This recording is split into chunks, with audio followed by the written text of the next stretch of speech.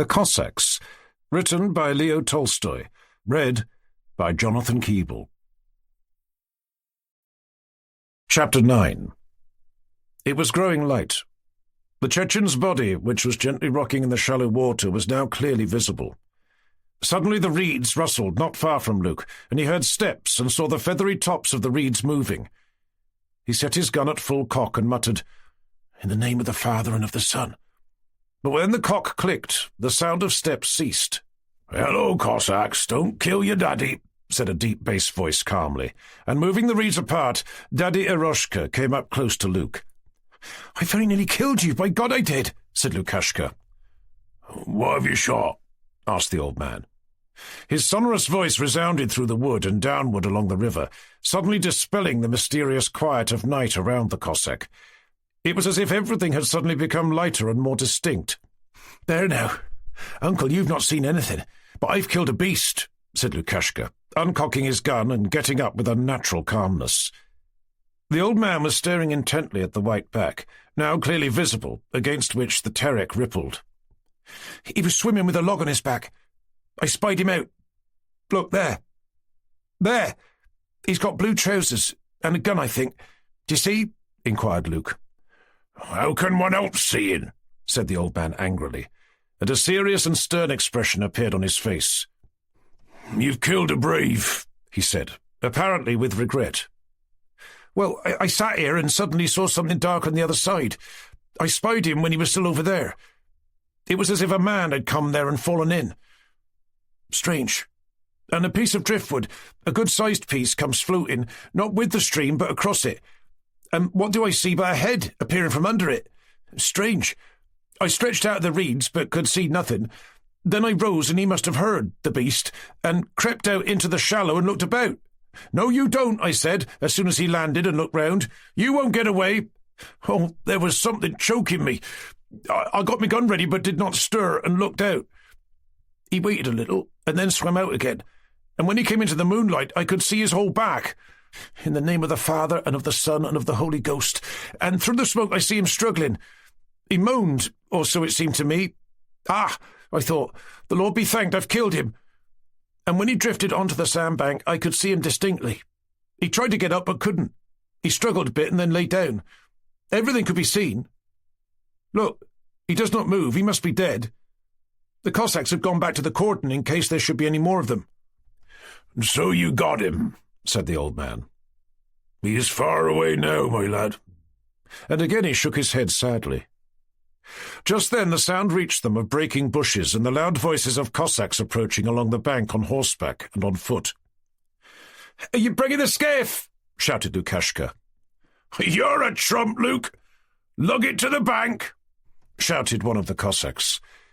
Without waiting for the skiff, Lukashka began to undress, keeping an eye all the while on his prey. "Wait a bit! Nazarka is bringing the skiff," shouted the corporal. "You fool! Maybe he's alive and only pretending. Take your dagger with you," shouted another Cossack. "Get along," cried Luke, pulling off his trousers. He quickly undressed and, crossing himself, jumped, plunging with a splash into the river.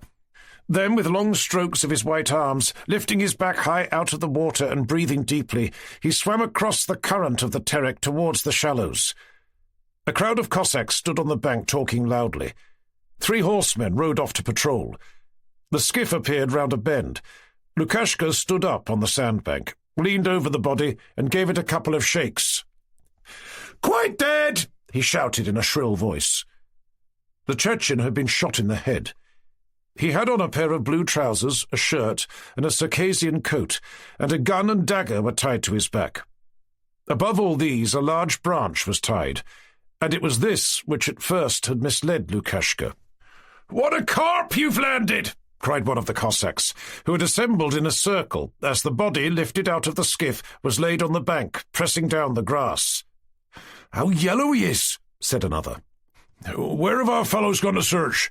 We expect the rest of them are on the other bank. If this one had not been a scout, he would not have swum that way." "Why else should he swim alone?" said a third. "It must have been a smart one to offer himself before the others." "A regular brave," said Lukashka mockingly, shivering as he wrung out his clothes that had got wet on the bank. His beard is dyed and cropped, and he has tied a bag with a coat in it to his back. Well, that would make it easier for him to swim, said someone. I say, Lukashka, said the corporal, who was holding the dagger and gun taken from the dead man. Keep the dagger for yourself, and the coat too, but I'll give you 3 rubles for the gun. You see it has a hole in it, said he, blowing into the muzzle. I want it just for a souvenir. Lukashka did not answer. Evidently this sort of begging vexed him, but he knew it could not be avoided. See, what a devil, said he, frowning and throwing down the Chechen's coat. If at least it were a good coat, but it's a mere rag. It'll do to fetch firewood in, said one of the Cossacks. Mosef, I'll go home, said Lukashka, evidently forgetting his vexation and wishing to get some advantage out of having to give a present to his superior. All right, you may go. Take the body beyond the cordon, lads, said the corporal, still examining the gun, and put a shelter over him from the sun. Perhaps they'll send from the mountains to ransom it. Well, it isn't hot yet, said someone. And supposing the jackal tears him, would that be well? Remarked another Cossack. We'll set a watch. If they should come to ransom him, it won't do for him to have been torn. Well, Lukashka, whatever you do, you must stand a pail of vodka for the lads, said the corporal gaily. Of course, that's the custom, chimed in the Cossacks. See what luck God has sent you. Without ever having seen anything of the kind before, you've killed a brave. Buy the dagger and coat, and don't be stingy, and I'll let you have the trousers too, said Lukashka. They're too tight for me. He was a thin devil. One Cossack bought the coat for 1 ruble, and another gave the price of 2 pails of vodka for the dagger. Drink, lads. I'll stand you a pail, said Luke. I'll bring it myself from the village. And cut up the trousers into kerchiefs for the girls, said Nazarka. The Cossacks burst out laughing. I've done laughing, said the corporal, and take the body away. Why have you put the nasty thing by the hut? What are you standing there for? Haul him along, lads, shouted Lukashka in a commanding voice to the Cossacks, who reluctantly took hold of the body, obeying him as though he were their chief. After dragging the body along for a few steps, the Cossacks let fall the legs, which dropped with a lifeless jerk, and stepping apart, they then stood silent for a few moments. Nazarka came up and straightened the head, which was turned to one side, so that the round wound above the temple and the whole of the dead man's face were visible. See what a mark he has made right in the brain, he said. He won't get lost. His owners will always know him. No one answered, and again the angel of silence flew over the Cossacks. The sun had risen high, and its diverging beams were lighting up the dewy grass. Nearby, the Terek murmured in the awakened wood, and, greeting the morning, the pheasants called to one another. The Cossacks stood still and silent around the dead man, gazing at him. The brown body, with nothing on but the wet blue trousers held by a girdle over the sunken stomach, was well-shaped and handsome. The muscular arms lay stretched straight out by his sides. The blue, freshly shaven, round head with the clotted wound on one side of it was thrown back. The smooth-tanned forehead contrasted sharply with the shaven part of the head. The open glassy eyes with lowered pupils stared upwards, seeming to gaze past everything. Under the red-trimmed moustache, the fine lips, drawn at the corners, seemed stiffened into a smile of good-natured subtle raillery. The fingers of the small hands, covered with red hairs, were bent inward, and the nails were dyed red. Lukashka had not yet dressed. He was wet. His neck was redder, and his eyes brighter than usual. His broad jaws twitched, and from his healthy body a hardly perceptible steam rose in the fresh morning air. He too was a man, he muttered, evidently admiring the corpse. Yeah, if you had fallen into his hands, you would have had short shrift, said one of the Cossacks. The angel of silence had taken wing. The Cossacks began bustling about and talking. 2 of them went to cut brushwood for a shelter. Others strolled towards the cordon. Luke and Nazarka ran to get ready to go to the village. Mind, don't tell her I sent you, but just go and find out if her husband is at home, Luke was saying in his shrill voice. And I'll go round to Yamka too, said the devoted Nazarka. "We'll have a spree, shall we?" "When should we have one, if not today?" replied Luke. When they reached the village, the two Cossacks drank and lay down to sleep till evening. Chapter 10. On the third day after the events above described, 2 companies of a Caucasian infantry regiment arrived at the Cossack village of Novomlinsk. The horses had been unharnessed, and the company's wagons were standing in the square. The cooks had dug a pit, and with logs gathered from various yards, where they had not been sufficiently securely stored, were now cooking the food. The pay sergeants were settling accounts with the soldiers. The service corps men were driving piles in the ground to which to tie the horses, and the quartermasters were going about the streets just as if they were at home, showing officers and men to their quarters. Here were green ammunition boxes in a line, the company's carts, horses, and cauldrons in which buckwheat porridge was being cooked. Here were the captain and the lieutenant and the sergeant-major, Onisim Mikhailovich, and all this was in the Cossack village, where it was reported that the companies were ordered to take up their quarters. Therefore, they were at home here. But why they were stationed there, who the Cossacks were, and whether they wanted the troops to be there, and whether they were old believers or not, was all quite immaterial. Having received their pay and been dismissed, tired out and covered with dust, the soldiers noisily and in disorder, like a swarm of bees about to settle, spread over the squares and streets, quite regardless of the Cossacks' ill will. Chattering merrily and with their muskets clinking, by 2s and 3s they entered the huts and hung up their accoutrements, unpacked their bags and bantered the women.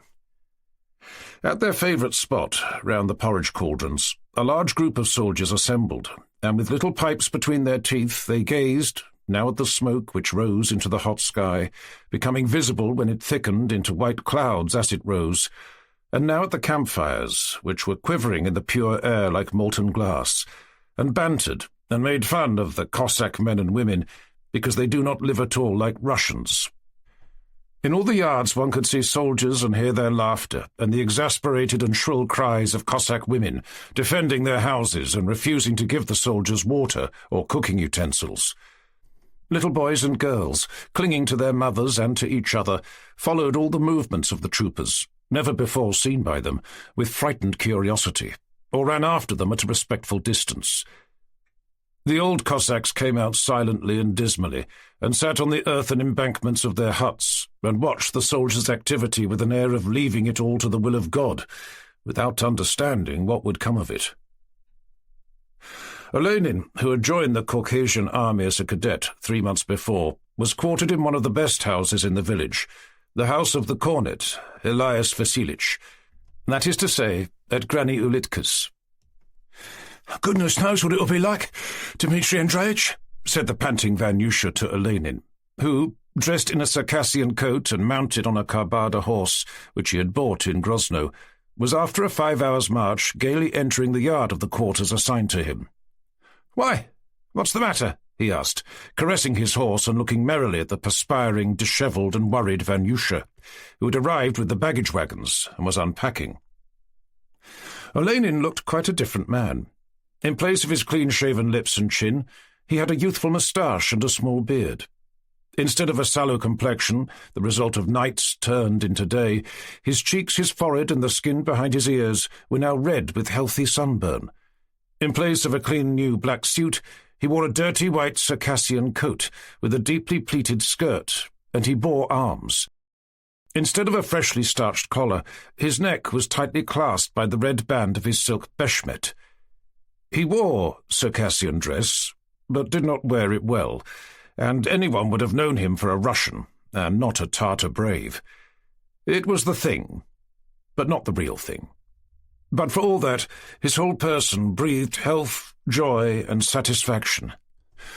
"Yeah, it seems funny to you," said Vanyusha, "but just try to talk to these people yourself. They set themselves against one, and there's an end of it. You can't get as much as a word out of them." Vanyusha angrily threw down a pail on the threshold. "Somehow they don't seem to like Russians." "You should speak to the chief of the village." "But I don't know where he lives," said Vanyusha in an offended tone. "Who has upset you so?" asked Olenin, looking round. "The devil only knows. Pfft! There's no real master here. They say he has gone to some kind of Krieger, and the old woman is a real devil. God preserve us," answered Vanyusha, putting his hands to his head. "How we shall live here I don't know. They're worse than Tartars, I do declare, though they consider themselves Christians. A Tartar is bad enough, but all the same he's more noble. Gone to the Krieger, indeed. What this Krieger they have invented is I don't know," concluded Vanyusha, and turned aside. "It's not as if it's in the serfs' quarters at home, eh?" chaffed Olenin, without dismounting. "Please, sir, may I have your horse?" said Vanyusha, evidently perplexed by this new order of things, but resigning himself to his fate. "So a Tartar is more noble, eh, Vanyusha?" repeated Olenin, dismounting and slapping the saddle. "Oh, yeah, you're laughing. You think it funny," muttered Vanyusha angrily. "Come, don't be angry, Vanyusha," replied Olenin, still smiling. "Wait a minute. I'll go and speak to the people of the house. You'll see I shall arrange everything. You don't know what a jolly life we shall have here. Only don't get upset." Vanyusha did not answer. Screwing up his eyes, he looked contemptuously after his master and shook his head. Vanyusha regarded Olenin as only his master, and Olenin regarded Vanyusha as only his servant, and they would both have been much surprised if anyone had told them that they were friends, as they really were, without knowing it themselves. Vanyusha had been taken into his proprietor's house when he was only 11, and when Olenin was the same age. When Olenin was 15, he gave Vanyusha lessons for a time, and taught him to read French, of which the latter was inordinately proud, and, when in specially good spirits, he still let off French words, always laughing stupidly when he did so. Olenin ran up the steps of the porch and pushed open the door of the hut. Maryanka, wearing nothing but a pink smock, as all Cossack women do in the house, jumped away from the door, frightened, and, pressing herself against the wall, covered the lower part of her face with the broad sleeve of her Tartar smock. Having opened the door wider, Olenin, in the semi-darkness of the passage, saw the whole tall, shapely figure of the young Cossack girl. With the quick and eager curiosity of youth, he involuntarily noticed the firm, maidenly form revealed by the fine print smock, and the beautiful black eyes fixed on him with childlike terror and wild curiosity. "This is she," thought Olenin. But there will be many others like her, came at once into his head, and he opened the inner door. Old Granny Ulitka, also dressed only in a smock, was stooping with her back turned to him, sweeping the floor. "Good day to you, mother. I've come about my lodgings," he began. The Cossack woman, without unbending, turned her severe but still handsome face towards him. "What have you come here for? Want to mock at us, eh? I'll teach you to mock. May the black plague seize you," she shouted, looking askance from under her frowning brow at the newcomer. Olenin had at first imagined that the way-worn, gallant Caucasian army, of which he was a member, would be everywhere received joyfully, and especially by the Cossacks, our comrades in the war, and he therefore felt perplexed by this reception. Without losing presence of mind, however, he tried to explain that he meant to pay for his lodgings, but the old woman would not give him a hearing. "What have you come for? Who wants a pest like you with your scraped face? You just wait a bit. When the master returns, he'll show you your place. I don't want your dirty money. A likely thing. Just as if we had never seen any. You'll stink the house out with your beastly tobacco and want to put it right with money. Think we've never seen a pest? May you be shot in your bowels and your heart!" shrieked the old woman in a piercing voice, interrupting Olenin. It seems Vanyusha was right, thought Olenin. A Tartar would be nobler. And, followed by Granny Ulitka's abuse, he went out of the hut. As he was leaving, Maryanka, still wearing only her pink smock, but with her forehead covered down to her eyes by a white kerchief, suddenly slipped out from the passage past him. Pattering rapidly down the steps with her bare feet, she ran from the porch, stopped, and, looking round hastily with laughing eyes at the young man, vanished round the corner of the hut. Her firm, youthful step, the untamed look of the eyes glistening from under the white kerchief, and the firm, stately build of the young beauty, struck Olenin even more powerfully than before. Yes, it must be she, he thought, and troubling his head still less about the lodgings, He kept looking round at Maryanka as he approached Vanyusha. "There you see. The girl, too, is quite savage. Just like a wild filly," said Vanyusha, who, though still busy with the luggage wagon, had now cheered up a bit. "La femme!" he added in a loud, triumphant voice, and burst out laughing. Chapter 11. Towards evening the master of the house returned from his fishing, and having learnt that the cadet would pay for the lodging, pacified the old woman and satisfied Vanyusha's demands. Everything was arranged in the new quarters. Their hosts moved into the winter hut and let their summer hut to the cadet for 3 rubles a month. Olenin had something to eat and went to sleep. Towards evening he woke up, washed and made himself tidy, dined, and having lit a cigarette sat down by the window that looked onto the street. It was cooler. The slanting shadow of the hut, with its ornamental gables, fell across the dusty road and even bent upwards at the base of the wall of the house opposite. The steep reed-thatched roof of that house shone in the rays of the setting sun. The air grew fresher. Everything was peaceful in the village. The soldiers had settled down and become quiet. The herds had not yet been driven home, and the people had not returned from their work. Olenin's lodging was situated almost at the end of the village. At rare intervals, from somewhere far beyond the Terek, in those parts whence Olenin had just come, the Chechen or the Kumitsk plain, came muffled sounds of firing. Olenin was feeling very well contented after 3 months of bivouac life. His newly washed face was fresh, and his powerful body clean, an unaccustomed sensation after the campaign, and in all his rested limbs he was conscious of a feeling of tranquillity and strength. His mind, too, felt fresh and clear. He thought of the campaign and of past dangers. He remembered that he had faced them no worse than other men, and that he was accepted as a comrade among valiant Caucasians. His Moscow recollections were left behind, heaven knows how far. The old life was wiped out, and a quite new life had begun, in which there were as yet no mistakes. Here, as a new man among new men, he could gain a new and good reputation. He was conscious of a youthful and unreasoning joy of life. Looking now out of the window at the boys spinning their tops in the shadow of the house, now round his neat new lodging, he thought how pleasantly he would settle down to this new Cossack village life. Now and then he glanced at the mountains and the blue sky, and an appreciation of the solemn grandeur of nature mingled with his reminiscences and dreams. His new life had begun, not as he imagined it would when he left Moscow, but unexpectedly well. The mountains! The mountains! The mountains! They permeated all his thoughts and feelings. "He's kissed his dog and licked the jug! Daddy Eroshka has kissed his dog!" Suddenly the little Cossacks who had been spinning their tops under the window shouted, looking towards the side street. "He's drunk his bitch and his dagger!" shouted the boys, crowding together and stepping backwards. These shouts were addressed to Daddy Eroshka, who, with his gun on his shoulder and some pheasants hanging at his girdle, was returning from his shooting expedition. "I have done wrong, lads, I have," he said, vigorously swinging his arms and looking up at the windows on both sides of the street. "I have drunk the bitch. It was wrong," he repeated, evidently vexed but pretending not to care. Olenin was surprised by the boy's behaviour towards the old hunter, but was still more struck by the expressive, intelligent face and the powerful build of the man whom they called Daddy Eroshka.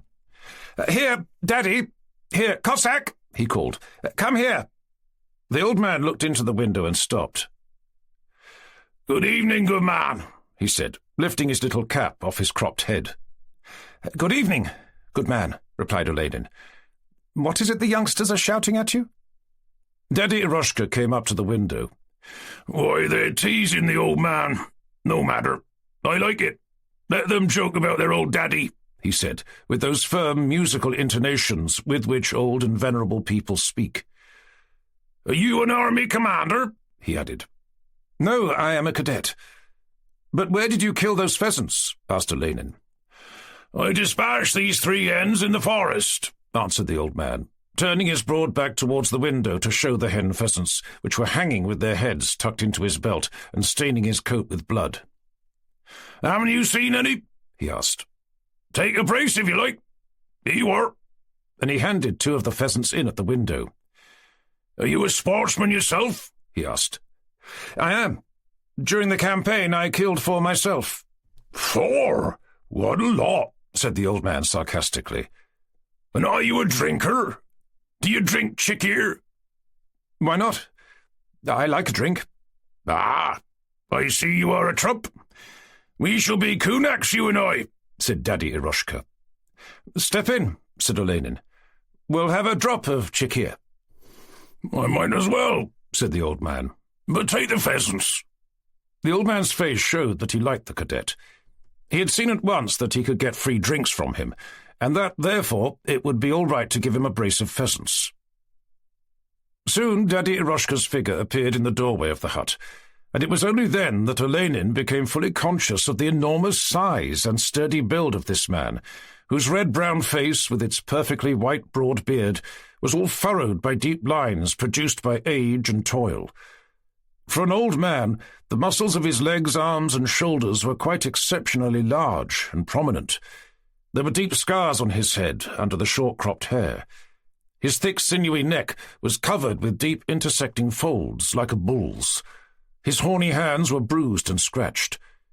He stepped lightly and easily over the threshold, unslung his gun and placed it in a corner, and, casting a rapid glance round the room, noted the value of the goods and chattels deposited in the hut, and, with outturned toes, stepped softly, in his sandals of raw hide, into the middle of the room. He brought with him a penetrating, but not unpleasant smell of chikhir wine, vodka, gunpowder, and congealed blood. Daddy Eroshka bowed down before the icons, smoothed his beard, and, approaching Olenin, held out his thick brown hand. "Koshkildi," said he. "That is Tartar for good day. Peace be unto you, it means in their tongue." "Koshkildi, I know," answered Olenin, shaking hands. "Hey, but you don't. You won't know the right order, fool," said Daddy Eroshka, shaking his head reproachfully. "If anyone says Koshkildi to you, you must say, Allah Rasibo's son, that is, God save you. That's the way, my dear fellow, and not Koshkildi. But I'll teach you all about it. We had a fellow here, Elias Mosevich, one of your Russians. He and I were kunaks. He was a trump, a drunkard, a thief, a sportsman. Oh, and what a sportsman! I taught him everything." "And what will you teach me?" asked Olenin, who was becoming more and more interested in the old man. "I'll take you hunting and teach you to fish. I'll show you Chechens and find a girl for you if you like. Even that. That's the sort I am. I'm a wag." And the old man laughed. "I'll sit down. I'm tired. Karga?" he added inquiringly. "And what does Karga mean?" asked Olenin. "Why, that means all right in Georgian. But I say it just so. It is a way I have. It's my favourite word. Karga. Karga. I say it just so. In fun, I mean." "Well, lad, won't you order the chikhir? You've got an orderly, haven't you?" "Hey, Ivan!" shouted the old man. "All your soldiers are Ivans. Is yours Ivan?" "True enough. His name is Ivan. Vanyusha. Here, Vanyusha, please get some chikhir from our landlady and bring it here." "Ivan or Vanyusha, that's all one. Why are all your soldiers Ivans? Ivan, old fellow," said the old man, "you tell them to give you some from the barrel they've begun. They have the best chikhir in the village. But don't give more than 30 kopecks for a quart, mind, because that witch will be only too glad. Our people are anathema people. Stupid people," Daddy Eroshka continued in a confidential tone after Vanyusha had gone out. "They do not look upon you as on men. You are worse than a Tartar in their eyes. Worldly Russians, they see. But as for me, though you are a soldier, you are still a man and have a soul in you. Isn't that right? Elias Mosevich was a soldier, yet what a treasure of a man he was. Isn't that so, my dear fellow? And that's why our people don't like me, but I don't care. I'm a merry fellow, and I like everybody. I'm Eroshka. Yes, my dear fellow." and the old Cossack patted the young man affectionately on the shoulder. Chapter 12. Vanyusha, who meanwhile had finished his housekeeping arrangements and had even been shaved by the company's barber and had pulled his trousers out of his high boots as a sign that the company was stationed in comfortable quarters, was in excellent spirits. He looked attentively but not benevolently at Eroshka, as at a wild beast he had never seen before, shook his head at the floor which the old man had dirtied, and, having taken 2 bottles from under a bench, went to the landlady. "Good evening, kind people," he said, having made up his mind to be very gentle. "My master has sent me to get some chikhir. Will you draw some for me, good folk?" The old woman gave no answer. The girl, who was arranging the kerchief on her head before a little Tartar mirror, looked round at Vanyusha in silence.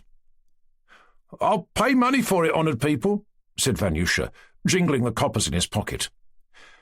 "Be kind to us, and we, too, will be kind to you," he added. "How much?" asked the old woman abruptly. "A quart." "Go, my own. Draw some for them," said Granny Ulitka to her daughter. "Take it from the cash that's begun, my precious." The girl took the keys and a decanter and went out of the hut with Vanyusha. "Tell me, who is that young woman?" asked Olenin, pointing to Maryanka, who was passing the window. The old man winked and nudged the young man with his elbow. "Wait a bit," said he, and reached out of the window. He coughed and bellowed, "Maryanka, dear! Hello, Maryanka, my girlie! Won't you love me, darling? I'm a wag," he added in a whisper to Olenin. The girl, not turning her head and swinging her arms regularly and vigorously, passed the window with the peculiarly smart and bold gait of a Cossack woman, and only turned her dark shaded eyes slowly towards the old man. "Love me and you'll be happy," shouted Eroshka, winking, and he looked questioningly at the cadet. "I'm a fine fellow. I'm a wag," he added. "She's a regular queen, that girl, eh?" "She is lovely," said Olenin. "Call her here." No, said the old man. "For that one a match has been arranged with Lukashka, Luke, a fine Cossack, a brave who killed an Abrak the other day. I'll find you a better one. I'll find you one that will be all dressed up in silk and silver. Once I've said it, I'll do it. I'll get you a regular beauty." "You, an old man, and say such things?" replied Olenin. "Why, it's a sin." "A sin? Where's the sin?" said the old man emphatically. "A sin to look at a nice girl? A sin to have some fun with her? Or is it a sin to love her? Is that so in your parts? No, my dear fellow, it's not a sin, it's salvation. God made you, and God made the girl, too. He made it all. So it is no sin to look at a nice girl. That's what she was made for, to be loved and to give joy. That's how I judge it, my good fellow." Having crossed the yard and entered a cool, dark storeroom filled with barrels, Maryanka went up to one of them, and, repeating the usual prayer, plunged a dipper into it. Vanyusha, standing in the doorway, smiled as he looked at her. He thought it very funny that she had only a smock on, close-fitting behind and tucked up in front, and still funnier that she wore a necklace of silver coins. He thought this quite un-Russian, and that they would all laugh in the serfs' quarters at home if they saw a girl like that. La fille comme c'est très bien, for a change, he thought. I'll tell that to my master. "What are you standing in the light for, you devil?" the girl suddenly shouted. "Why don't you pass me the decanter?" Having filled the decanter with cool red wine, Maryanka handed it to Vanyusha. "Give the money to Mother," she said, pushing away the hand in which he held the money. Vanyusha laughed. "Why are you so cross, little dear?" he said good-naturedly, irresolutely shuffling with his feet while the girl was covering the barrel. She began to laugh. "And you? Are you kind?" "We, my master and I, are very kind," Vanyusha answered decidedly. "We are so kind that whenever we have stayed, our hosts were always very grateful. It's because he's generous." The girl stood listening. "And is your master married?" she asked. "No, the master is young and unmarried, because noble gentlemen can never marry young," said Vanyusha didactically. "A likely thing. See what a fed-up buffalo he is, and too young to marry. Is he the chief of you all?" she asked, My master is a cadet. That means he's not yet an officer. But he's more important than a general.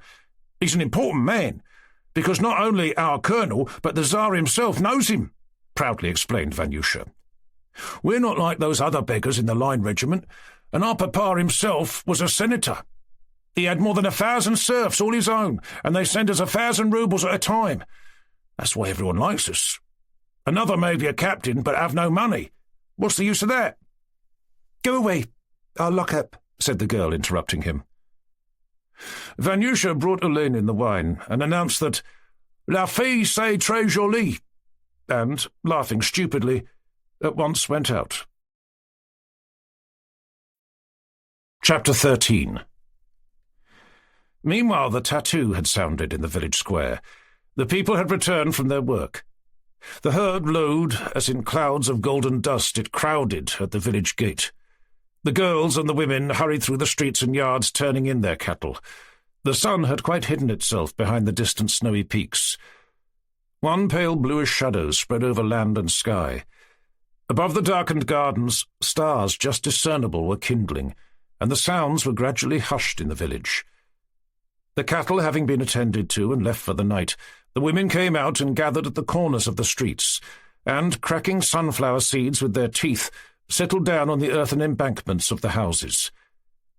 Later on, Maryanka, having finished milking the buffalo and the other 2 cows, also joined one of these groups. The group consisted of several women and girls and one old Cossack man. They were talking about the abrek who had been killed. The Cossack was narrating, and the women questioning him. I expect he'll get a handsome reward, said one of the women. Of course. They said that they'll send him across. Mosef did try to wrong him, took the gun away from him, but the authorities at Kislyar heard of it. A mean creature, that Mosef is. They say Lukashka has come home, remarked one of the girls. He and Nazarka are merrymaking at Yamka's. Yamka was an unmarried, disreputable Cossack woman who kept an illicit pothouse. I heard say they had drunk half a pailful. What luck that snatcher has, somebody remarked. A real snatcher. But there's no denying he's a fine lad. Smart enough for anything. A right-minded lad. His father was just such another. Daddy Kuryat was. He takes after his father. When he was killed, the whole village howled. Look, there they are, added the speaker, pointing to the Cossacks who were coming down the street towards them. And Ergushov has managed to come along with them too, the drunkard. Lukashka, Nazarka, and Ergushov, having emptied half a pail of vodka, were coming towards the girls. The faces of all 3, but especially that of the old Cossack, were redder than usual. Ergushov was reeling and kept laughing and nudging Nazarka in the ribs. "Why are you not singing?" he shouted to the girls. "Sing to our merrymaking, I tell you." They were welcomed with the words, Had a good day? Had a good day? Why sing? It's not a holiday, said one of the women. You're tight, so you go and sing. Ergushov roared with laughter and nudged Nazarka. "You better sing, and I'll begin too. I'm clever, I tell you." "Are you asleep, fair ones?" said Nazarka. "We've come from the cordon to drink your health. We've already drunk Lukashka's health." Lukashka, when he reached the group, slowly raised his cap and stopped in front of the girls. His broad cheekbones and neck were red. He stood and spoke softly and sedately, but in his tranquillity and sedateness there was more of animation and strength than in all Nazarka's loquacity and bustle. He reminded one of a playful colt that, with a snort and a flourish of its tail, suddenly stops short and stands as though nailed to the ground with all 4 feet. Lukashka stood quietly in front of the girls. His eyes laughed, and he spoke but little, as he glanced now at his drunken companions and now at the girls. When Maryanka joined the group, he raised his cap with a firm, deliberate movement, moved out of her way, and then stepped in front of her with one foot a little forward, and with his thumbs in his belt, fingering his dagger. Maryanka answered his greeting with a leisurely bow of her head, settled down on the earth bank, and took some seeds out of the bosom of her smock.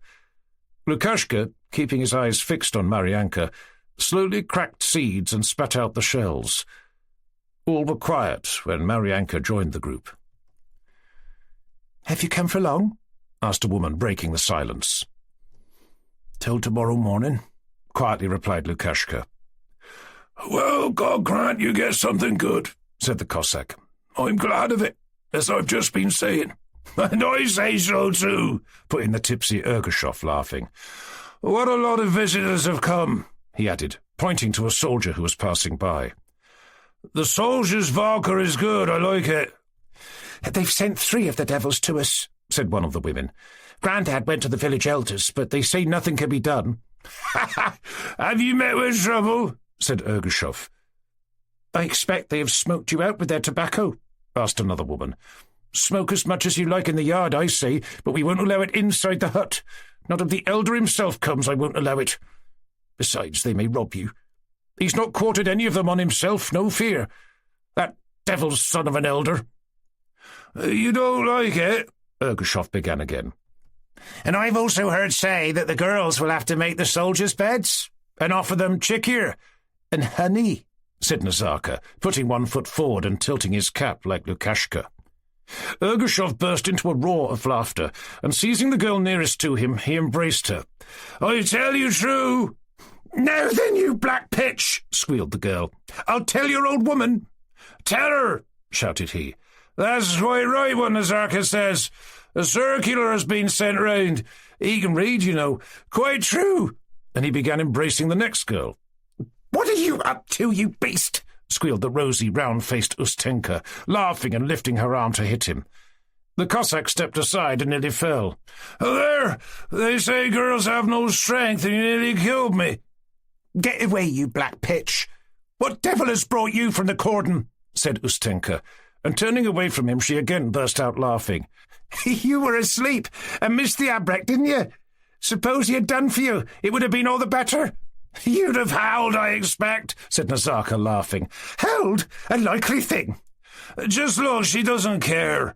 She'd howl, Nazarka, eh, would she?" said Ergushov. Lukashka all this time had stood silently looking at Maryanka. His gaze evidently confused the girl. "Well, Maryanka, I hear they've quartered one of the chiefs on you," he said, drawing nearer. Maryanka, as was her wont, waited before she replied, and slowly raising her eyes, looked at the Cossack. Lukashka's eyes were laughing as if something special, apart from what was said, was taking place between himself and the girl. "Yeah, it's all right for them as they have 2 huts," replied an old woman on Maryanka's behalf. "But at Fomushkin's now, they also have one of the chiefs quartered on them, and they say one whole corner is packed full with his things, and the family have no room left. Was such a thing ever heard of, as they should turn a whole horde loose in the village?" she said. "And what the plague are they going to do here?" "I've heard say they'll build a bridge across the Terek," said one of the girls. "And I've been told that they will dig a pit to put the girls in, because they don't love the lads," said Nazarka, approaching Ustenka, and he again made a whimsical gesture which set everybody laughing, and Ergushov, passing by Maryanka, who was next in turn, began to embrace an old woman. "Why don't you hug Maryanka? You should do it to each in turn," said Nazarka. "No, my old one is sweeter," shouted the Cossack, kissing the struggling old woman. You throttle me," she screamed, laughing. The tramp of regular footsteps at the other end of the street interrupted their laughter. 3 soldiers, in their cloaks, with their muskets on their shoulders, were marching in step to relieve guard by the ammunition wagon. The corporal, an old cavalryman, looked angrily at the Cossacks and led his men straight along the road where Lukashka and Nazarka were standing, so that they should have to get out of the way. Nazarka moved, but Lukashka only screwed up his eyes and turned his broad back without moving from his place. "People are standing here, so you go round," he muttered, half turning his head and tossing it contemptuously in the direction of the soldiers. The soldiers passed by in silence, keeping step regularly along the dusty road. Maryanka began laughing, and all the other girls chimed in. "What swells!" said Nazarka. "Just like long-skirted choristers." And he walked a few steps down the road, imitating the soldiers. Again, everyone broke into peals of laughter. Lukashka came slowly up to Maryanka. "And where have you put up the chief?" he asked. Maryanka thought for a moment. "We've let him have the new hut," she said. And is he old or young?" asked Lukashka, sitting down beside her. "Do you think I've asked?" answered the girl. "I went to get him some chikhir, and saw him sitting at the window with Daddy Eroshka. Red-headed he seemed. They've brought a whole cartload of things." And she dropped her eyes. "Oh, how glad I am that I got leave from the cordon," said Lukashka, moving closer to the girl and looking straight in her eyes all the time. "And have you come for long?" asked Maryanka, smiling slightly. "Till the morning." "Give me some sunflower seeds," he said, holding out his hand. Maryanka now smiled outright and unfastened the neckband of her smock. "Don't take them all," she said. "Really, I felt so dull all the time without you. I swear I did," he said in a calm, restrained whisper, helping himself to some seeds out of the bosom of the girl's smock, and stooping still closer over her, he continued with laughing eyes to talk to her in low tones. "I won't come, I tell you," Maryanka suddenly said aloud, leaning away from him. "No, really. What I wanted to say to you," whispered Lukashka. "By the heavens, do come." Maryanka shook her head, but did so with a smile. "Nursey, Maryanka! Hello, Nursey! Mammy is calling, supper time!" shouted Maryanka's little brother, running towards the group. "I'm coming," replied the girl. "Go, my dear. Go alone. I'll come in a minute." Lukashka rose and raised his cap. "I expect I'd better go home too. That will be best," he said, trying to appear unconcerned but hardly able to repress a smile, and he disappeared behind the corner of the house. Meanwhile, night had entirely enveloped the village. Bright stars were scattered over the dark sky. The streets became dark and empty. Nazarka remained with the women on the earth bank, and their laughter was still heard, but Lukashka, having slowly moved away from the girls, crouched down like a cat, and then suddenly started running lightly, holding his dagger to steady it. Not homeward, however, but towards the Cornet's house. Having passed 2 streets, he turned into a lane, and lifting the skirt of his coat, sat down on the ground in the shadow of a fence. A regular Cornet's daughter, he thought about Maryanka. Won't even have a lark, the devil. But just wait a bit. The approaching footsteps of a woman attracted his attention. He began listening, and laughed all by himself. Maryanka, with bowed head, striking the pales of the fences with a switch, was walking with rapid, regular strides straight towards him. Lukashka rose. Maryanka started and stopped. "What an accursed devil! You frightened me." "So, you've not gone home?" she said, and laughed aloud. Lukashka put one arm round her, and with the other hand raised her face. "What I wanted to tell you... By heaven..." His voice trembled and broke. "What are you talking of at night time?" answered Maryanka. "Mother is waiting for me, and you better go to your sweetheart." And freeing herself from his arms, she ran away a few steps. When she had reached the wattle fence of her home, she stopped, and turned to the Cossack who was running beside her, and still trying to persuade her to stay a while with him. "Well, what do you want to say, midnight gadabout?" And she again began laughing. "Don't laugh at me, Maryanka. By the heaven. Well, what if I have a sweetheart? May the devil take her. Only say the word, and now I'll love you. I'll do anything you wish. Here they are." And he jingled the money in his pocket. "Now we can live splendidly. Others have pleasures, and I get no pleasure from you, Maryanka dear." The girl did not answer. She stood before him, breaking her switch into little bits with a rapid movement of her fingers. Lukashka suddenly clenched his teeth and fists. "And why keep waiting and waiting? Don't I love you, darling? You can do what you like with me," said he suddenly, frowning angrily and seizing both her hands. The calm expression of Maryanka's face and voice did not change. "Don't bluster, Lukashka, but listen to me," she answered, not pulling away her hands, but holding the Cossack at arm's length. "It's true I am a girl, but you listen to me. It does not depend on me. But if you love me, I'll tell you this. Let go my hands. I'll tell you without... I'll marry you, but you'll never get any nonsense from me," said Maryanka without turning her face. "What? You'll marry me? Marriage does not depend on us. Love me yourself, Maryanka dear," said Lukashka, from sullen and furious becoming again gentle, submissive and tender, and smiling as he looked closely into her eyes.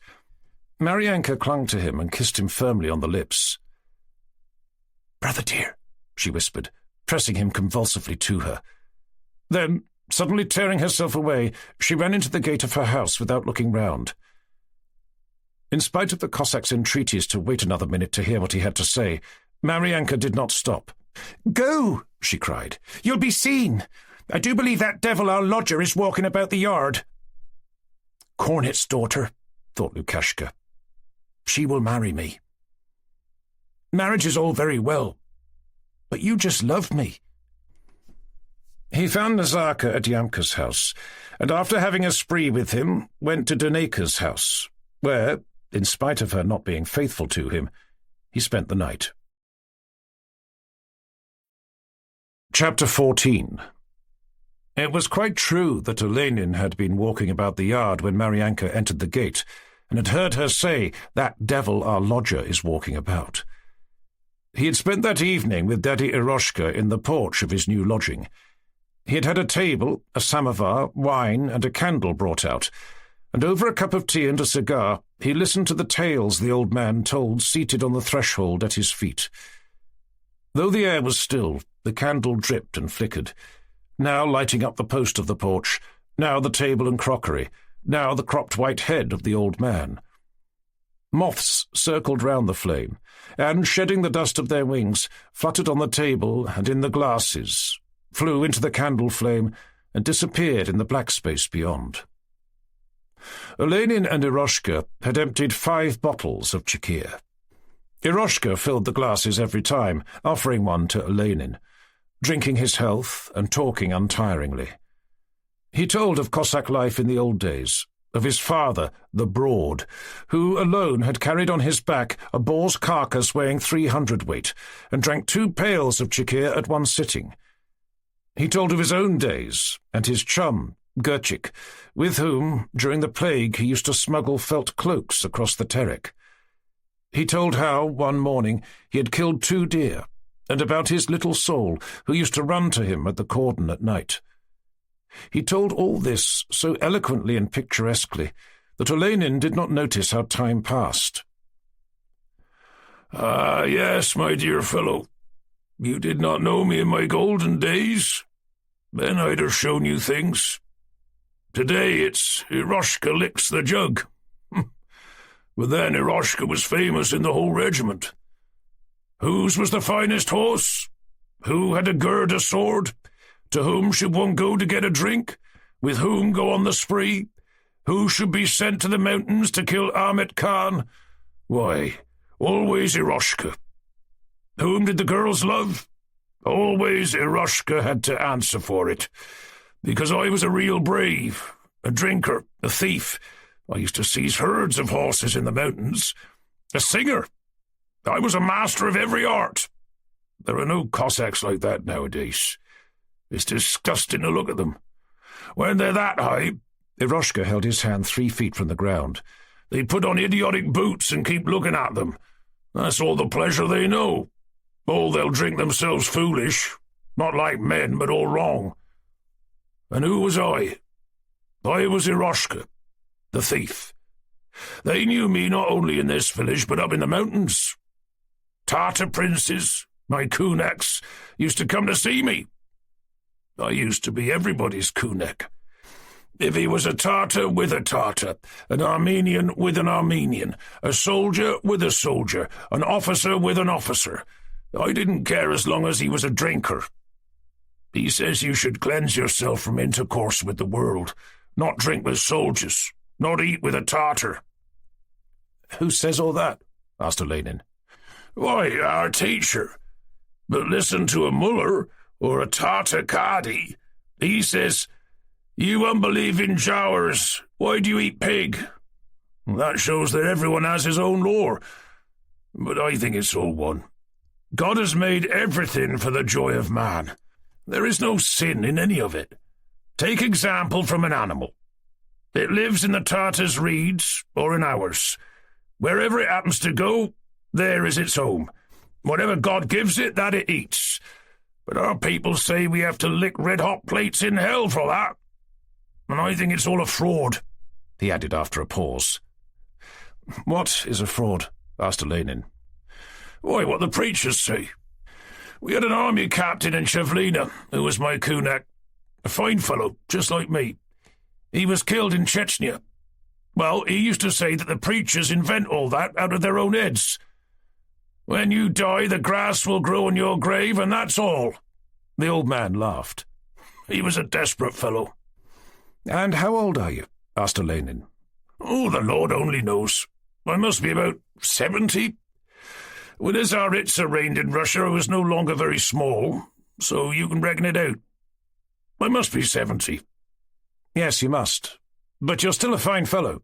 "Well, thank heaven I am healthy, quite healthy, except that a woman, a witch, has harmed me." "How?" "Oh, just harmed me." "And so, when you die, the grass will grow?" repeated Olenin. Eroshka evidently did not wish to express his thought clearly. He was silent for a while. "And what did you think? Drink!" he shouted suddenly, smiling and handing Olenin some wine. Chapter 15. "Well, what was I saying?" he continued, trying to remember. "Yeah, well, that's the sort of man I am. I'm a hunter. There is no hunter to equal me in the whole army. I will find and show you any animal and any bird, and what and where. I know it all. I have dogs, and 2 guns, and nets, and a screen, and a hawk. I have everything, thank the Lord. If you are not bragging, but are a real sportsman, I'll show you everything. Do you know what a man I am? When I have found a track, I know the animal.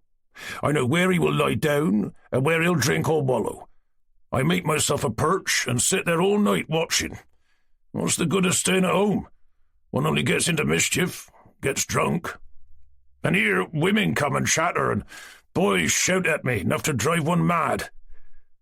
It's a different matter when you go out at nightfall. Choose yourself a place, press down the reeds, and sit there and stay waiting, like a jolly fellow. One knows everything that goes on in the woods. One looks up at the sky. The stars move. You look at them and find out from them how the time goes. One looks round. The wood is rustling. One goes on waiting. Now there comes a crackling. A boar comes to rub himself. One listens to hear the young eaglets screech, and then the cocks give voice in the village, or the geese. When you hear the geese, you know it is not yet midnight. And I know all about it. Or when a gun is fired somewhere far away, thoughts come to me.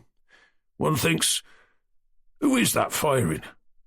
Is it another Cossack like myself who has been watching for some animal? And has he killed it? Or only wounded it, so that now the poor thing goes through the reeds smearing them with its blood all for nothing? I don't like that. Oh, how I dislike it. Why injure a beast, you fool? You fool! Or one thinks maybe an abrek has killed some silly little Cossack. All this passes through one's mind. And once, as I sat watching by the river, I saw a cradle floating down. It was sound, except for one corner which was broken off. Thoughts did come that time. I thought some of your soldiers, the devils, must have got into a Tartar village and seized the Chechen women, and one of the devils has killed the little one, taken it by its legs and hit its head against a wall. Don't they do such things? Ha! Men have no souls. Then thoughts came to me that filled me with pity. I thought, they've thrown away the cradle and driven the wife out, and her brave has taken his gun and come across to our side to rob us. One watches and thinks, and when one hears a litter breaking through the thicket, something begins to knock inside one. Dear one, come this way. They'll scent me, one thinks, and one sits and does not stir, while one's heart goes va-doom, va-doom, va-doom, and simply lifts you. Once this spring a fine litter came near me. I saw something black. In the name of the Father and of the Son, and I was just about to fire when she grunts to her pigs. Danger, children, she says. There's a man here, and off they all ran, breaking through the bushes. And she'd been so close I could almost have bitten her. How could a sow tell her brood that a man was there? Asked Olenin. What do you think? You think the beast's a fool? No, he's wiser than a man, though you do call him a pig. He knows everything. Take this, for instance. A man will pass along your track and not notice it. But a pig, as soon as it gets onto your track, turns and runs at once. That shows there is wisdom in him, since he scents your smell and you don't. And there is this to be said too. You wish to kill it, and it wishes to go about the woods alive. You have one law, and it has another. It is a pig, but it is no worse than you. It too is God's creature. Ah, dear, man is foolish. Foolish, foolish. The old man repeated this several times, and then, letting his head drop, he sat thinking. Olenin also became thoughtful, and descending from the porch with his hands behind his back, began pacing up and down the yard. Eroshka, rousing himself, raised his head and began gazing intently at the moths circling round the flickering flame of the candle and burning themselves in it. Fool! Fool, he said. Where are you flying to? Fool. Fool. He rose, and with his thick fingers began to drive away the moths. You'll burn, little fool. Fly this way, there's plenty of room. He spoke tenderly, trying to catch them delicately by their wings with his thick fingers and then letting them fly again. You're killing yourself, and I'm sorry for you. He sat a long time chattering and sipping out of the bottle. Olenin paced up and down the yard. Suddenly he was struck by the sound of whispering outside the gate. Involuntarily holding his breath, he heard a woman's laughter, a man's voice, and the sound of a kiss. Intentionally rustling the grass under his feet, he crossed to the opposite side of the yard, but after a while the wattle fence creaked. A Cossack in a dark Circassian coat and a white sheepskin cap passed along the other side of the fence. It was Luke, and a tall woman with a white kerchief on her head went past Olenin. "You and I have nothing to do with one another," was what Maryanka's firm step gave him to understand. He followed her with his eyes to the porch of the hut, and he even saw her through the window take off her kerchief and sit down. And suddenly a feeling of lonely depression, and some vague longings and hopes and envy of someone or other, overcame the young man's soul. The last lights had been put out in the huts. The last sounds had died away in the village. The wattle fences and the cattle gleaming white in the yards, the roofs of the houses and the stately poplars, all seemed to be sleeping, the labourers' healthy, peaceful sleep. Only the incessant ringing voices of frogs from the damp distance reached the young man. In the east, the stars were growing fewer and fewer, and seemed to be melting in the increasing light. But overhead they were denser and deeper than before. The old man was dozing with his head on his hand. A cock crowed in the yard opposite, but Olenin still paced up and down, thinking of something. The sound of a song sung by several voices reached him, and he stepped up to the fence and listened. The voices of several young Cossacks carolled a merry song, and one voice was distinguishable among them all by its firm strength. "Do you know who is singing there?" said the old man, rousing himself. "It is the brave, Lukashka. He has killed a Chechen, and now he rejoices. And what is there to rejoice at? The fool. The fool." "And have you ever killed people?" asked Olenin. "You devil!" shouted the old man. "What are you asking? One must not talk so. It is a serious thing to destroy a human being. Oh, a very serious thing. Goodbye, my dear fellow. I've eaten my fill and am drunk," he said, rising. "Shall I come tomorrow to go shooting?" "Yes, come." "Mind, get up early. If you oversleep, you will be fined." "Never fear, I'll be up before you," answered Olenin. The old man left. The song ceased, but one could hear footsteps and merry talk. A little later the singing broke out again, but farther away, and Eroshka's loud voice chimed in with the other. What people! What a life, thought Olenin with a sigh, as he returned alone to his hut. Chapter 16. Daddy Eroshka was a superannuated and solitary Cossack. 20 years ago his wife had gone over to the Orthodox Church and run away from him and married a Russian sergeant major, and he had no children.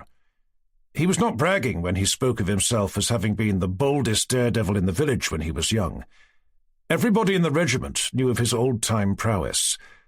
The death of more than one Russian, as well as Chechen, lay on his conscience. He used to go plundering in the mountains, and rob the Russians too, and he had twice been in prison. The greater part of his life was spent in the forests, hunting. There he lived for days on a crust of bread and drank nothing but water. But on the other hand, when he was in the village, he made merry from morning to night. After leaving Olenin, he slept for a couple of hours and awoke before it was light. He lay on his bed thinking of the man he had become acquainted with the evening before. Olenin's simplicity in the sense of not grudging him a drink, pleased him very much, and so did Olenin himself.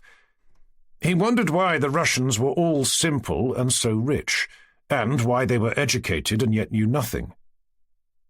He pondered on these questions, and also considered what he might get out of Olenin.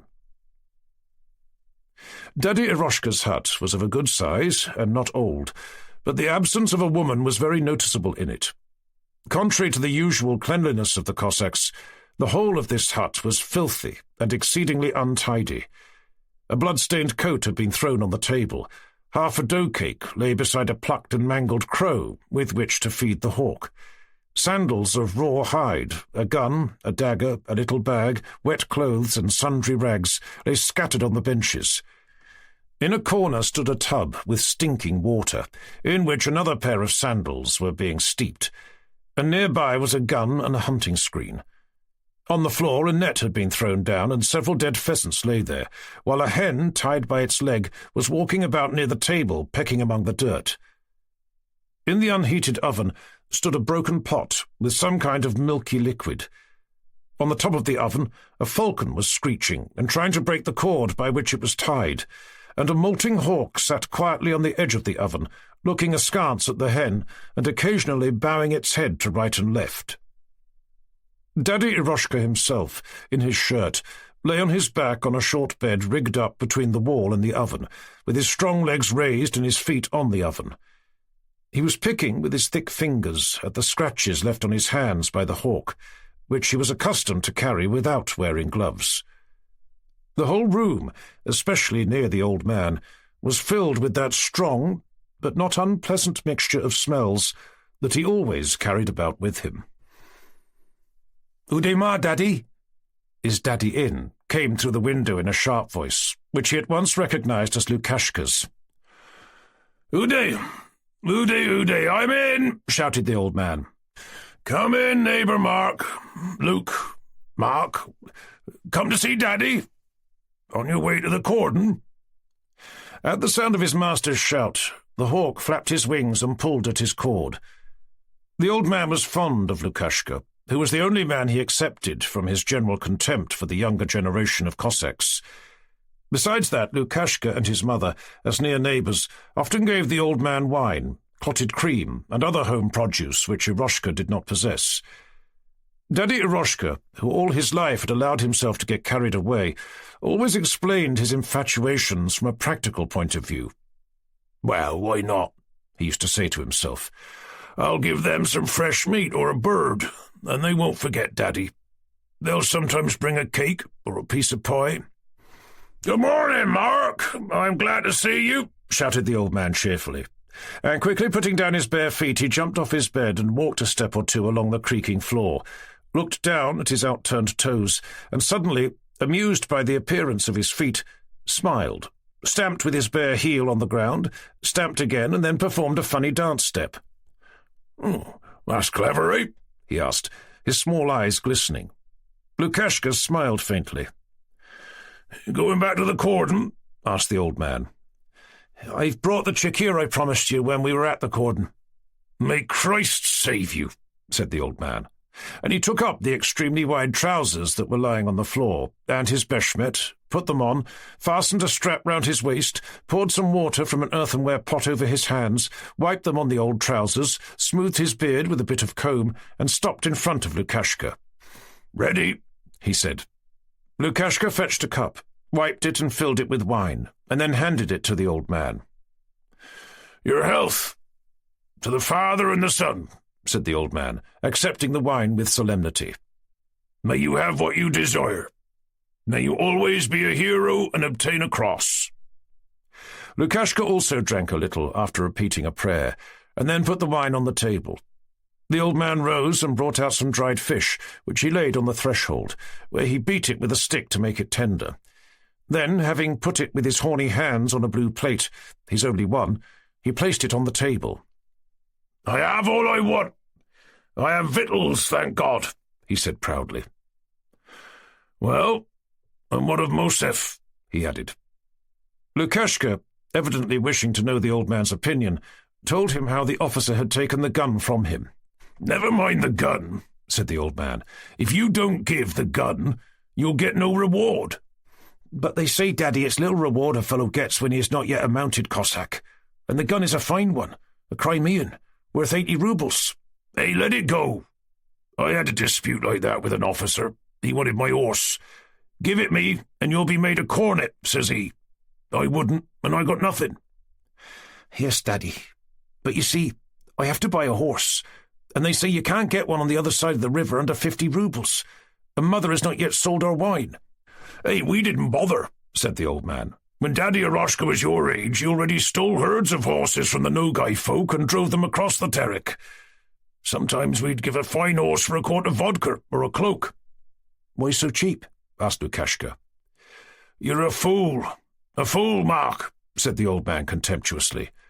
"Why, that's what one steals for, so as not to be stingy. As for you, I suppose you haven't so much as seen how one drives off a herd of horses. Why don't you speak?" "What's one to say, Daddy?" replied Lukashka. "It seems we're not the same sort of men as you were." "You're a fool, Mark, a fool. Not the same sort of men," retorted the old man, mimicking the Cossack lad. "I was not that sort of Cossack at your age." "How's that?" asked Lukashka. The old man shook his head contemptuously. "Daddy Eroshka was simple. He did not grudge anything. That's why I was kunak with all Chechnya. The kunak would come to visit me, and I'd make him drunk with vodka, and make him happy, and put him to sleep with me. And when I went to see him, I'd take him a present, a dagger. That's the way it is done, and not as you do nowadays. The only amusement lads have now is to crack seeds and spit out their shells." The old man finished contemptuously, imitating the present-day Cossacks cracking seeds and spitting out the shells.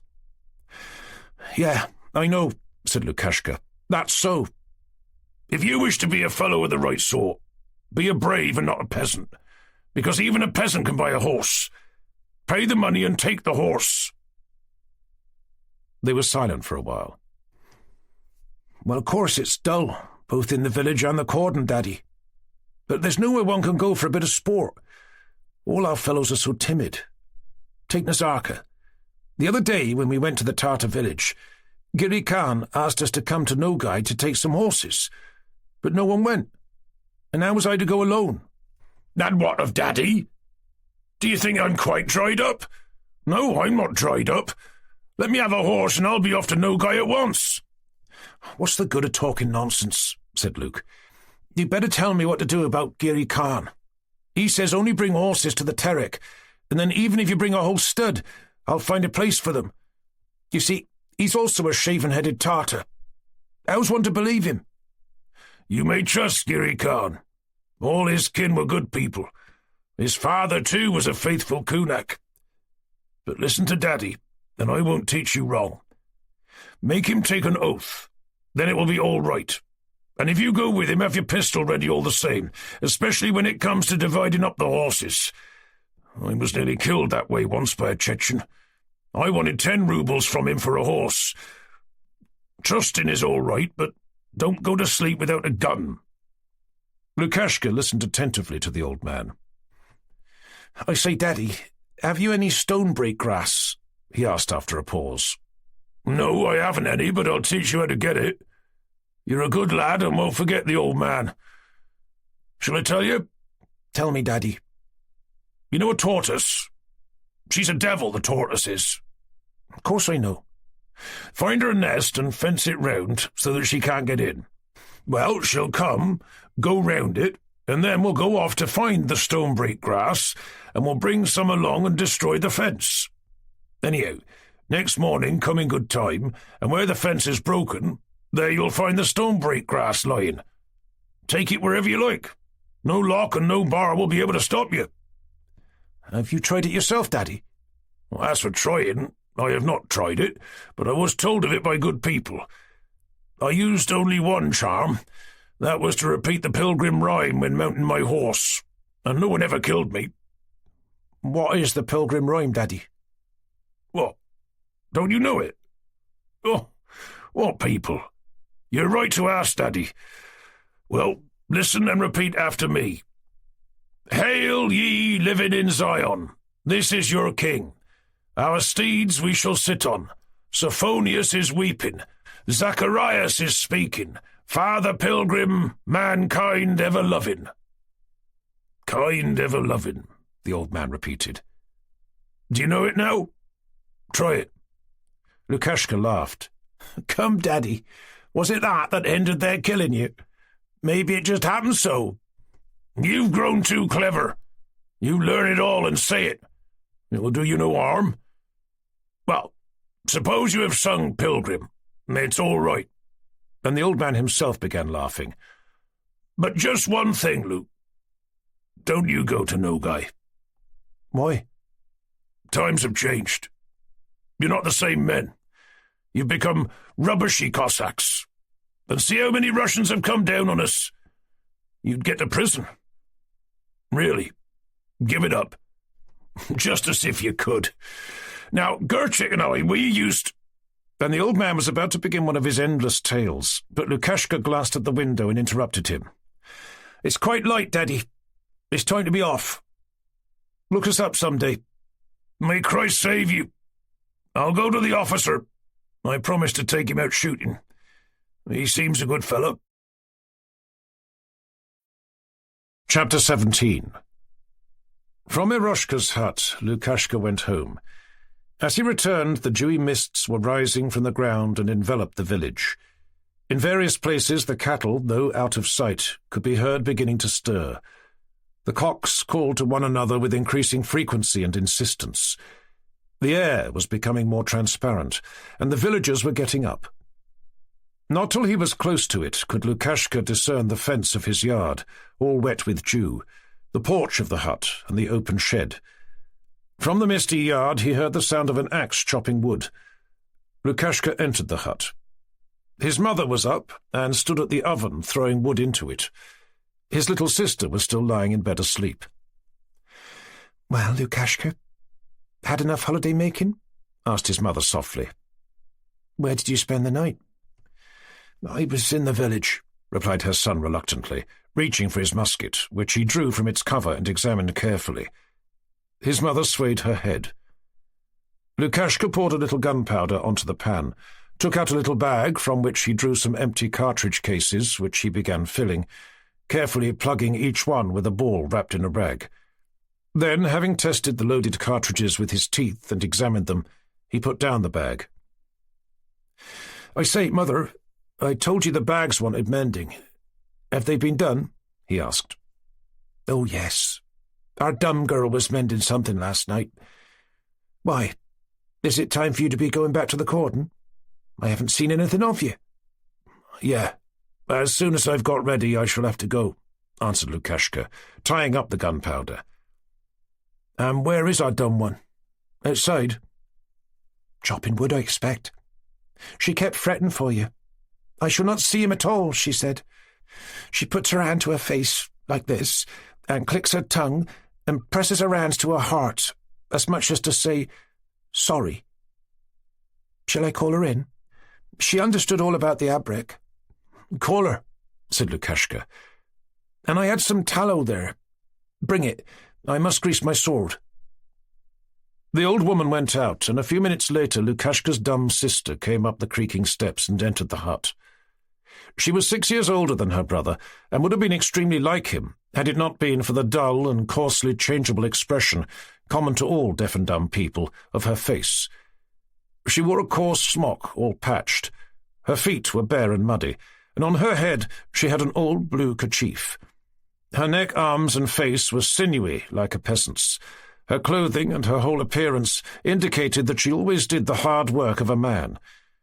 She brought in a heap of logs, which she threw down by the oven. Then she went up to her brother, and with a joyful smile which made her whole face pucker up, touched him on the shoulder, and began making rapid signs to him with her hands, her face, and whole body. "That's right.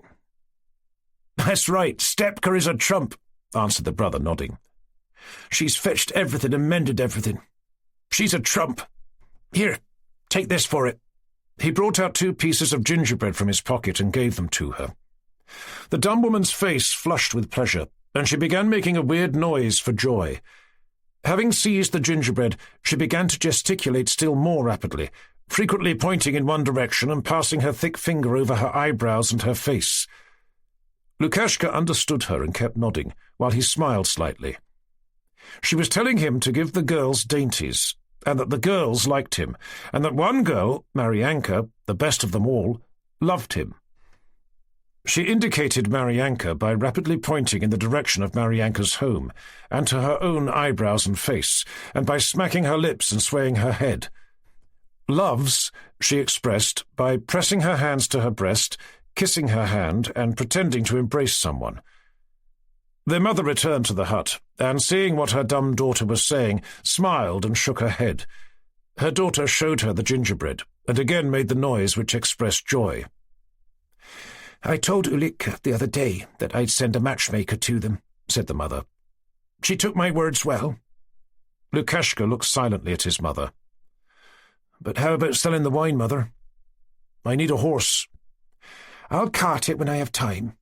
I must get the barrels ready," said the mother, evidently not wishing her son to meddle in domestic matters. "When you go out, you'll find a bag in the passage. I borrowed from the neighbours and got something for you to take back to the cordon. Or shall I put it in your saddlebag?" "All right," answered Lukashka. "And if Giri Khan should come across the river, send him to me at the cordon, for I shan't get leave again for a long time now. I have some business with him." He began to get ready to start. "I will send him on," said the old woman. "It seems you have been spreeing at Yamka's all the time. I went out in the night to see the cattle, and I think it was your voice I heard singing songs." Lukashka did not reply, but went out into the passage, threw the bags over his shoulder, tucked up the skirts of his coat, took his musket, and then stopped for a moment on the threshold. "Goodbye, mother," he said as he closed the gate behind him. "Send me a small barrel with Nazarka. I promised it to the lads, and he'll call for it." "May Christ keep you, Lukashka." "God be with you. I'll send you some from the new barrel," said the old woman, going to the fence. "But listen," she added, leaning over the fence. The Cossack stopped. "You've been making merry here. Well, that's all right. Why should not a young man amuse himself? God has sent you luck, and that's good. But now look out and mind, my son. Don't you go and get into mischief. Above all, satisfy your superiors. One has to. And I will sell the wine and find money for a horse, and will arrange a match with the girl for you." "All right." "All right," answered her son, frowning. His deaf sister shouted to attract his attention. She pointed to her head and the palm of her hand to indicate the shaved head of a Chechen. Then she frowned, and pretending to aim with the gun, she shrieked and began rapidly humming and shaking her head. This meant that Lukashka should kill another Chechen. Lukashka understood. He smiled, and shifting the gun at his back under his cloak, stepped lightly and rapidly, and soon disappeared in the thick mist. The old woman, having stood a little while at the gate, returned silently to the hut, and immediately began working. Chapter 18. Lukashka returned to the cordon, and at the same time Daddy Eroshka whistled to his dogs and, climbing over his wattle fence, went to Olenin's lodging, passing by the back of the houses. He disliked meeting women before going out hunting or shooting. He found Olenin still asleep, and even Vanyusha, though awake, was still in bed and looking round the room, considering whether it was not time to get up, when Daddy Eroshka, gun on shoulder and in full hunter's trappings, opened the door. "A cudgel!" he shouted in his deep voice. "An alarm! The Chechens are upon us, Ivan! Get the samovar ready for your master and get up yourself, quick!" cried the old man. "That's our way, my good man. Why, even the girls are already up. Look out of the window. See? She's going for water and you're still sleeping." Olenin awoke and jumped up, feeling fresh and light-hearted at the sight of the old man and at the sound of his voice. "Quick, Vanyusha, quick!" he cried. "Is that the way you go hunting?" said the old man. "Others are having their breakfast and you are asleep. Liam, here!" he called to his dog. "Is your gun ready?" he shouted, as loud as if a whole crowd were in the hut. "Well, it's true I'm guilty, but it can't be helped. The powder, Vanyusha, and the wads," said Olenin. "Fine!" shouted the old man. "Tout voulez-vous?" asked Vanyusha, grinning. "You're not one of us. Your gabble is not like our speech, you devil," the old man shouted at Vanyusha, showing the stumps of his teeth. "Our first offence must be forgiven," said Olenin playfully, drawing on his high boots. "The first offence shall be forgiven," answered Eroshka. "But if you oversleep another time, you'll be fined a pail of chikhir. When it gets warmer, you won't find the deer." "And even if we do find him, he is wiser than we are," said Olenin, repeating the words spoken by the old man the evening before. "And you can't deceive him." "Yes, laugh away. You kill one first, and then you may talk. Now then, hurry up. Look, there's the master himself coming to see you," added Eroshka, looking out of the window. "Just see how he's got himself up. He's put on a new coat so that you should see that he's an officer. Ugh, these people. Sure enough, Vanyusha came in and announced that the master of the house wished to see Olenin. "L'argent," he remarked profoundly, to forewarn his master of the meaning of this visitation. Following him, the master of the house, in a new Circassian coat with an officer's stripes on the shoulders, and with polished boots, quite exceptional among Cossacks, entered the room, swaying from side to side, and congratulated his lodger on his safe arrival. The cornet, Elias Vasilich, was an educated Cossack. He had been to Russia proper, was a regimental schoolteacher, and above all, he was noble. He wished to appear noble, but one could not help feeling beneath his grotesque pretense of polish, his affectation, his self-confidence, and his absurd way of speaking, he was just the same as Daddy Eroshka.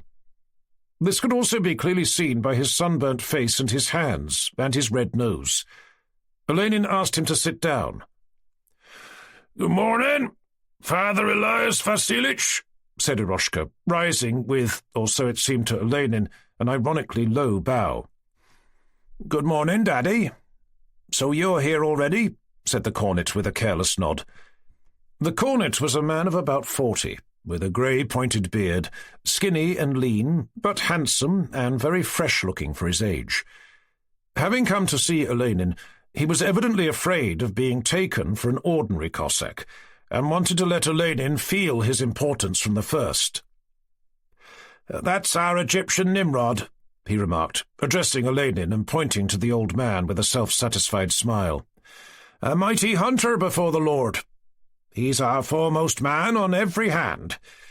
You've already been pleased to get acquainted with him?"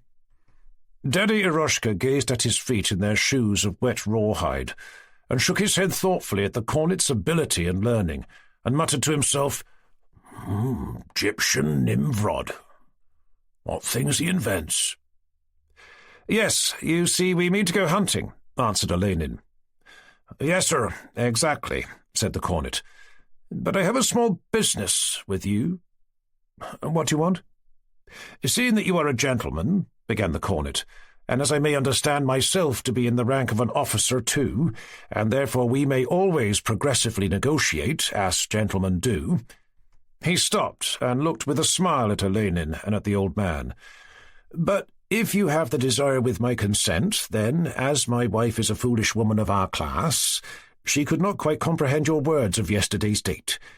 Therefore my quarters might be let for 6 roubles to the regimental adjutant, without the stables. But I can always avert that from myself free of charge. But as you desire, therefore I, being myself of an officer's rank, can come to an agreement with you in everything personally, as an inhabitant of this district, not according to our customs, but can maintain the conditions in every way." "Speaks clearly," muttered the old man. The cornet continued in the same strain for a long time. At last, not without difficulty, Olenin gathered that the cornet wished to let his rooms to him, Olenin, for 6 roubles a month. The latter gladly agreed to this, and offered his visitor a glass of tea. The cornet declined it. "According to our silly custom, we consider it a sort of sin to drink out of a worldly tumbler," he said, "though, of course, with my education I may understand. But my wife, from her human weakness— Well, then, will you have some tea?" "If you will permit me, I will bring my own particular glass," answered the cornet, and stepped out into the porch. "Bring me my glass!" he cried. In a few minutes the door opened, and a young sunburnt arm in a print sleeve thrust itself in, holding a tumbler in the hand. The cornet went up, took it, and whispered something to his daughter. Olenin poured tea for the cornet into the latter's own particular glass, and for Eroshka into a worldly glass. "However, I do not desire to detain you," said the cornet, scalding his lips and emptying his tumbler. "I too have a great liking for fishing, and am here, so to say, only on leave of absence for recreation from my duties. I too have the desire to tempt fortune and see whether some gifts of the Terek may not fall to my share. I hope you too will come and see us and have a drink of our wine, according to the custom of our village," he added. The cornet bowed, shook hands with Olenin, and went out. While Olenin was getting ready, he heard the cornet giving orders to his family in an authoritative and sensible tone, and a few minutes later he saw him pass by the window in a tattered coat, with his trousers rolled up to his knees and a fishing net over his shoulder.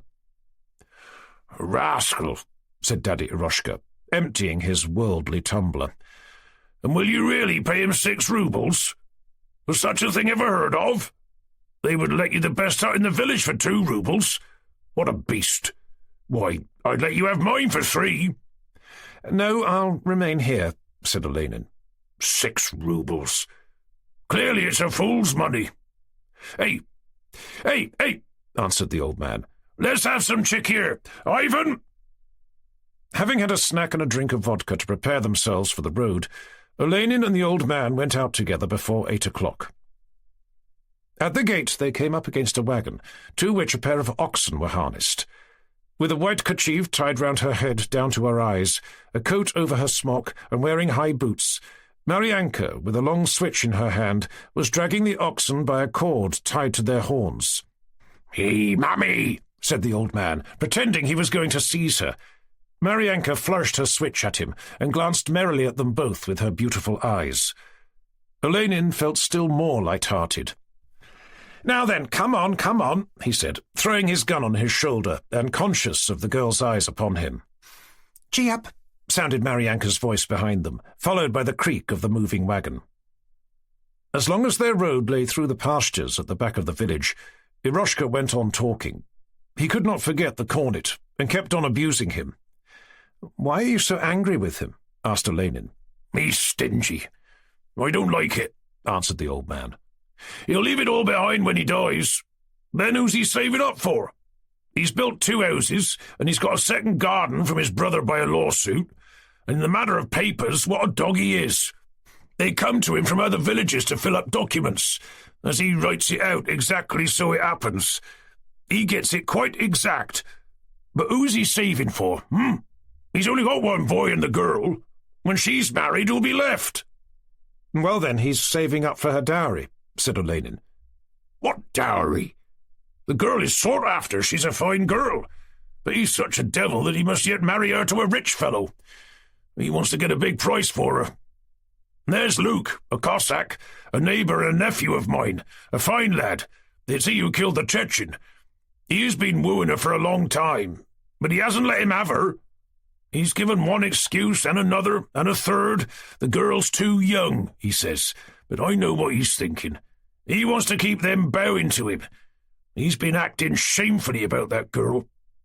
Still, they will get her for Lukashka, because he is the best Cossack in the village. A brave who has killed an abrek and will be rewarded with a cross. But how about this? When I was walking up and down the yard last night, I saw my landlord's daughter and some Cossack kissing, said Olenin. Ah, you're pretending, cried the old man, stopping. On my word, said Olenin. Women are the devil, said Eroshka, pondering. But what Cossack was it? I couldn't see. Well, what sort of a cap had he? A white one? Yes. And a red coat about your height? No, a bit taller. It's he! And Eroshka burst out laughing. It's himself, it's Mark! He is Luke, but I call him Mark for a joke. His very self. I love him. I was just such a one myself. What's the good of minding them? My sweetheart used to sleep with her mother and a sister-in-law, but I managed to get in, eh? She used to sleep upstairs. That witch, her mother, was a regular demon. It's awful how she hated me. Well, I used to come with a chum, Gerchik his name was. We'd come under a window, and I'd climb on his shoulders, push up the window, and begin groping about. She used to sleep just there on a bench. Once I woke her up, and she nearly called out. She hadn't recognized me. "Who's there?" she said, and I could not answer. Her mother was even beginning to stir, but I took off my cap and shoved it over her mouth, and she at once knew it by a seam in it, and ran out to me. I used not to want anything then. She'd bring along clotted cream and grapes and everything, added Eroshka, who always explained things practically. And she wasn't the only one. It was a life. And what now? Now we'll follow the dog, get a pheasant to settle on a tree, and then you may fire. Would you have made up to Maryanka? Attend to the dogs. I'll tell you tonight, said the old man, pointing to his favourite dog, Liam. After a pause they continued talking, while they went about 100 paces. Then the old man stopped again and pointed to a twig that lay across the path. "What do you think of that?" he said. "Do you think it's nothing? It's bad that this stick is lying so." "Why is it bad?" He smiled. "Oh, you don't know anything. Just listen to me. When a stick lies like that, don't you step across it, but go round it or throw it off the path this way and say, 'Father and Son and Holy Ghost,' and then go on with God's blessing. Nothing will happen to you. That's what the old man used to teach me." "Come, what rubbish," said Olenin. "You'd better tell me more about Maryanka. Does she carry on with Lukashka?" "Hush. Be quiet now," the old man again interrupted in a whisper. "Just listen. We'll go round through the forest." And the old man, stepping quietly in his soft shoes, led the way by a narrow path leading into the dense, wild, overgrown forest. Now and again, with a frown, he turned to look at Olenin, who rustled and clattered with his heavy boots, and carrying his gun carelessly, several times caught the twigs of trees that grew across the path. "Don't make a noise! Step softly, soldier," the old man whispered angrily. There was a feeling in the air that the sun had risen. The mist was dissolving, but it still enveloped the tops of the trees. The forest looked terribly high. At every step the aspect changed. What had appeared like a tree proved to be a bush, and a reed looked like a tree. Chapter 1. All is quiet in Moscow. The squeak of wheels is seldom heard in the snow-covered street. There are no lights left in the windows, and the street lamps have been extinguished. Only the sound of bells, borne over the city from the church towers, suggests the approach of morning. The streets are deserted. At rare intervals a night cabman's sledge kneads up the snow and sand in the street as the driver makes his way to another corner where he falls asleep while waiting for a fare. An old woman passes by on her way to church, where a few wax candles burn with a red light reflected on the gilt mountings of the icons. Workmen are already getting up after the long winter night and going to their work. But for the gentlefolk, It is still evening. From a window in Chevalier's restaurant, a light, illegal at that hour, is still to be seen through a chink in the shutter. At the entrance, a carriage, a sledge, and a cabman's sledge stand close together with their backs to the curbstone. A 3-horse sledge from the post station is there also. A yard porter, muffled up and pinched with cold, is sheltering behind the corner of the house. "What's the good of all this jawing?" thinks the footman who sits in the hall, weary and haggard. "This always happens when I'm on duty." From the adjoining room are heard the voices of 3 young men, sitting there at a table on which are wine and the remains of supper. One, a rather plain, thin, neat little man, sits looking with tired, kindly eyes at his friend, who is about to start on a journey. Another, a tall man, lies on a sofa beside a table on which are empty bottles, and plays with his watch-key. A third, wearing a short, fur-lined coat, is pacing up and down the room, stopping now and then to crack an almond between his strong, rather thick, but well-tended fingers. He keeps smiling at something, and his face and eyes are all aglow. He speaks warmly and gesticulates, but evidently does not find the words he wants, and those that occur to him seem to him inadequate to express what has risen to his heart. "Now I can speak out fully," said the traveller. "I don't want to defend myself, but I should like you, at least, to understand me as I understand myself, and not look at the matter superficially. You say I have treated her badly," he continued, addressing the man with the kindly eyes who was watching him. "Yes, you are to blame," said the latter, and his look seemed to express still more kindliness and weariness. "I know why you say that," rejoined the one who was leaving. "To be loved is, in your opinion, as great a happiness as to love, and if a man obtains it, it is enough for his whole life." "Yes, quite enough, my dear fellow. More than enough," confirmed the plain little man, opening and shutting his eyes. "But why shouldn't the man love too?" said the traveller thoughtfully, looking at his friend with something like pity. "Why shouldn't one love? Because love doesn't come... No, to be beloved is a misfortune. It is a misfortune to feel guilty because you do not give something you cannot give. Oh, my God," he added with a gesture of his arm, "if it all happened reasonably and not all topsy-turvy, not in our way but in a way of its own, why, it's as if I had stolen that love. You think so too, don't deny it. You must think so. But will you believe it? Of all the horrid and stupid things I have found time to do in my life, and there are many, this is one I do not and cannot repent of. Neither at the beginning nor afterwards did I lie to myself or to her. It seemed to me that I had at last fallen in love, but then I saw that it was an involuntary falsehood, and that was not the way to love, and I could not go on. But she did. Am I to blame that I couldn't? What was I to do?" "Well, it's ended now," said his friend, lighting a cigar to master his sleepiness. "The fact is that you have not yet loved, and do not know what love is." The man in the fur-lined coat was going to speak again, and put his hands to his head, but could not express what he wanted to say. "Never loved? Yes, quite true, I never have. But after all, I have within me a desire to love, and nothing could be stronger than that desire. But then again, does such love exist? There always remains something incomplete. Ah, well, what's the use of talking? I've made an awful mess of life. But anyhow, it's all over now. You're quite right, and I feel that I am beginning a new life." "Which you will again make a mess of," said the man who lay on the sofa playing with his watch-key, but the traveller did not listen to him.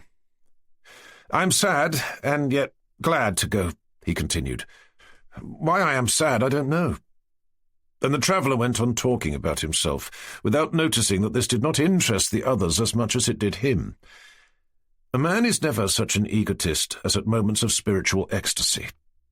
At such times it seems to him that there is nothing on earth more splendid and interesting than himself. "Dmitri Andreevich, the coachman won't wait any longer," said a young serf entering the room in a sheepskin coat, with a scarf tied round his head. "The horses have been standing since 12, and it's now 4 o'clock. Dmitri Andreevich looked at his serf, Vanyusha. The scarf round Vanush's head, his felt boots and sleepy face, seemed to be calling his master to a new life of labour, hardship and activity. "True enough." "Goodbye," said he, feeling for the unfastened hook and eye on his coat. In spite of advice to mollify the coachman by another tip, he put on his cap and stood in the middle of the room. The friends kissed once, then again, and after a pause a third time.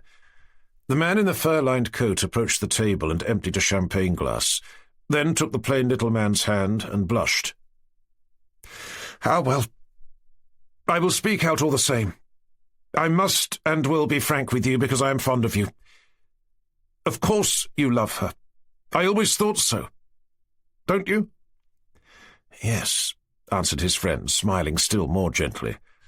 "Please, sir, I have orders to put out the candles," said the sleepy attendant, who had been listening to the last part of the conversation and wondering why gentlefolk always talk about one and the same thing. "To whom shall I make out the bill? To you, sir?" he added, knowing whom to address and turning to the tall man. "To me," replied the tall man. "How much?" 26 roubles. The tall man considered for a moment, but said nothing, and put the bill in his pocket. The other two continued their talk. "Goodbye. You are a capital fellow," said the short plain man with the mild eyes. Tears filled the eyes of both. They stepped into the porch. "Oh, by the by," said the traveller, turning with a blush to the tall man, "will you settle Chevalier's bill and write and let me know?" All right," said the tall man, pulling on his gloves. "How I envy you," he added quite unexpectedly when they were out in the porch. The traveller got into his sledge, wrapped his coat about him and said, "Well then, come along." He even moved a little to make room in the sledge for the man who said he envied him. His voice trembled. "Goodbye, Mitya. I hope that with God's help you—" said the tall one, but his wish was that the other would go away quickly, and so he could not finish the sentence. They were silent a moment. Then someone again said goodbye, and a voice cried, "Ready!" and the coachman touched up the horses. "Hey, Elisa!" one of the friends called out, and the other coachmen and the sledge drivers began moving, clicking their tongues and pulling at the reins. Then the stiffened carriage wheels rolled, squeaking over the frozen snow. "A fine fellow, that Olenin," said one of the friends. "But what an idea to go to the Caucasus. As a cadet, too. I wouldn't do it for anything. Are you dining at the club tomorrow?" "Yes." They separated. The traveller felt warm. His fur coat seemed too hot. He sat on the bottom of the sledge and unfastened his coat, and the three shaggy post-horses dragged themselves out of one dark street into another, past houses he had never seen before. It seemed to Olenin that only travellers starting on a long journey went through those streets.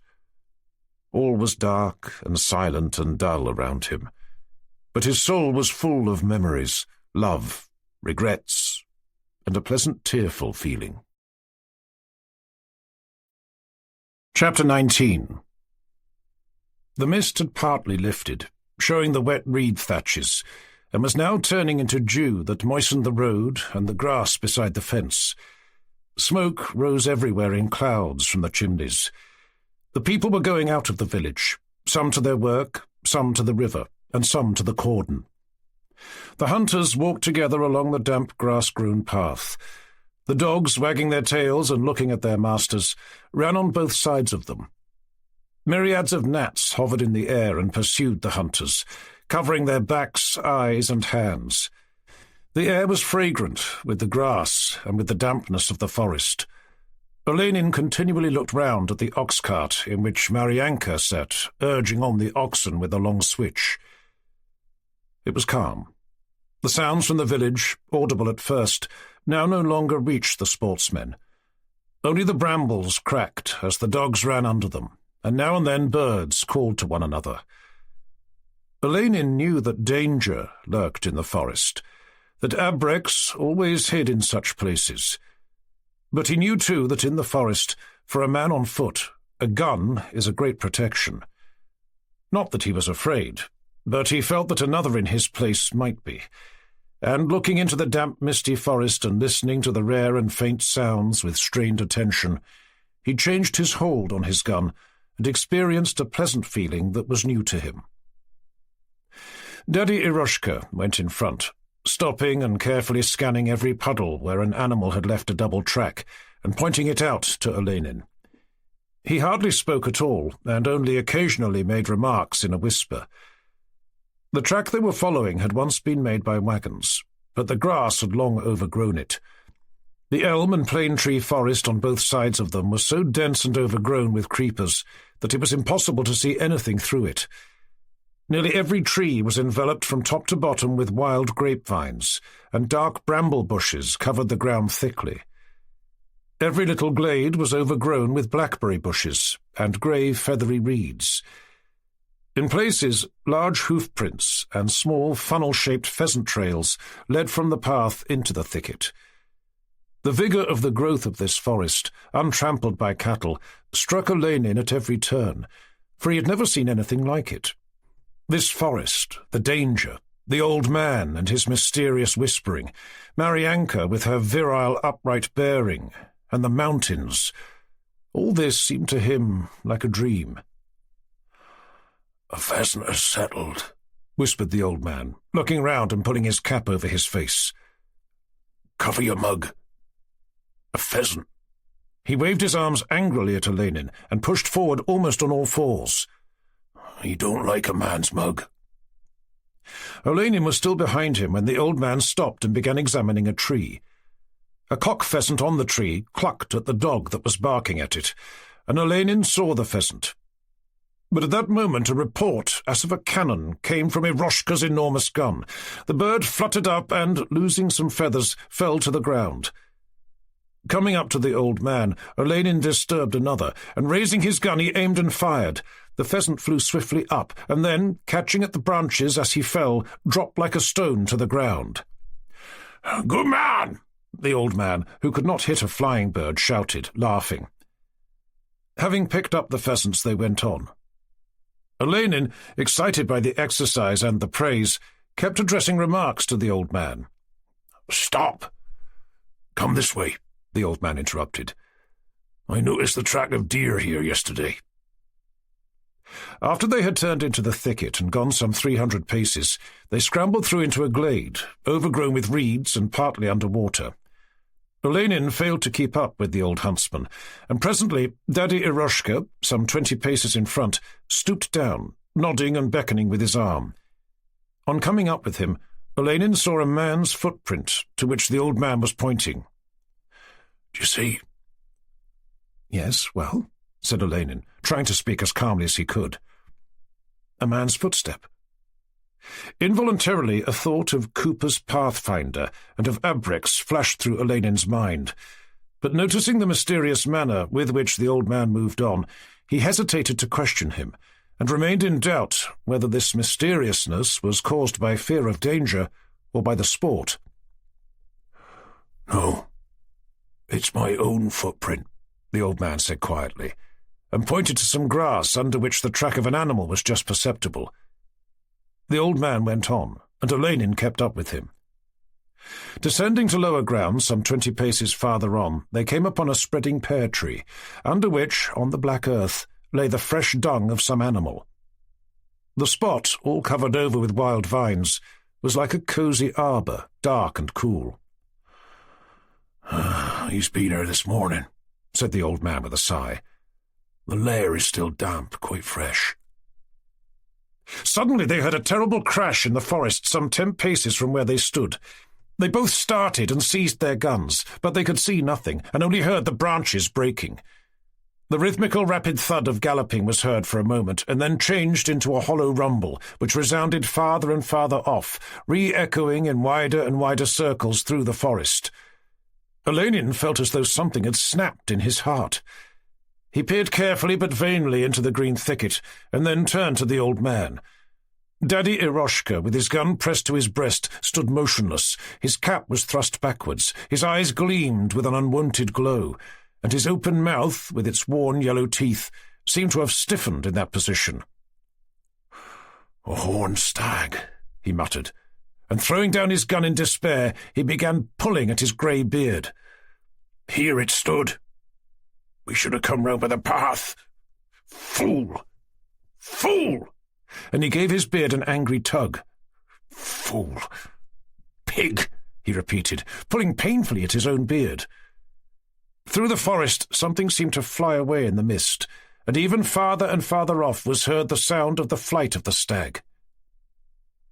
It was already dusk when, hungry, tired, but full of vigour, Olenin returned with the old man. Dinner was ready. He ate and drank with the old man till he felt warm and merry. Olenin then went out into the porch. Again, to the west, the mountains rose before his eyes. Again the old man told his endless stories of hunting, of abreks, of sweethearts, and of all that free and reckless life. Again the fair Maryanka went in and out, and across the yard, her beautiful, powerful form outlined by her smock. Chapter 20. The next day Olenin went alone to the spot where he and the old man startled the stag. Instead of passing round through the gate, he climbed over the prickly hedge, as everybody else did, and before he had had time to pull out the thorns that had caught in his coat, his dog, which had run on in front, started 2 pheasants. He'd hardly stepped among the briars when the pheasants began to rise at every step. The old man had not shown him that place the day before, as he meant to keep it for shooting from behind the screen. Olenin fired 12 times and killed 5 pheasants, but clambering after them through the briars, he got so fatigued that he was drenched with perspiration. He called off his dog, uncocked his gun, put in a bullet above the small shot, and brushing away the mosquitoes with the wide sleeve of his Circassian coat, he went slowly to the spot where they had been the day before. It was, however, impossible to keep back the dog, who found trails on the very path, and Olenin killed 2 more pheasants, so that after being detained by this, it was getting towards noon before he began to find the place he was looking for. The day was perfectly clear, calm, and hot. The morning moisture had dried up even in the forest, and myriads of mosquitoes literally covered his face, his back, and his arms. His dog had turned from black to grey, its back being covered with mosquitoes, and so had Olenin's coat, through which the insects thrust their stings. Olenin was ready to run away from them, and it seemed to him that it was impossible to live in this country in the summer. He was about to go home, but remembering that other people managed to endure such pain, he resolved to bear it and gave himself up to be devoured. And strange to say, by noontime the feeling became actually pleasant. He even felt that without this mosquito-filled atmosphere around him, and that mosquito paste mingled with perspiration which his hands smeared over his face, and that unceasing irritation all over his body, the forest would lose for him some of its character and charm. These myriads of insects were so well suited to that monstrously lavish wild vegetation, these multitudes of birds and beasts which filled the forest, this dark foliage, this hot-scented air, these runlets filled with turbid water which everywhere soaked through from the terek and gurgled here and there under the overhanging leaves, that the very thing which had at first seemed to him dreadful and intolerable now seemed pleasant. After going round the place where yesterday they had found the animal and not finding anything, he felt inclined to rest. The sun stood right above the forest and poured its perpendicular rays down on his back and head whenever he came out into a glade or onto the road. The 7 heavy pheasants dragged painfully at his waist. Having found the traces of yesterday's stag, he crept under a bush into the thicket, just where the stag had lain, and lay down in its lair. He examined the dark foliage around him, the place marked by the stag's perspiration and yesterday's dung, the imprint of the stag's knees, the bit of black earth it had kicked up, and his own footprints of the day before. He felt cool and comfortable, and did not think of or wish for anything. And suddenly he was overcome by such a strange feeling of causeless joy and of love for everything, that from an old habit of his childhood he began crossing himself and thanking someone. Suddenly, with extraordinary clearness, he thought, "Here am I, Dmitri Olenin, a being quite distinct from every other being, now lying all alone, heaven only knows where a stag used to live.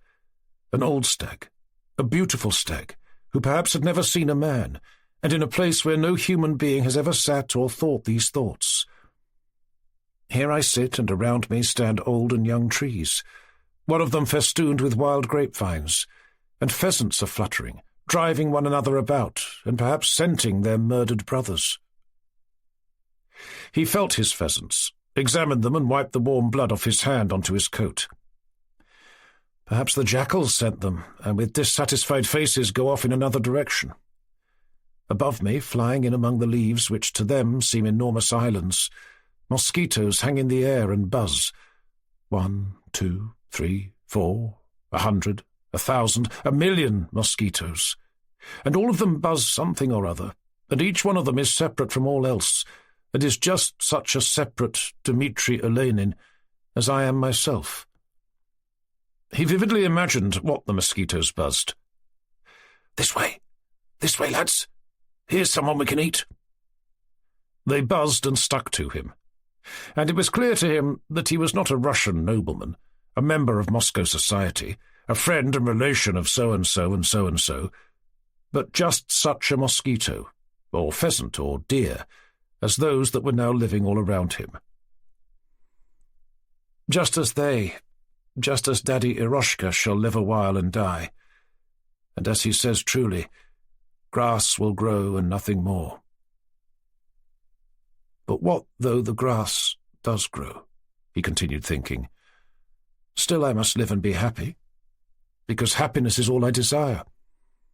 Never mind what I am, an animal like all the rest, above whom the grass will grow and nothing more, or a frame in which a bit of the one God has been set.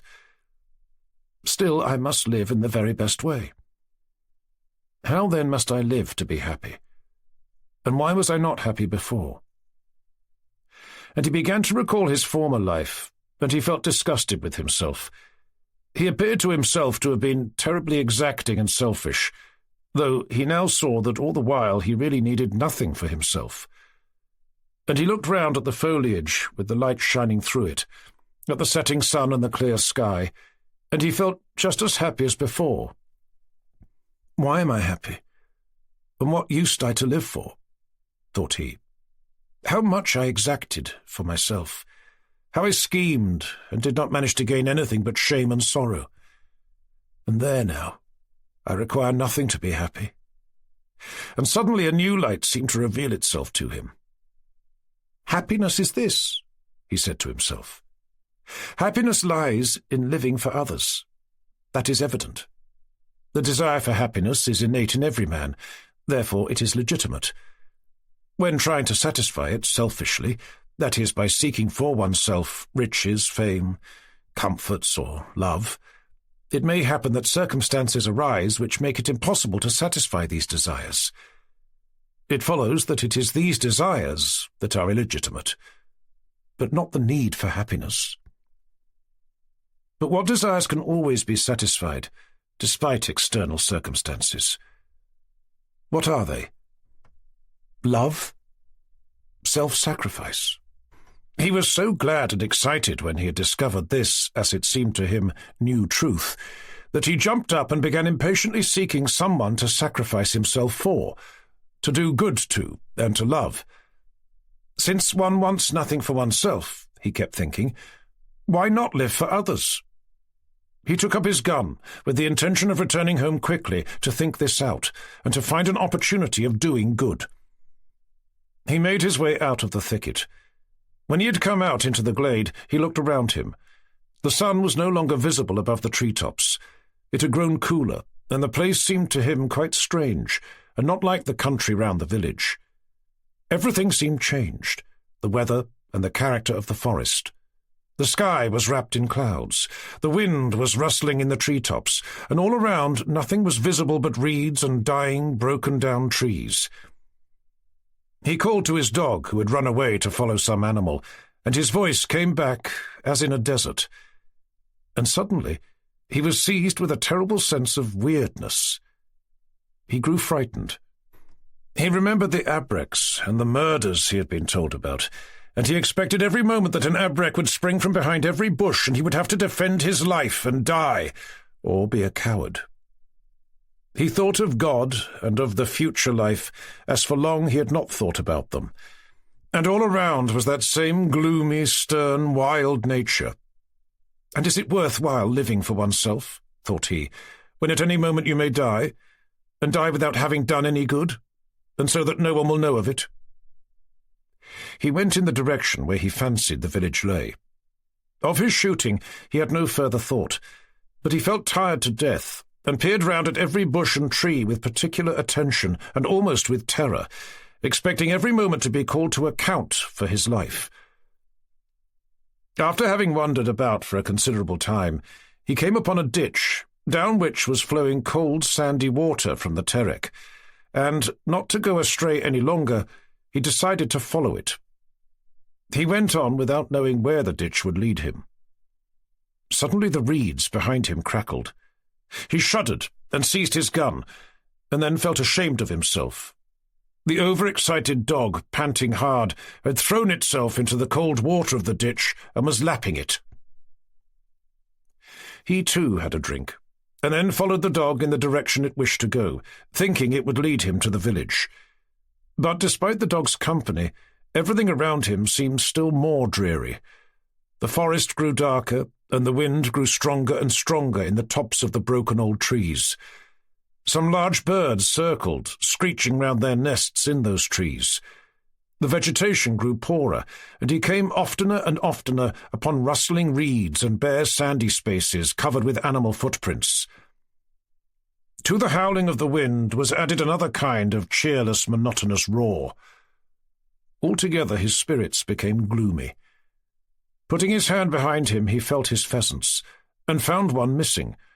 It had broken off and was lost, and only the bleeding head and beak remained sticking in his belt. He felt more frightened than he had ever done before. He began to pray to God, and feared above all that he might die without having done anything good or kind. And he so wanted to live, and to live so as to perform a feat of self-sacrifice. Chapter 21. Suddenly it was as though the sun had shone into his soul. He heard Russian being spoken, and also heard the rapid, smooth flow of the Terek, and a few steps farther in front of him saw the brown, moving surface of the river, with the dim-coloured wet sand of its banks and shallows, the distant steppe, the cordon watchtower outlined above the water, a saddled and hobbled horse among the brambles, and then the mountains opening out before him. The red sun appeared for an instant from under a cloud, and its last rays glittered brightly along the river over the reeds, on the watchtower, and on a group of Cossacks, among whom Lukashka's vigorous figure attracted Olenin's involuntary attention.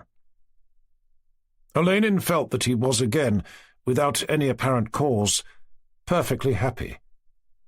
He had come upon the Nizhny Prototsk post on the Terek, opposite a pro-Russian Tartar village on the other side of the river. He accosted the Cossacks, but not finding as yet any excuse for doing anyone a kindness, he entered the hut. Nor in the hut did he find any such opportunity. The Cossacks received him coldly. On entering the mud hut, he lit a cigarette. The Cossacks paid little attention to him, first because he was smoking a cigarette, and secondly because they had something else to divert them that evening.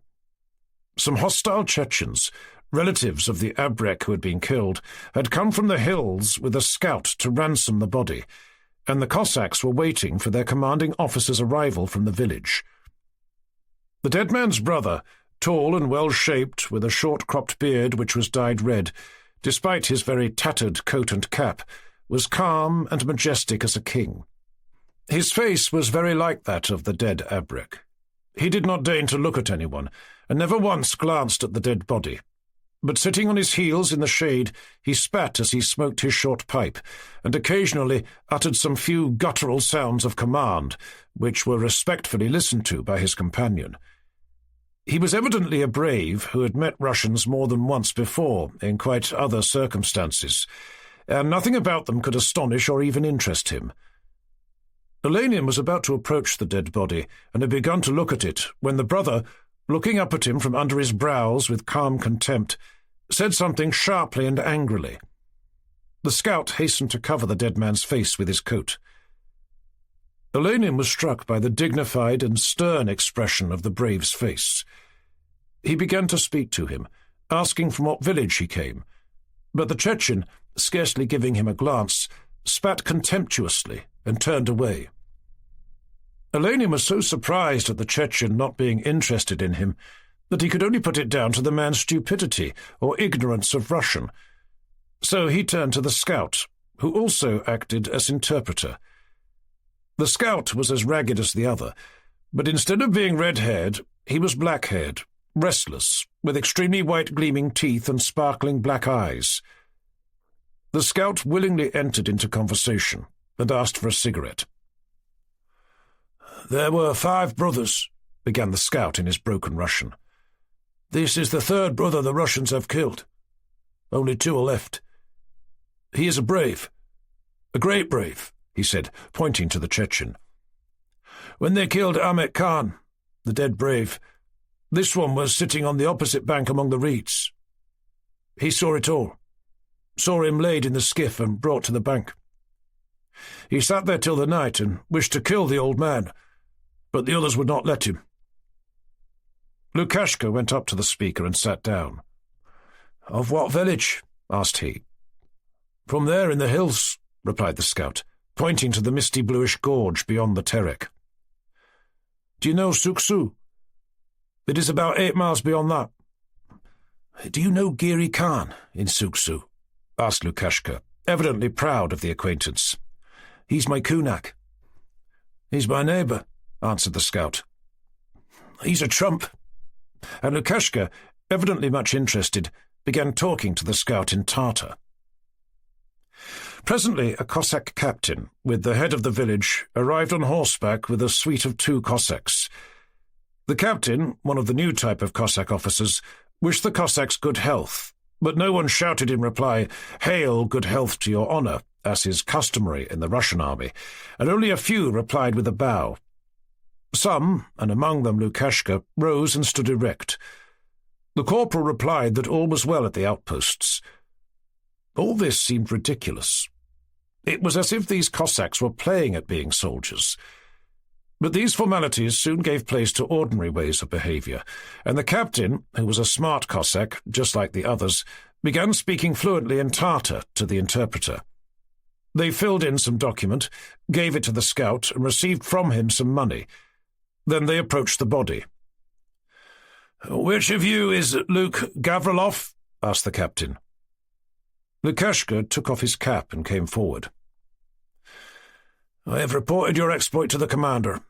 I don't know what will come of it. I have recommended you for a cross. You're too young to be made a sergeant. Can you read?" "I can't." "But what a fine fellow to look at," said the captain, again playing the commander. "Put on your cap. Which of the Gavrilovs does he come from?" "The Broad, eh?" "His nephew," replied the corporal. I know.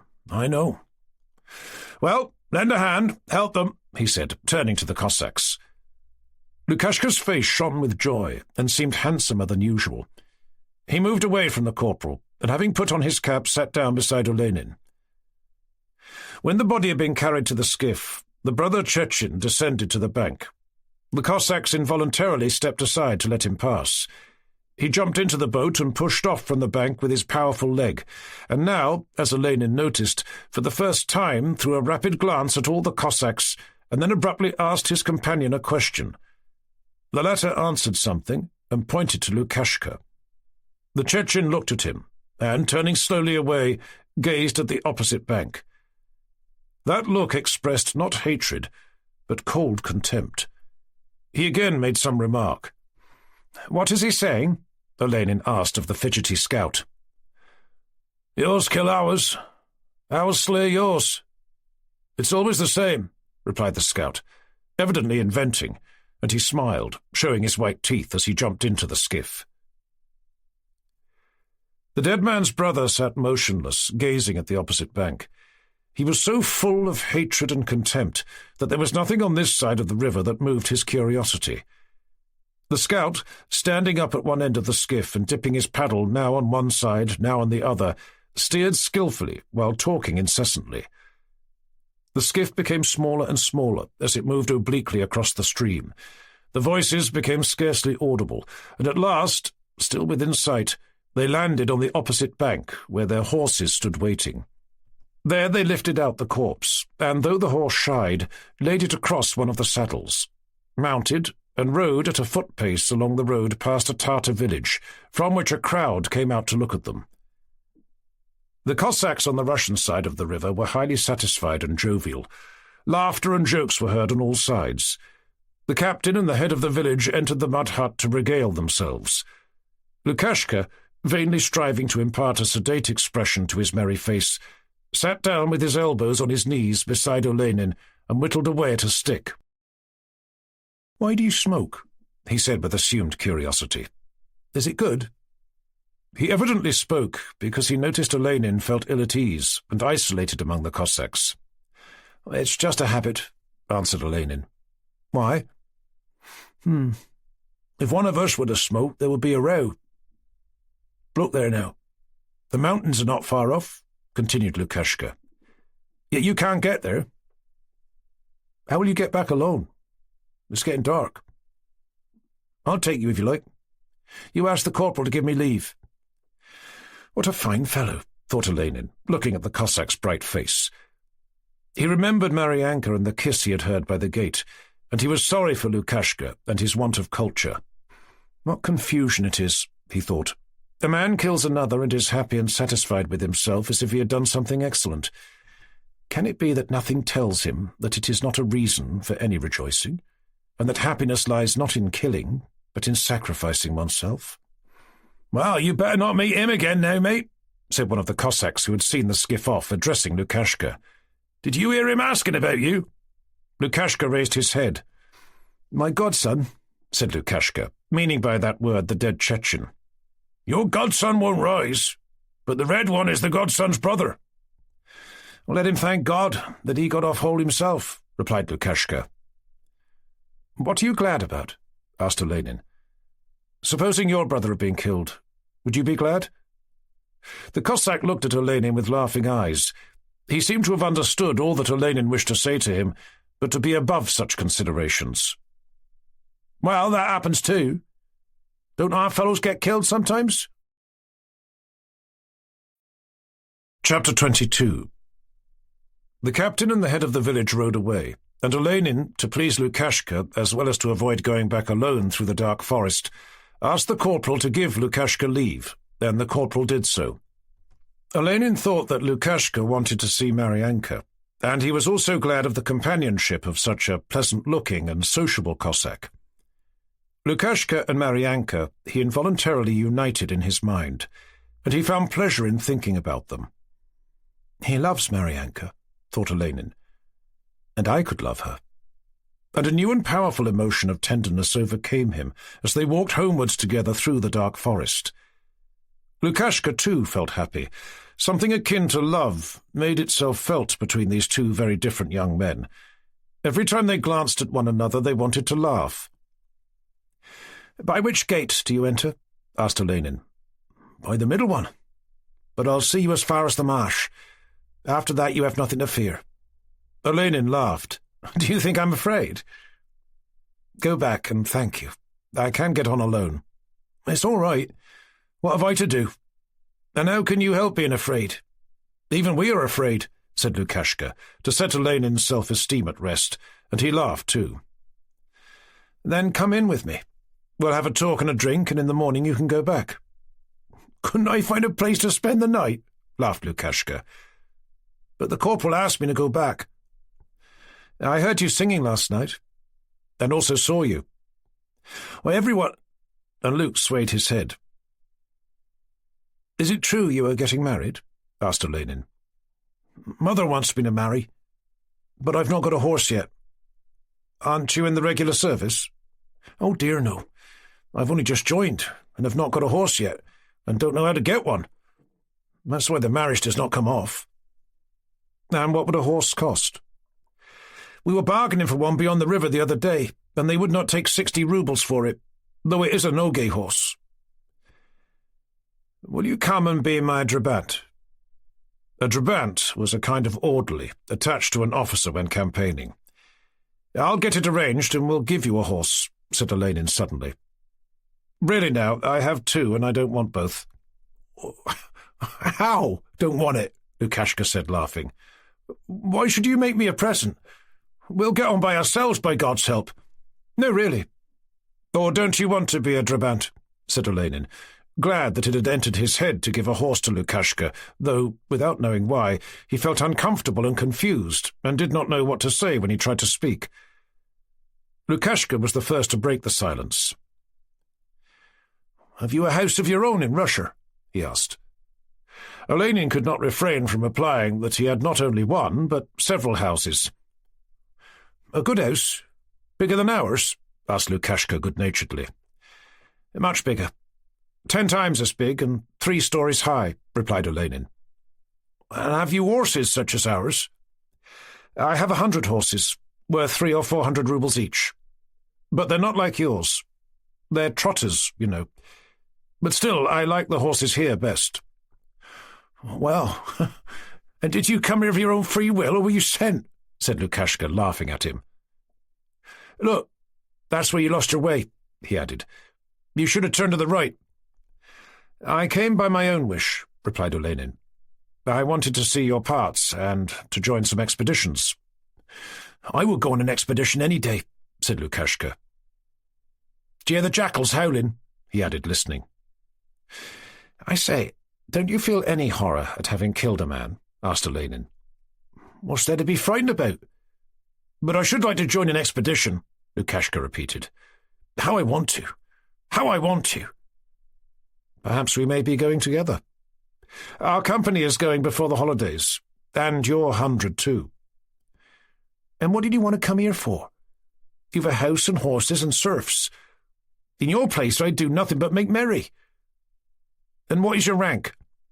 I'm a cadet, but have been recommended for a commission.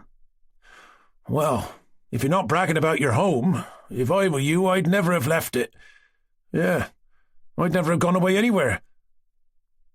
Do you find it pleasant living among us?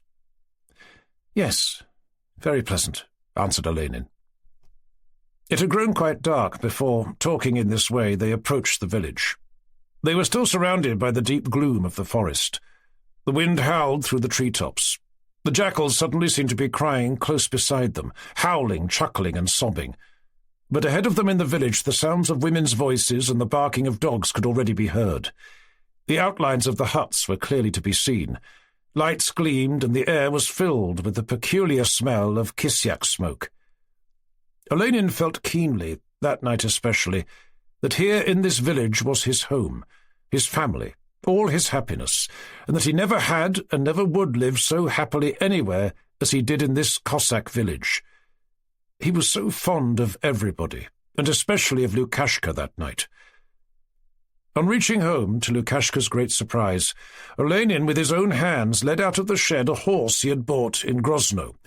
It was not the one he usually rode, but another, not a bad horse, though no longer young, and gave it to Lukashka. "Why should you give me a present?" said Lukashka. "I've not yet done anything for you." "Really, it is nothing," answered Olenin. "Take it, and you will give me a present, and we'll go on an expedition against the enemy together." Lukashka became confused. "But what do you mean by it? As if a horse were of little value," he said, without looking at the horse. "Take it. Take it. If you don't, you will offend me. Vanyusha, take the grey horse to his house." Lukashka took hold of the halter. "Well then, thank you. This is something unexpected. Undreamt of." Olenin was as happy as a boy of 12. "Tie it up here. It's a good horse. I bought it in Grozno. It gallops splendidly. Vanyusha, bring us some chikhir. Come into the hut." The wine was brought. Lukashka sat down and took the wine bowl. "God willing, I'll find a way to repay you," he said, finishing his wine. "How are you called?" Dmitri Andreevich." "Well, Dmitri Andreevich, God bless you. We will be kunaks. Now you must come to see us. Though we are not rich people, still we can treat a kunak, and I will tell Mother in case you need anything, clotted cream or grapes. And if you come to the cordon, I'm your servant to go hunting or to go across the river, anywhere you like. There now, only the other day, what a boar I killed, and I divided it among the Cossacks. But if I had only known, I'd have given it to you." "That's all right. Thank you. But don't harness the horse. It has never been in harness." "Why harness the horse?" "And there is something else I'll tell you if you like," said Lukashka, bending his head. "I have a kunak, Giri Khan. He asked me to lie in ambush by the road where they come down from the mountains. Shall we go together? I'll not betray you. I'll be your murid." "Yes, we'll go. We'll go someday." Lukashka seemed quite to have quieted down and to have understood Olenin's attitude towards him. His calmness and his ease of behaviour surprised Olenin, and he did not even quite like it. They talked long, and it was late when Lukashka, not tipsy, he never was tipsy, but having drunk a good deal, left Olenin after shaking hands. Olenin looked out of the window to see what he would do. Lukashka went out, hanging his head. Then, having led the horse out of the gate, he suddenly shook his head, threw the reins of the halter over its head, sprang onto its back like a cat, gave a wild shout, and galloped down the street. Olenin expected that Lukashka would go to share his joy with Maryanka, but though he did not do so, Olenin still felt his soul more at ease than ever before in his life.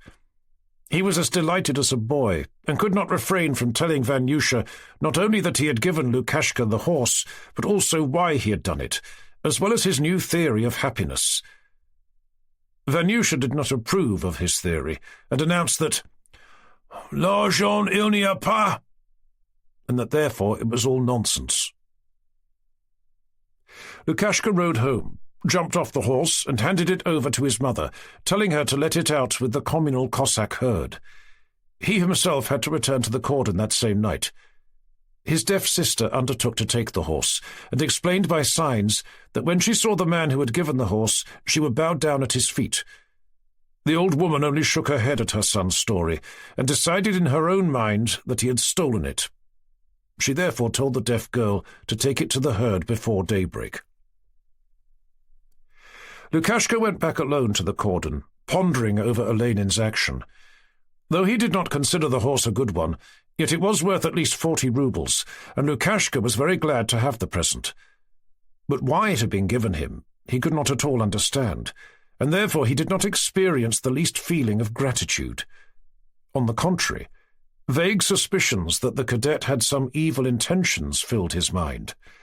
What those intentions were he could not decide, but neither could he admit the idea that a stranger would give him a horse worth 40 rubles for nothing, just out of kindness.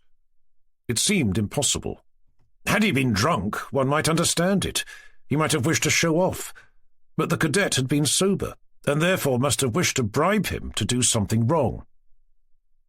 "Hey, humbug," thought Lukashka. "Haven't I got the horse? And we'll see later on. I'm not a fool myself, and we shall see who'll get the better of the other," he thought, feeling the necessity of being on his guard, and therefore arousing in himself unfriendly feelings towards Olenin. He told no one how he had got the horse. To some he said he had bought it, to others he replied evasively. However, the truth soon got about in the village, and Lukashka's mother and Maryanka, as well as Elias Vasilich and other Cossacks, when they heard of Olenin's unnecessary gift, were perplexed, and began to be on their guard against the cadet. But despite their fears, his action aroused in them a great respect for his simplicity and wealth. "Have you heard," said one, "that the cadet quartered on Elias Vasilich has thrown a 50-ruble horse at Lukashka? He's rich." "Yes, I heard of it," replied another profoundly. "He must have done him some great service. We shall see what will come of this cadet. Eh? What luck that snatcher has." "Those cadets are crafty, awfully crafty," said a third. "See if he don't go setting fire to a building or doing something." Chapter 23.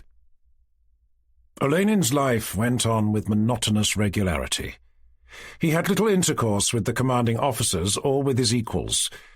The position of a rich cadet in the Caucasus was peculiarly advantageous in this respect. He was not sent out to work or for training. As a reward for going on an expedition, he was recommended for a commission, and meanwhile he was left in peace. The officers regarded him as an aristocrat and behaved towards him with dignity. Card-playing and the officers' carousals, accompanied by the soldier singers, of which he had had experience when he was with the detachment, did not seem to him attractive, and he also avoided the society and life of the officers in the village. The life of officers stationed in a Cossack village has long had its own definite form. Just as every cadet or officer, when in a fort, regularly drinks porter, plays cards, and discusses the rewards given for taking part in the expeditions, so in the Cossack villages he regularly drinks chikhir with his hosts, treats the girls to sweetmeats and honey, dangles after the Cossack women, and falls in love, and occasionally marries there. Olenin always took his own path, and had an unconscious objection to the beaten tracks. And here, too, he did not follow the ruts of a Caucasian officer's life. It came quite naturally to him to wake up at daybreak. After drinking tea and admiring from his porch the mountains, the morning, and Marianka, he would put on a tattered oxhide coat, sandals of soaked rawhide, buckle on a dagger, take a gun, put cigarettes and some lunch in a little bag, call his dog, and soon after 5 o'clock would start for the forest beyond the village. Towards 7 in the evening he would return, tired and hungry, with 5 or 6 pheasants hanging from his belt, sometimes with some other animal, and with his bag of food and cigarettes untouched. If the thoughts in his head had lain, like the lunch and cigarettes in the bag, one might have seen that during all these 14 hours not a single thought had moved in it. He returned morally fresh, strong, and perfectly happy, and he could not tell what he had been thinking about all the time. Were they ideas, memories, or dreams that had been flitting through his mind? They were frequently all three. He would rouse himself and ask what he had been thinking about, and would see himself as a Cossack, working in a vineyard with his Cossack wife, or an abrek in the mountains, or a boar running away from himself. And all the time he kept peering and watching for a pheasant, a boar, or a deer. In the evening, Daddy Eroshka would be sure to be sitting with him. Vanyusha would bring a jug of chikhir, and they would converse quietly, drink, and separate to go quite contentedly to bed. The next day he would again go shooting, again be healthily weary, again they would sit conversing and drink their fill, and again be happy. Sometimes, on a holiday or day of rest, Olenin spent the whole day at home. Then his chief occupation was watching Marianka, whose every movement, without realizing it himself, he followed greedily from his window or his porch. He regarded Marianka and loved her, so he thought, just as he loved the beauty of the mountains and the sky, and he had no thought of entering into any relations with her. It seemed to him that between him and her such relations as there were between her and the Cossack Lukashka could not exist, and still less such as often existed between rich officers and other Cossack girls. It seemed to him that if he tried to do as his fellow officers did, he would exchange his complete enjoyment of contemplation for an abyss of suffering, disillusionment, and remorse. Besides, he had already achieved a triumph of self-sacrifice in connection with her, which had given him great pleasure, and above all he was in a way afraid of Marianka, and would not for anything have ventured to utter a word of love to her lightly. Once, during the summer, when Olenin had not gone out shooting but was sitting at home, quite unexpectedly a Moscow acquaintance, a very young man whom he had met in society, came in. "Ah, mon cher, my dear fellow, how glad I was when I heard that you were here," he began in his Moscow French, and he went on intermingling French words in his remarks. "They said Olenin. What, Olenin? And I was so pleased. Fancy fate bringing us together here. Well, and how are you?" "How? Why?" And Prince Beletsky told his whole story. how he had temporarily entered the regiment, how the commander-in-chief had offered to take him as an adjutant, and how he would take up the post after this campaign, although personally he felt quite indifferent about it. "Living here in this hole, one must at least make a career, get a cross or a rank, be transferred to the Guards. That is quite indispensable, not for myself, but for the sake of my relations and friends. The prince received me very well. He is a very decent fellow," said Beletsky, and went on unceasingly. "I've been recommended for the St. Anna Cross for the expedition. Now I shall stay here a bit until we start on the campaign. It's capital here. What women! Well, and how are you getting on? I was told by our captain, Statsev, you know, a kind-hearted, stupid creature. Well, he said you were living like an awful savage, seeing no one. I quite understand you don't want to be mixed up with the set of officers we have here. I'm so glad now you and I will be able to see something of one another. I have put up at the Cossack corporal's house. There is such a girl there. Ustinka. I tell you, she's just charming." And more French and Russian words came pouring forth from that world which Olenin thought he had left forever. The general opinion about Beletsky was that he was a nice, good-natured fellow. Perhaps he really was. But in spite of his pretty, good-natured face, Olenin thought him extremely unpleasant. He seemed just to exhale that filthiness which Olenin had forsworn. What vexed him most was that he had not the strength abruptly to repulse this man who came from that world, as if that old world he used to belong to had an irresistible claim on him.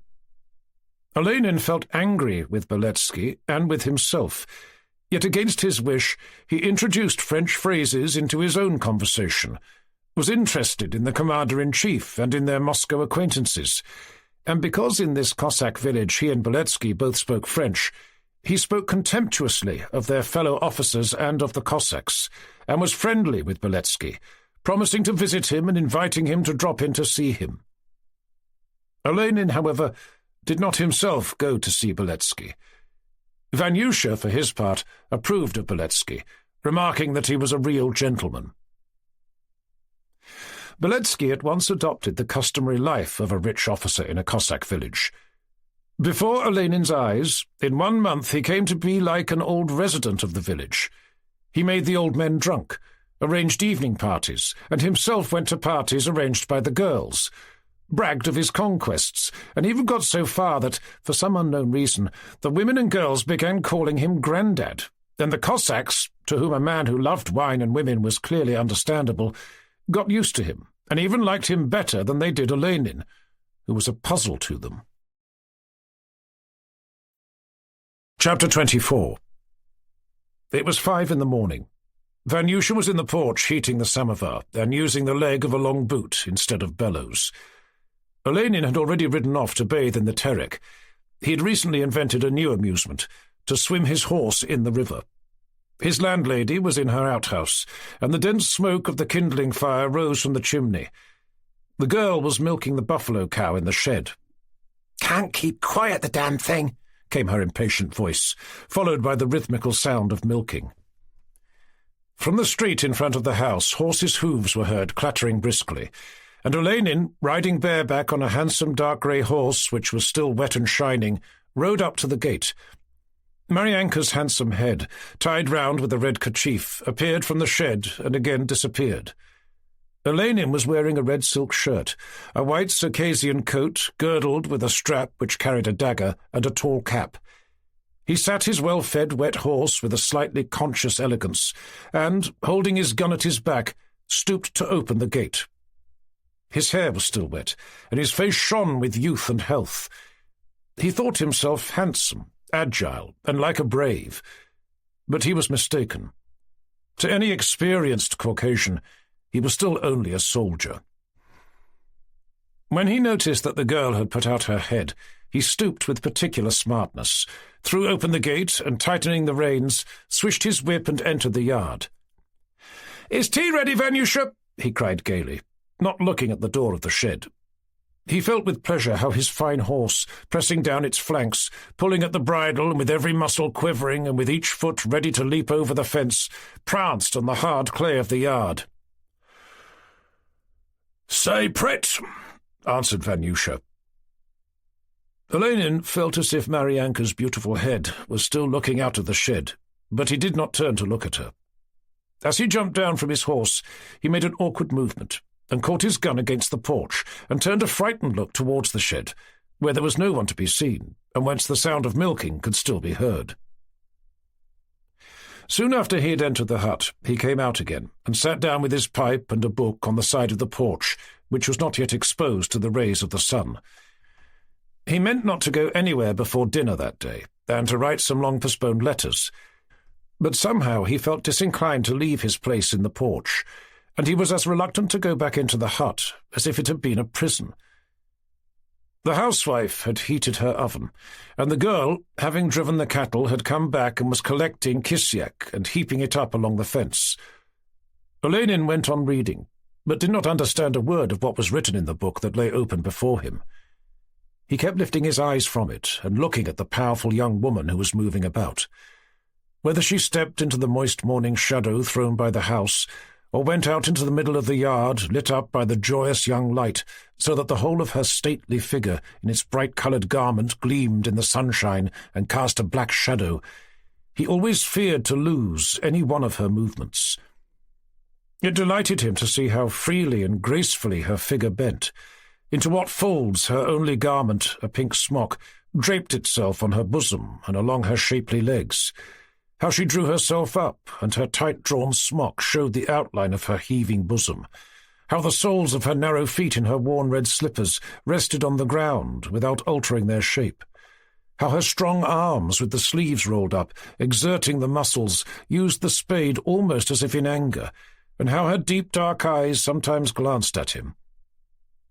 Though the delicate brows frowned, yet her eyes expressed pleasure and a knowledge of her own beauty.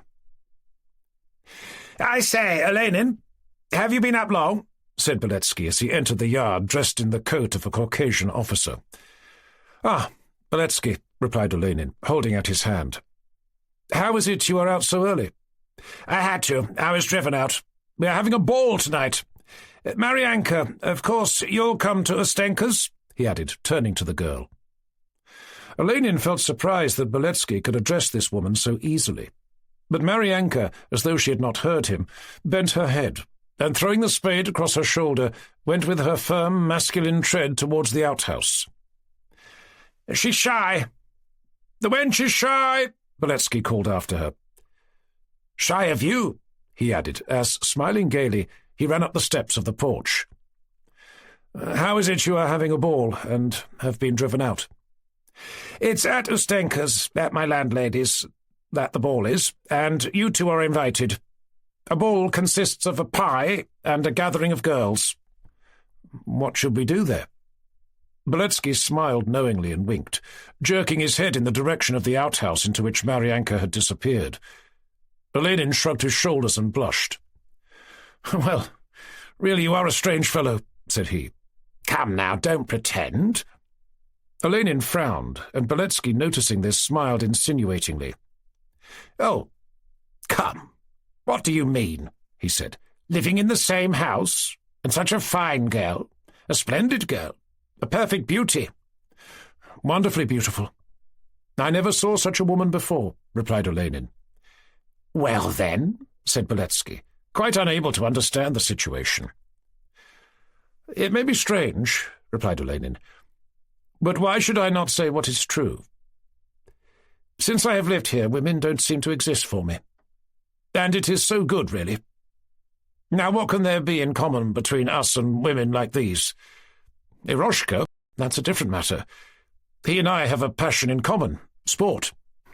"There now, in common. And what have I in common with Amalia Ivanovna? It's the same thing. You may say they're not very clean. That's another matter.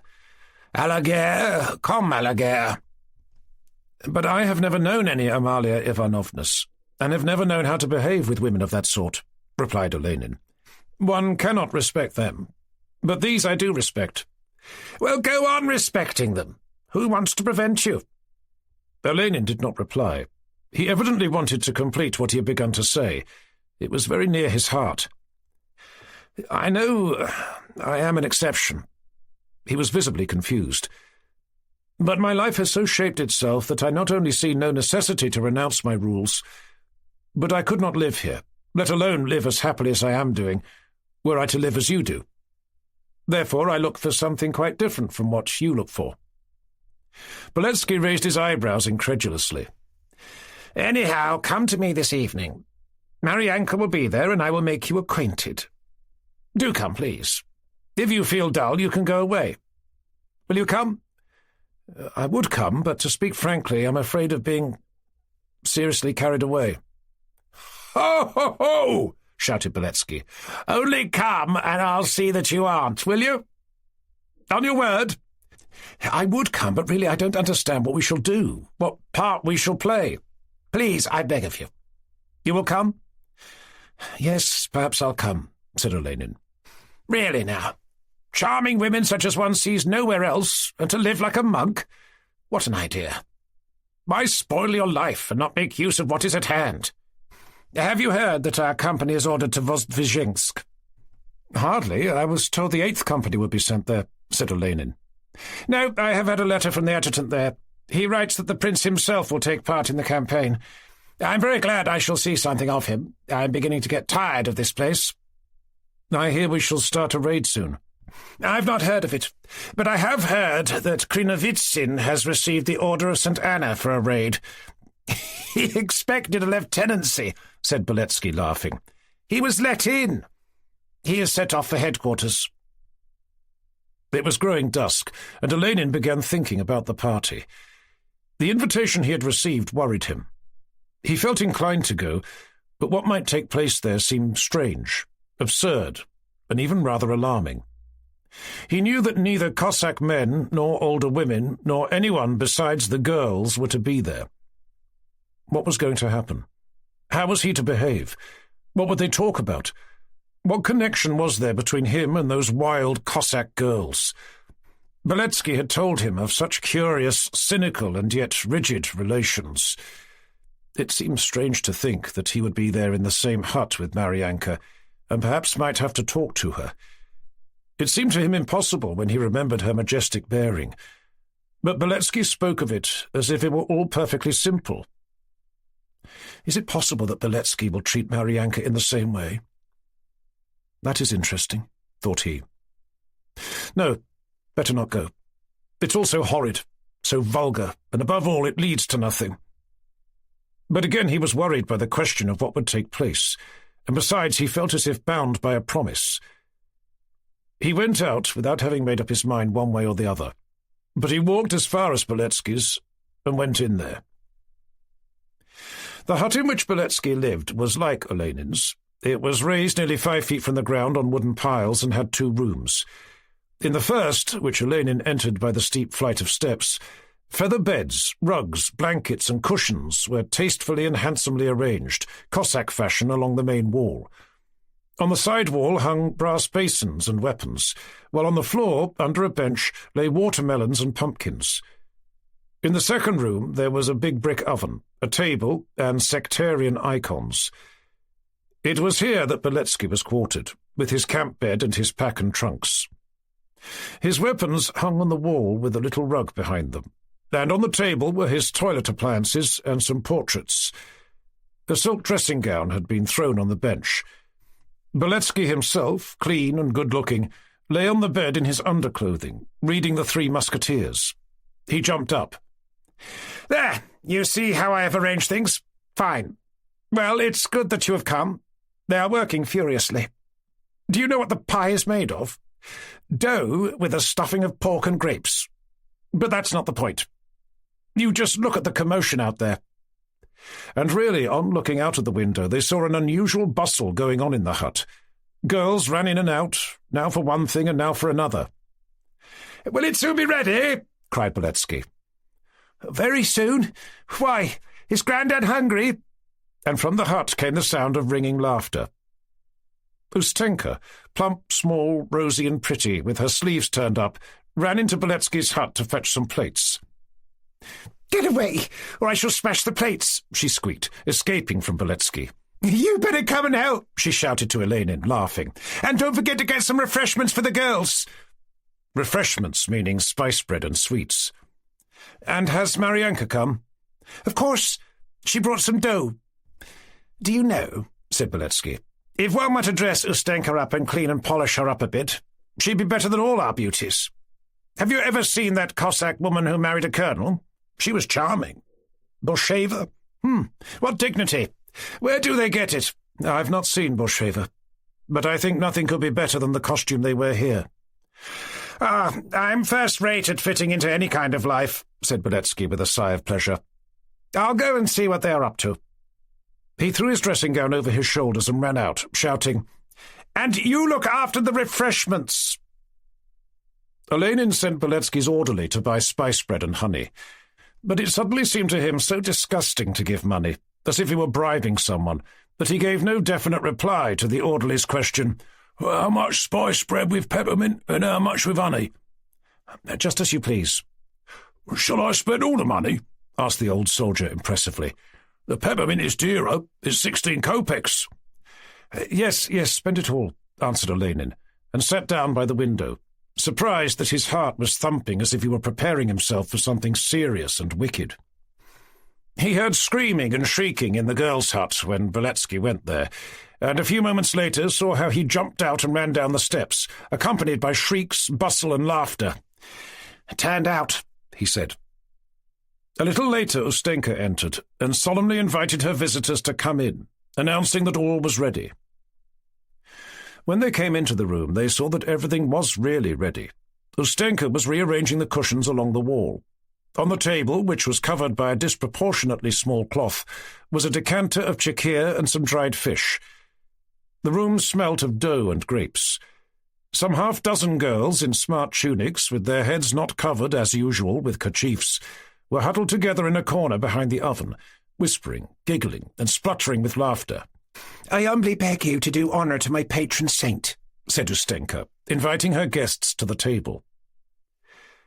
Olenin noticed Maryanka among the group of girls, who without exception were all handsome, and he felt vexed and hurt that he met her in such vulgar and awkward circumstances.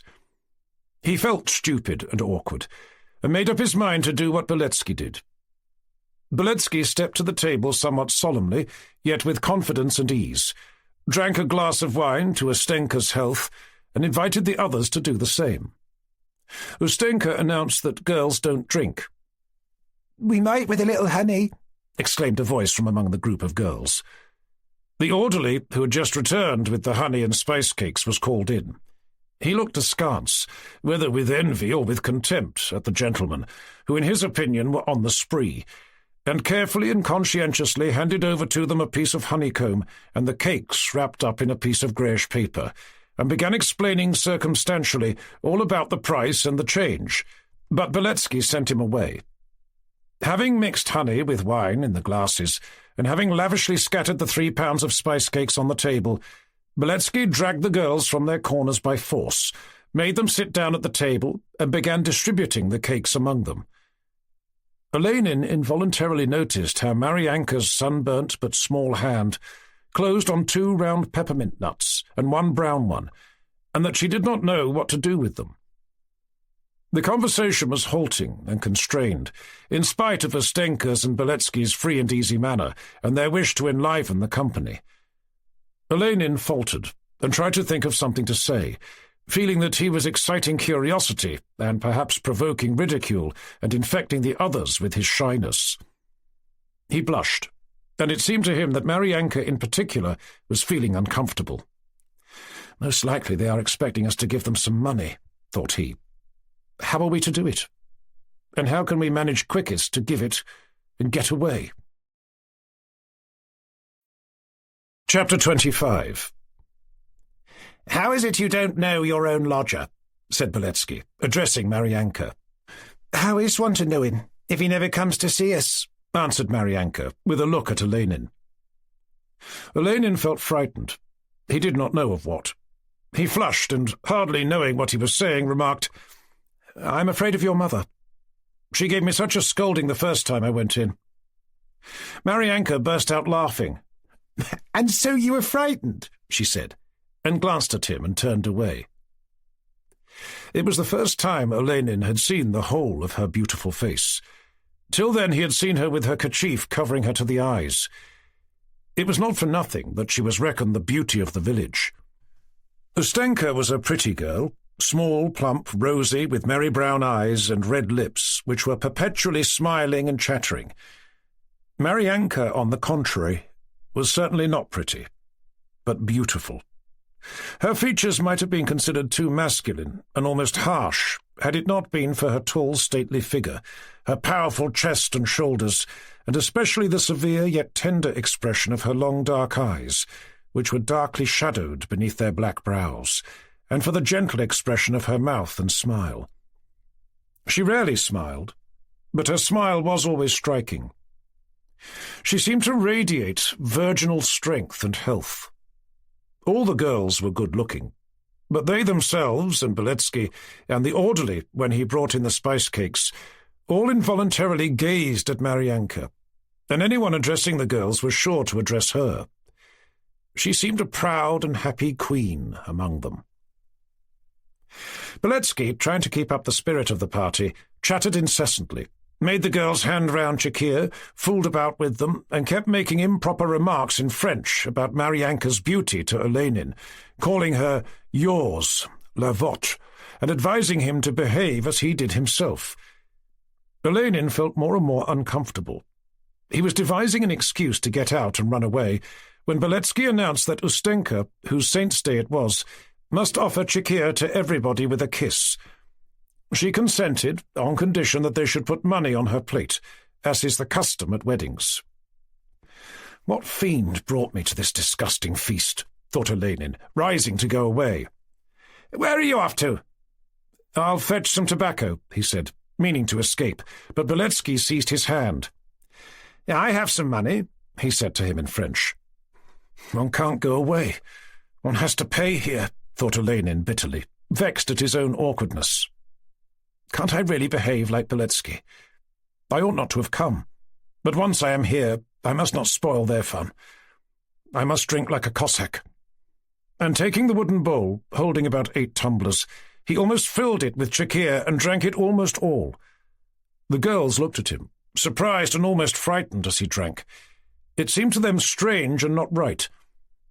Ustenka brought them another glass each and kissed them both. There, girls. Now we'll have some fun, she said, clinking on the plate the 4 roubles the men had put there. Olenin no longer felt awkward, but became talkative. Now, Maryanka, it's your turn to offer us wine and a kiss, said Beletsky, seizing her hand.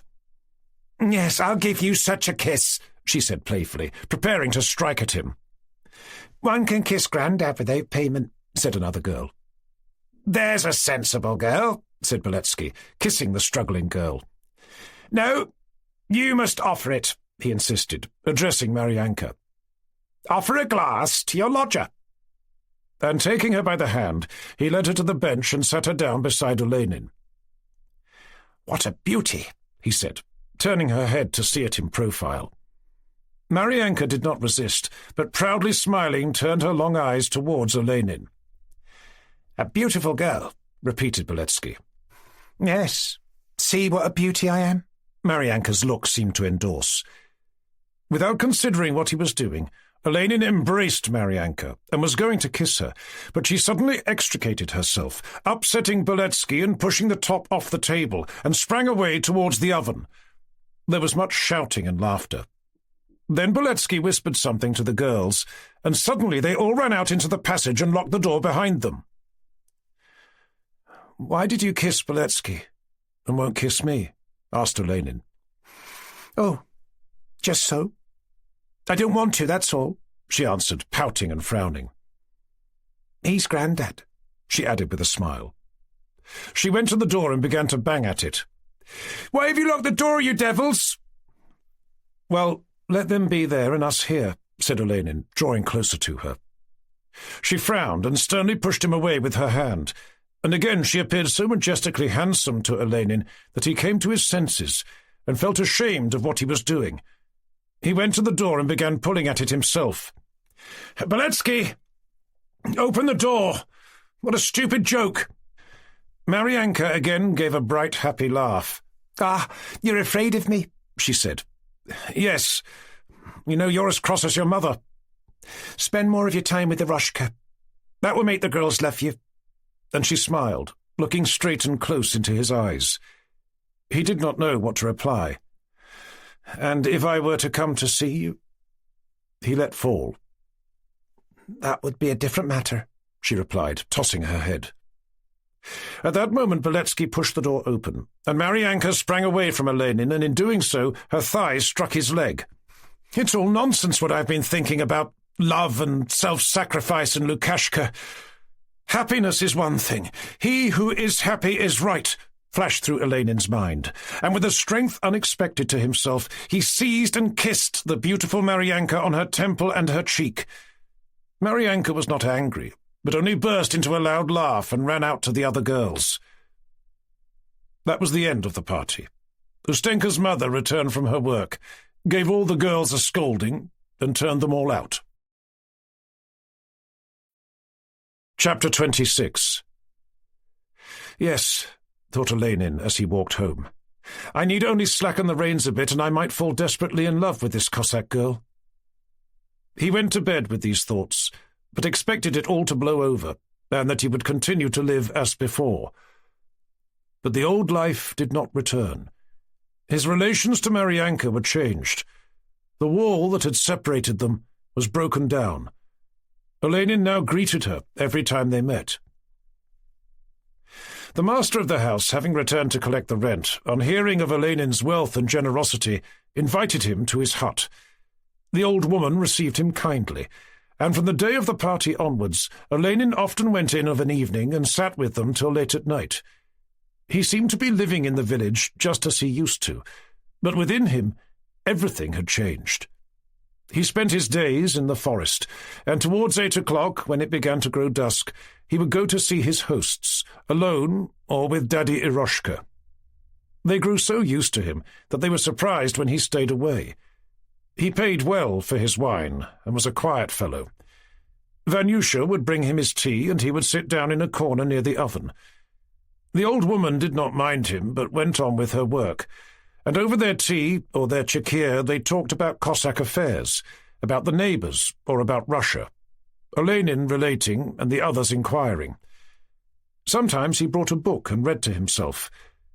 Maryanka crouched like a wild goat with her feet drawn up under her, sometimes on top of the oven, sometimes in a dark corner.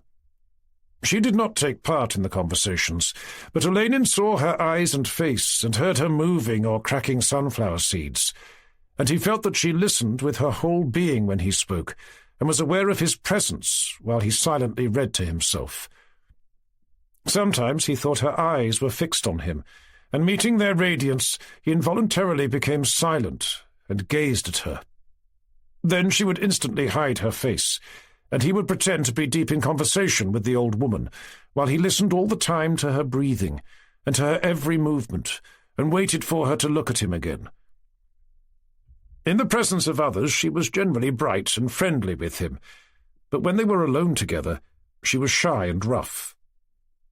Sometimes he came in before Maryanka had returned home. Suddenly he would hear her firm footsteps and catch a glimmer of her blue cotton smock at the open door. Then she would step into the middle of the hut, catch sight of him, and her eyes would give a scarcely perceptible kindly smile, and he would feel happy and frightened. He neither sought for nor wished for anything from her, but every day her presence became more and more necessary to him. Olenin had entered into the life of the Cossack village so fully that his past seemed quite foreign to him. As to the future, especially a future outside the world in which he was now living, it did not interest him at all. When he received letters from home, from relatives and friends, he was offended by the evident distress with which they regarded him as a lost man, while he, in his village, considered those as lost who did not live as he was living. He felt sure he would never repent of having broken away from his former surroundings, and of having settled down in this village to such a solitary and original life. When out on expeditions, and when quartered at one of the forts, he felt happy too. But it was here, from under Daddy Eroshka's wing, from the forest and from his hut at the end of the village, and especially when he thought of Maryanka and Lukashka, that he seemed to see the falseness of his former life. That falseness used to rouse his indignation even before, but now it seemed inexpressibly vile and ridiculous. Here he felt freer and freer every day, and more of a man. The Caucasus now appeared entirely different to what his imagination had painted it. He had found nothing at all like his dreams, nor like the descriptions of the Caucasus he had heard and read. There are none of all those chestnut steeds, precipices, Amalek becks, heroes or villains, thought he. The people live as nature lives. They die, are born, unite, and more are born. They fight, eat, and drink, rejoice and die, without any restrictions but those that nature imposes on sun and grass, on animal and tree. They have no other laws. Therefore these people, compared to himself, appeared to him beautiful, strong, and free, and the sight of them made him feel ashamed and sorry for himself. Often it seriously occurred to him to throw up everything, to get registered as a Cossack, to buy a hut and cattle and marry a Cossack woman, only not Maryanka, whom he conceded to Lukashka, and to live with Daddy Eroshka and go shooting and fishing with him, and go with the Cossacks on their expeditions. Why ever don't I do it? What am I waiting for? He asked himself, and he egged himself on and shamed himself. Am I afraid of doing what I hold to be reasonable and right? Is the wish to be a simple Cossack, to live close to nature, not to injure anyone, but even to do good to others, more stupid than my former dreams, such as those of becoming a minister of state or a colonel? But a voice seemed to say that he should wait, and not take any decision. He was held back by a dim consciousness that he could not live altogether like Yeroshka and Lukashka, because he had a different idea of happiness. He was held back by the thought that happiness lies in self-sacrifice. What he had done for Lukashka continued to give him joy. He kept looking for occasions to sacrifice himself for others, but did not meet with them. Sometimes he forgot this newly discovered recipe for happiness, and considered himself capable of identifying his life with Daddy Eroshka's. But then he quickly bethought himself, and promptly clutched at the idea of conscious self-sacrifice, and from that basis looked calmly and proudly at all men, and at their happiness. Chapter 27. Just before the vintage, Lukashka came on horseback to see Olenin.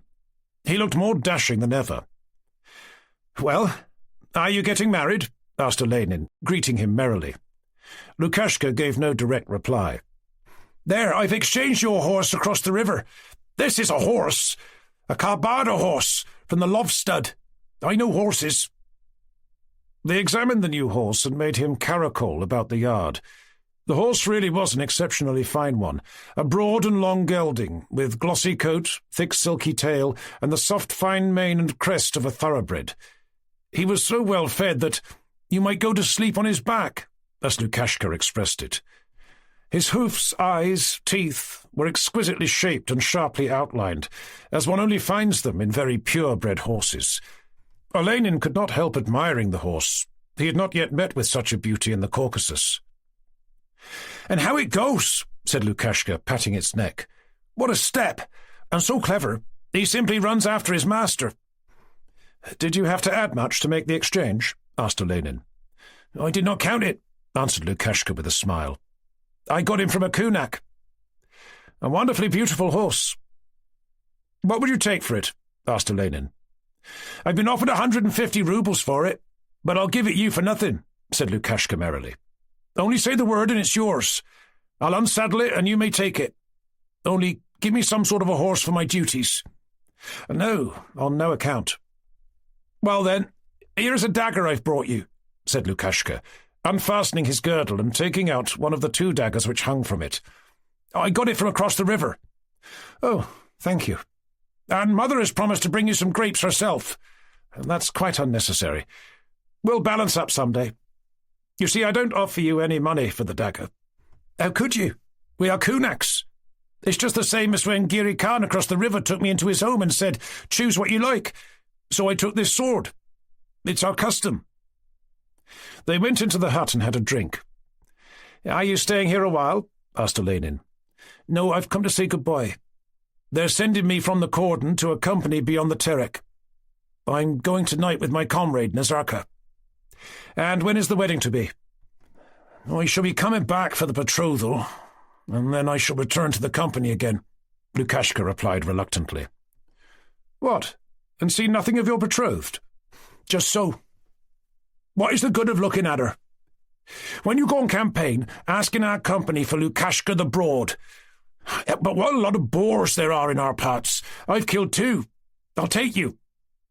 Well, goodbye. Christ save you. Lukashka mounted his horse, and without calling on Maryanka, rode caracoling down the street, where Nazarka was already awaiting him. I say, shall we call round? Asked Nazarka, winking in the direction of Yamka's house. Well, that's a good one, said Lukashka. Here, take my horse to her, and if I don't come soon, give him some hay. I shall reach the company by the morning anyway. Hasn't the cadet given you anything more? I'm thankful to have paid him back with a dagger. He was going to ask for the horse, said Lukashka, dismounting and handing over the horse to Nazarka. He darted into the yard past Olenin's very window, and came up to the window of the cornet's hut. It was already quite dark. Maryanka, wearing only her smock, was combing her hair, preparing for bed. It's I, whispered the Cossack. Maryanka's look was severely indifferent, but her face suddenly brightened up when she heard her name. She opened the window and leant out, frightened and joyous. What do you want? She said. Open, uttered Lukashka. Let me in for a minute. I'm so sick of waiting, it's awful. He took hold of her head through the window and kissed her. Really, do open. Why do you talk nonsense? I've told you I won't. Have you come for long? He did not answer, but went on kissing her, and she did not ask again. There, through the window one can't even hug you properly, said Lukashka.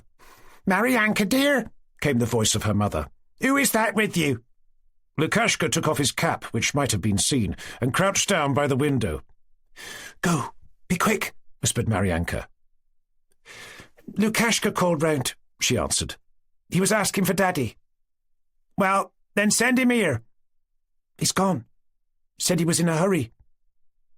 In fact, Lukashka, stooping, as with big strides he passed under the windows, ran out through the yard and towards Yamka's house, unseen by anyone but Olenin. After drinking 2 bowls of chikhir, he and Nazarka rode away to the outpost. The night was warm, dark, and calm. They rode in silence. Only the footfall of their horses was heard. Lukashka started a song about the Cossack Mingal, but stopped before he had finished the first verse, and, after a pause, turning to Nazarka, said, I say, she wouldn't let me in. Oh, rejoined Nazarka. I knew she wouldn't. Do you know what Yamka told me? The cadet has begun going to their house. Daddy Eroshka brags that he got a gun from the cadet for getting in Maryanka. He lies, the old devil, said Lukashka angrily. She's not such a girl. If he does not look out, I'll wallop that old devil's sides. And he began his favourite song. From the village of Ismailov, from the master's favourite garden, once escaped a keen-eyed falcon. Soon after him a huntsman came a-riding, and he beckoned to the falcon that had strayed, but the bright-eyed bird thus answered. In gold cage you could not keep me, on your hand you could not hold me, so now I fly to blue seas far away. There a white swan I will kill, of sweet swan flesh have my fill. Chapter 28. The betrothal was taking place in the cornet's hut. Lukashka had returned to the village, but had not been to see Olenin, and Olenin had not gone to the betrothal, though he had been invited. He was sad, as he had never been since he settled in this Cossack village. He had seen Lukashka earlier in the evening, and was worried by the question why Lukashka was so cold towards him. Olenin shut himself up in his hut and began writing in his diary, as follows. "Many things have I pondered over lately, and much have I changed," wrote he. "And I have come back to the copybook maxim, the one way to be happy is to love self-denyingly, to love everybody and everything, to spread a web of love on all sides, and to take all who come into it. In this way I caught Vanyusha, Daddy Eroshka, Lukashka, and Maryanka." As Olenin was finishing this sentence, Daddy Eroshka entered the room. Eroshka was in the happiest frame of mind.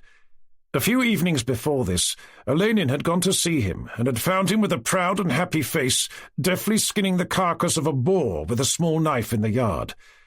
The dogs, Liam, his pet among them, were lying close by, watching what he was doing and gently wagging their tails. The little boys were respectfully looking at him through the fence and not even teasing him, as was their wont. His women neighbours, who were as a rule not too gracious towards him, greeted him and brought him, one a jug of chakir, another some clotted cream, and a third a little flour. The next day, Eroshka sat in his storeroom all covered with blood, and distributed pounds of boar flesh, taking in payment money from some and wine from others. His face clearly expressed, "God has sent me luck. I have killed a boar, so now I am wanted." Consequently, he naturally began to drink, and had gone on for 4 days, never leaving the village. Besides which, he had had something to drink at the betrothal. He came to Olenin quite drunk, his face red, his beard tangled, but wearing a new beshmet trimmed with gold braid, and he brought with him a balalaika, which he had obtained beyond the river. He had long promised Olenin this treat, and felt in the mood for it, so that he was sorry to find Olenin writing. Write on, my lad," he whispered, as if he thought that a spirit sat between him and the paper and must not be frightened away, and he softly and silently sat down on the floor. When Daddy Eroshka was drunk, his favourite position was on the floor. Olenin looked round, ordered some wine to be brought, and continued to write. Eroshka found it dull to drink by himself, and he wished to talk. "I've been to the betrothal at the Cornets, but they're swine. Don't want them. I've come to you." "And where did you get your balalaika?" asked Olenin, still writing. "I've been beyond the river and got it there, brother mine," he answered, also very quietly. "I'm a master at it. Tartar or Cossack, squire or soldier's songs. Any kind you please." Olenin looked at him again, smiled, and went on writing. That smile emboldened the old man. "Oh, come, leave off, my lad, leave off," he said with sudden firmness. "Well, perhaps I will." "Come, people have injured you, but leave them alone.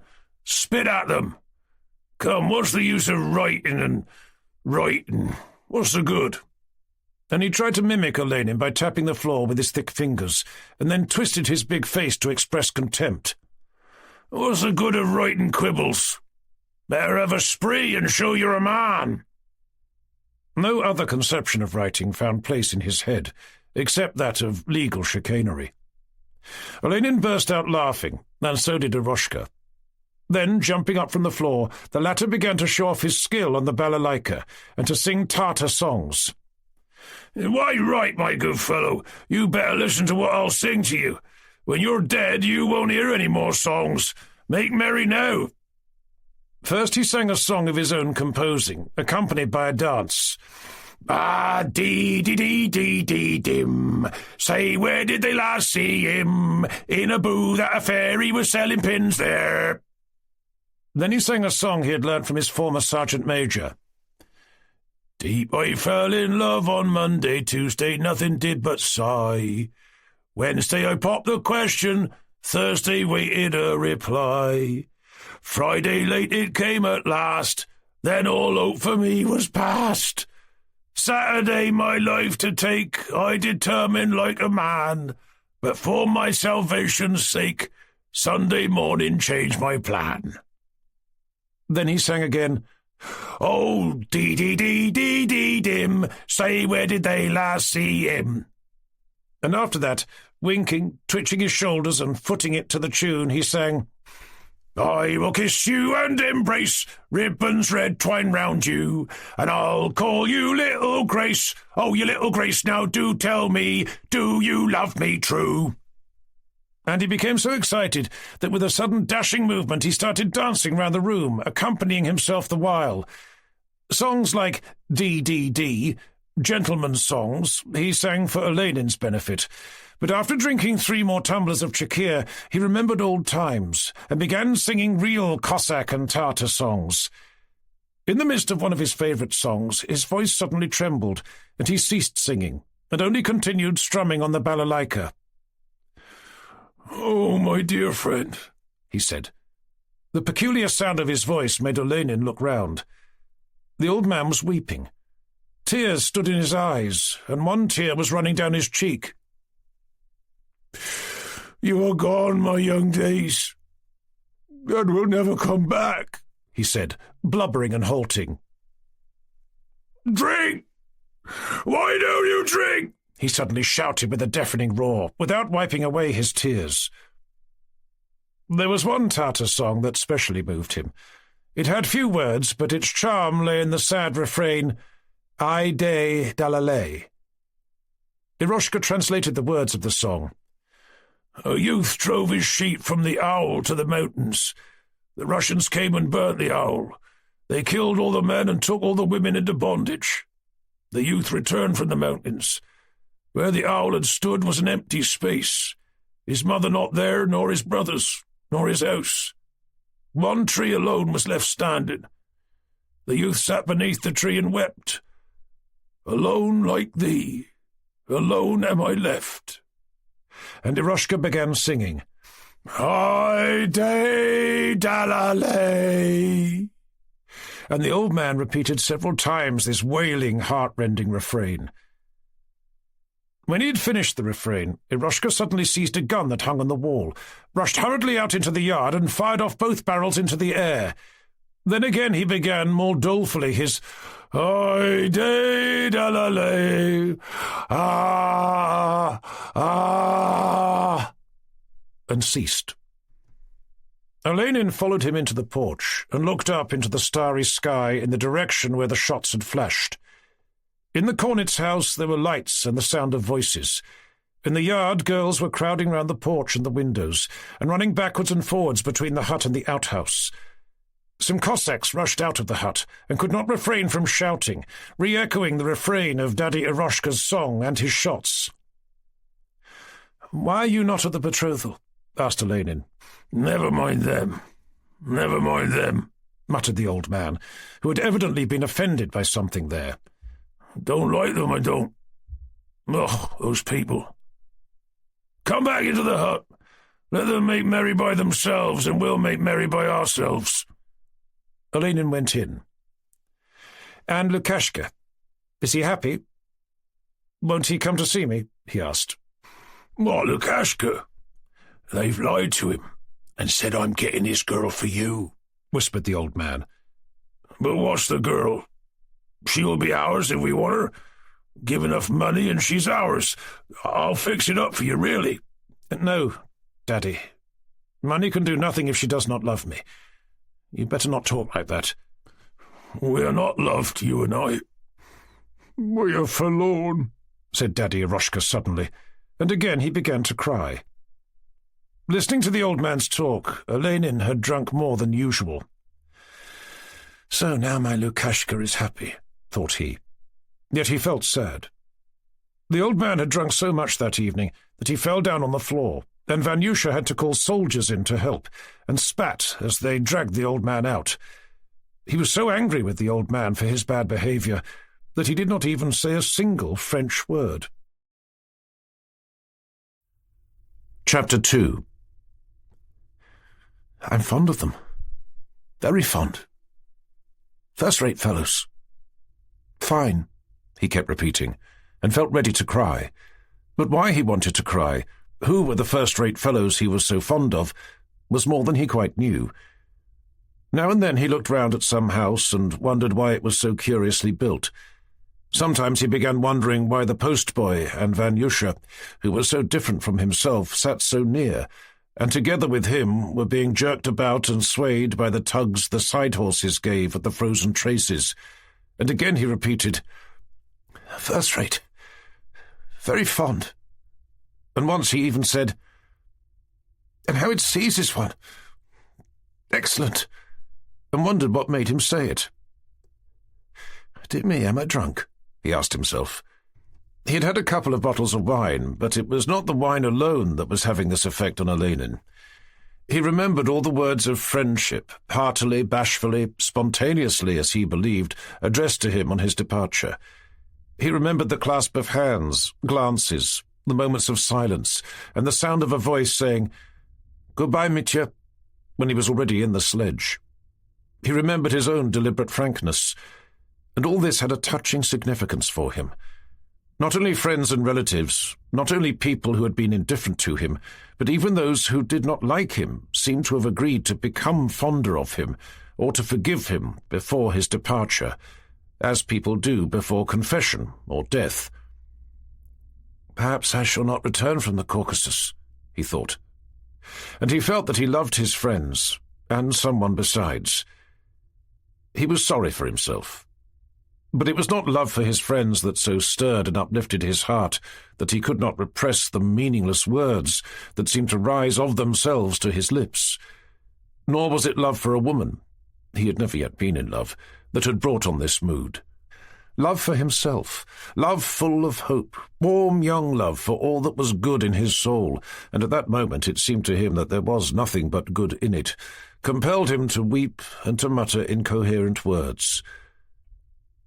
Olenin was a youth who had never completed his university course, never served anywhere, having only a nominal post in some government office or other, who had squandered half his fortune and had reached the age of 24 without having done anything, or even chosen a career.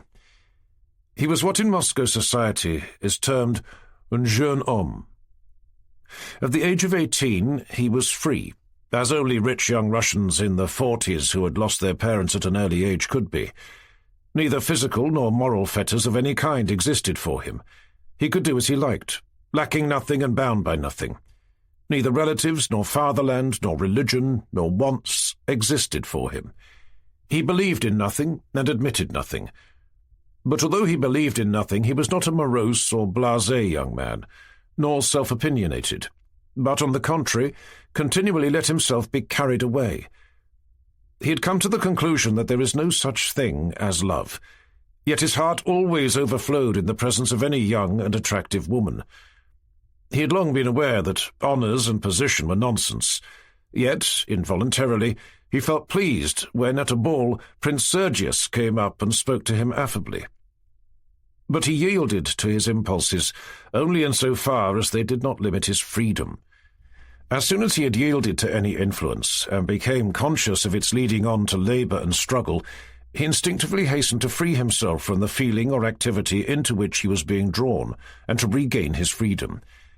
In this way he experimented with society life, the civil service, farming, music, to which at one time he intended to devote his life, and even with the love of women, in which he did not believe.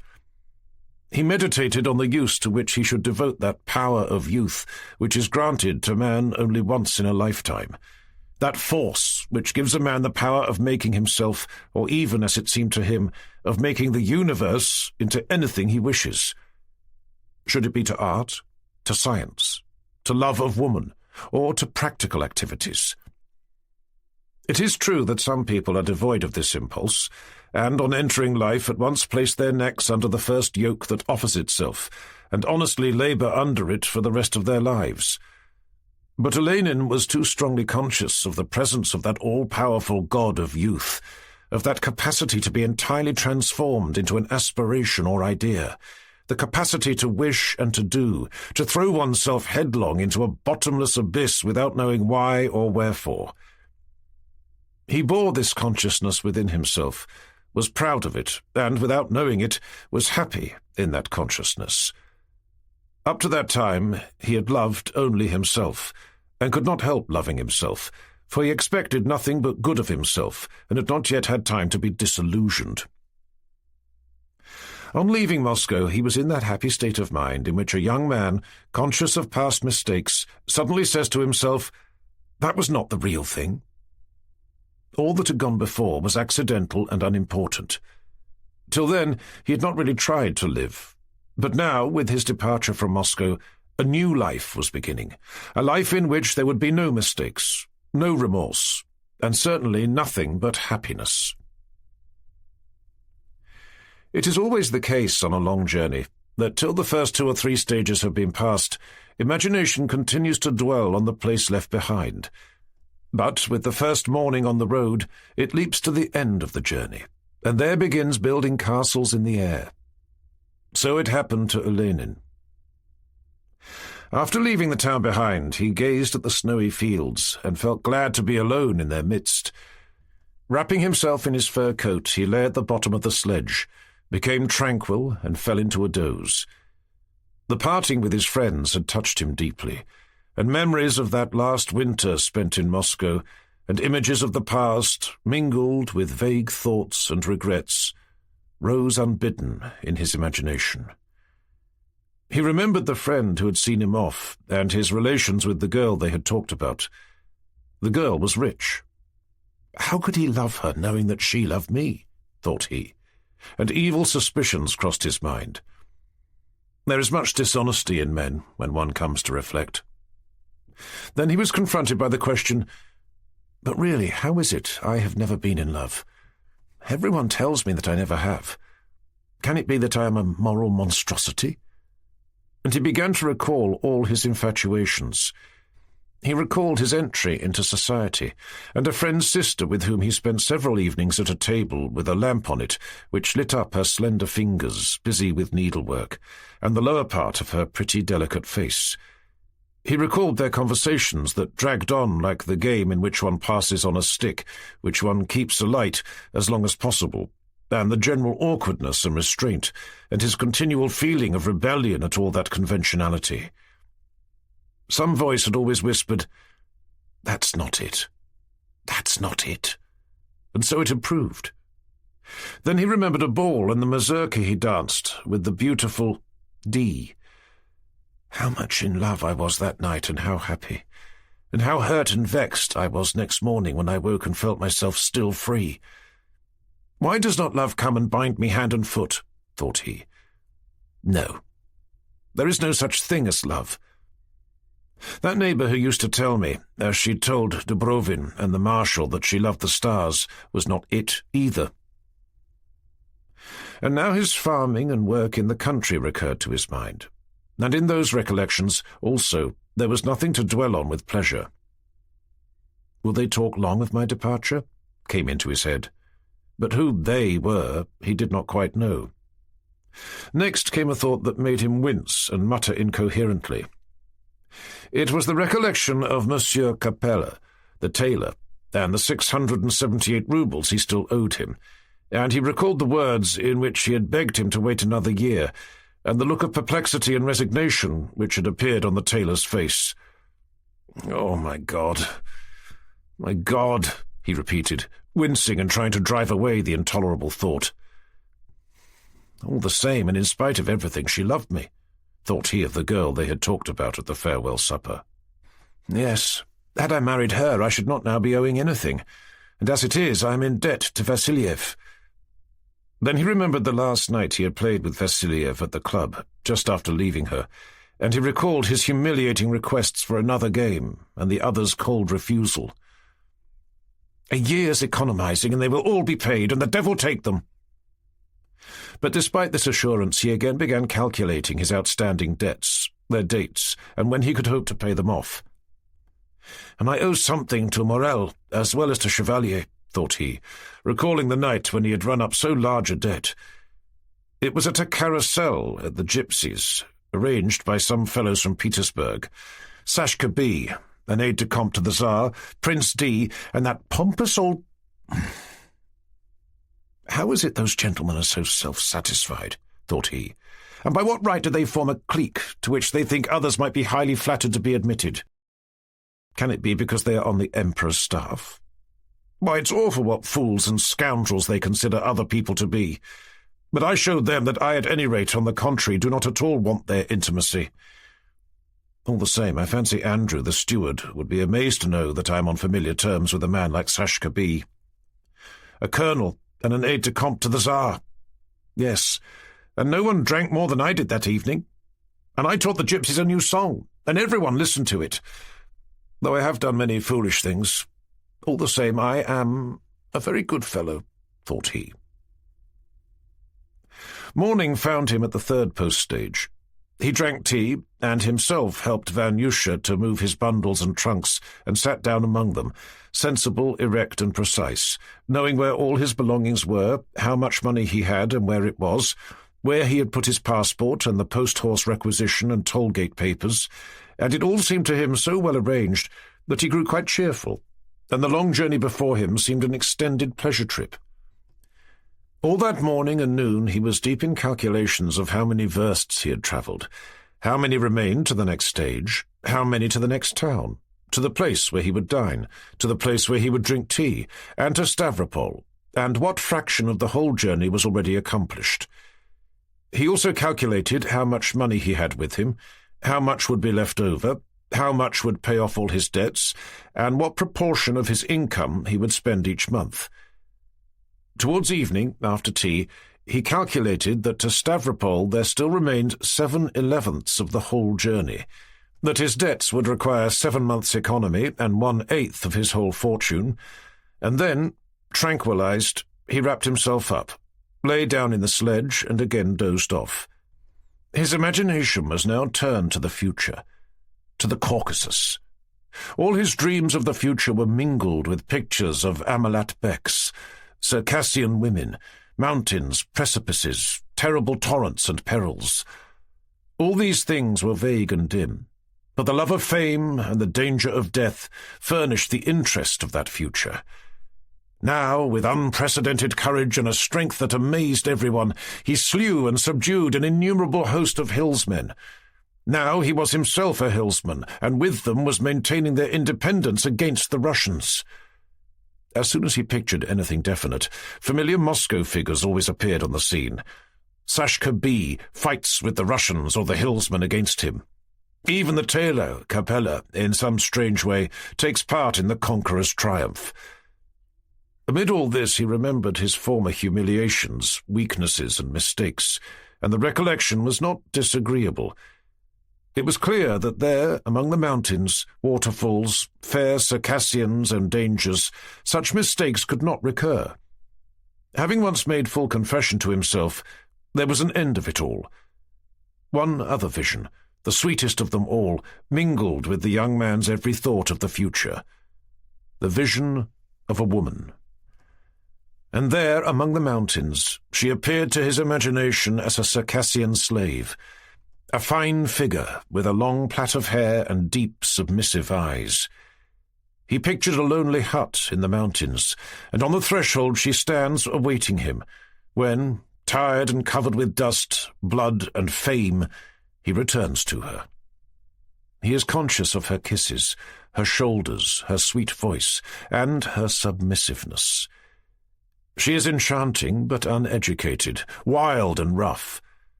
In the long winter evenings he begins her education. She is clever and gifted, and quickly acquires all the knowledge essential. Why not? She can quite easily learn foreign languages, read the French masterpieces and understand them. Notre Dame de Paris, for instance, is sure to please her. She can also speak French. In a drawing-room she can show more innate dignity than a lady of the highest society. She can sing, simply, powerfully, and passionately. "Oh, what nonsense," said he to himself. But here they reached a post-station, and he had to change into another sledge and give some tips.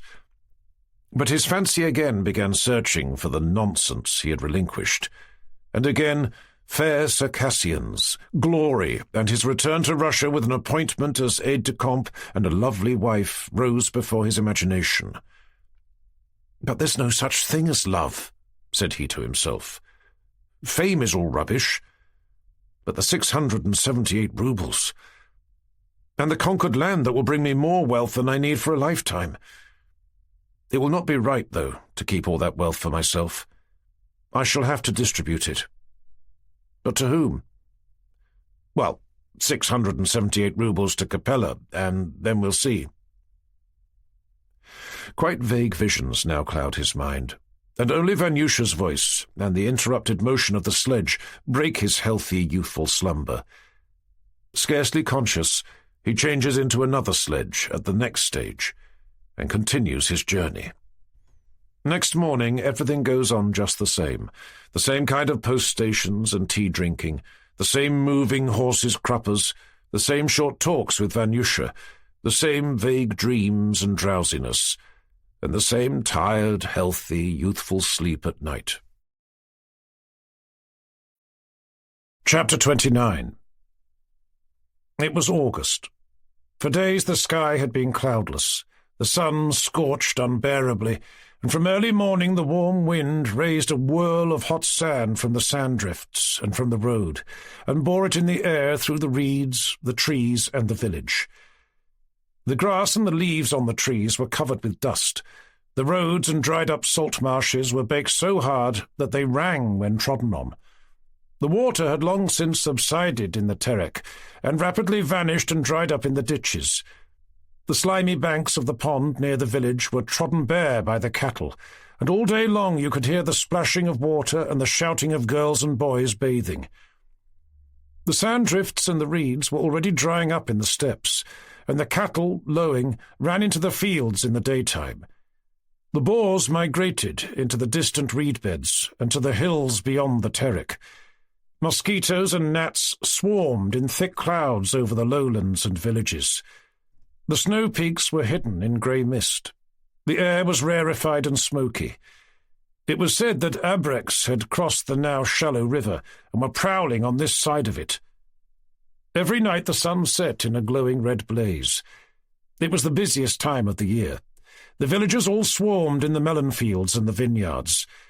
The vineyards, thickly overgrown with twining verdure, lay in cool, deep shade. Everywhere between the broad, translucent leaves, ripe, heavy, black clusters peeped out. Along the dusty road from the vineyards, the creaking carts moved slowly, heaped up with black grapes. Clusters of them, crushed by the wheels, lay in the dirt. Boys and girls in smocks, stained with grape juice, with grapes in their hands and mouths, ran after their mothers. On the road you continually came across tattered labourers with baskets of grapes on their powerful shoulders. Cossack maidens, veiled with kerchiefs to their eyes, drove bullocks harnessed to carts laden high with grapes. Soldiers who happened to meet these carts asked for grapes, and the maidens, clambering up without stopping their carts, would take an armful of grapes and drop them into the skirts of the soldiers' coats.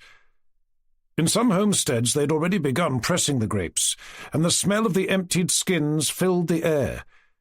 One saw the blood-red troughs in the penthouses in the yards, and the Nogai labourers with their trousers rolled up and their legs stained with the juice. Grunting pigs gorged themselves with the empty skins and rolled about in them. The flat roofs of the outhouses were all spread over with the dark amber clusters drying in the sun.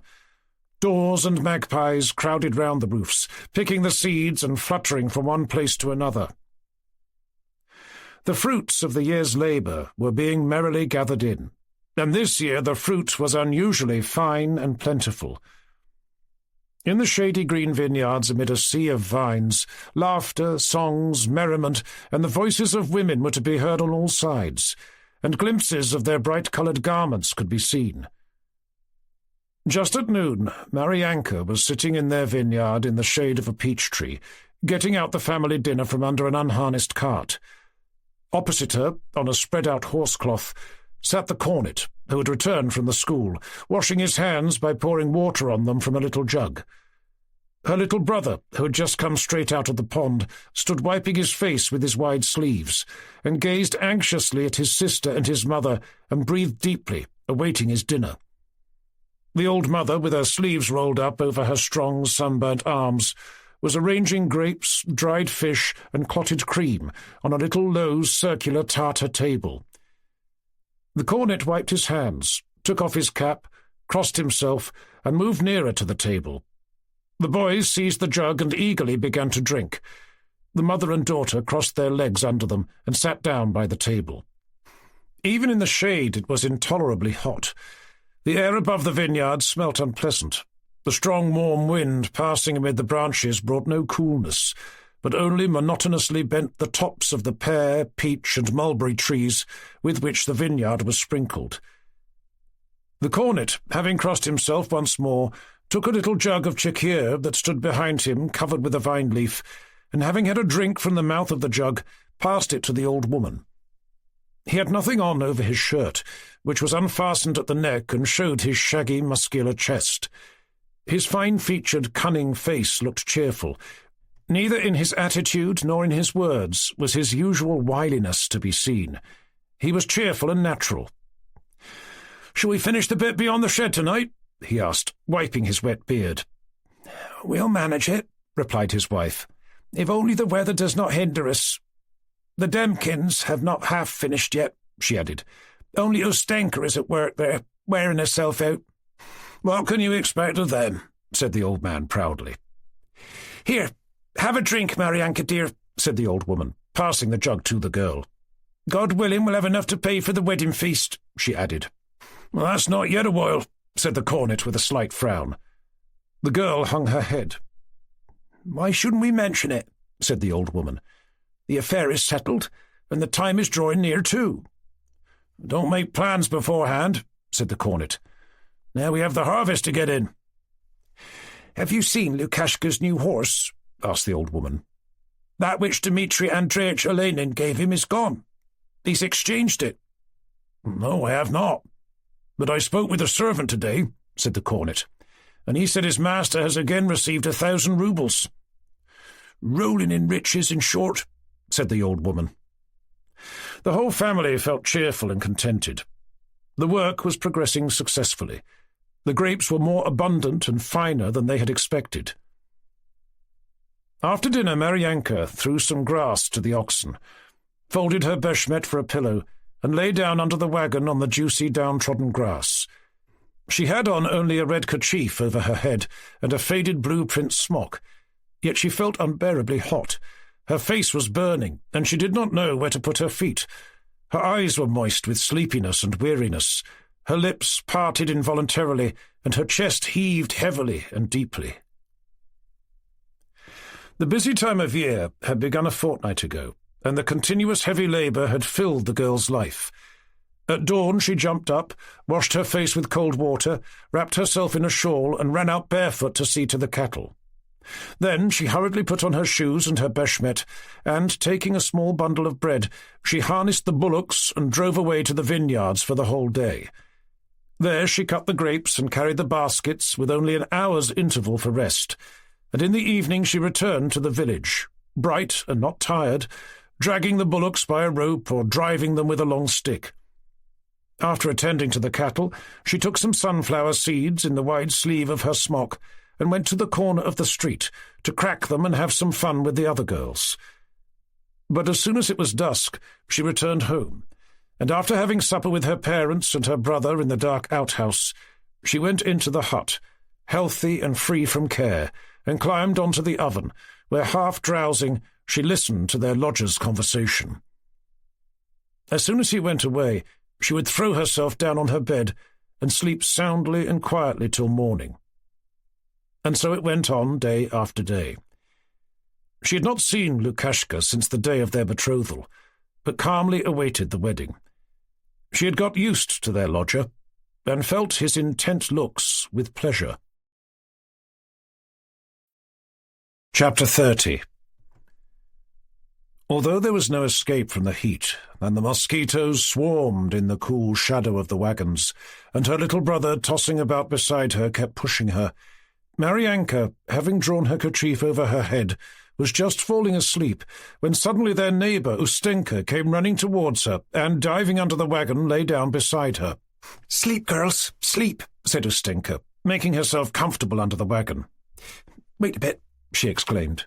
"This won't do."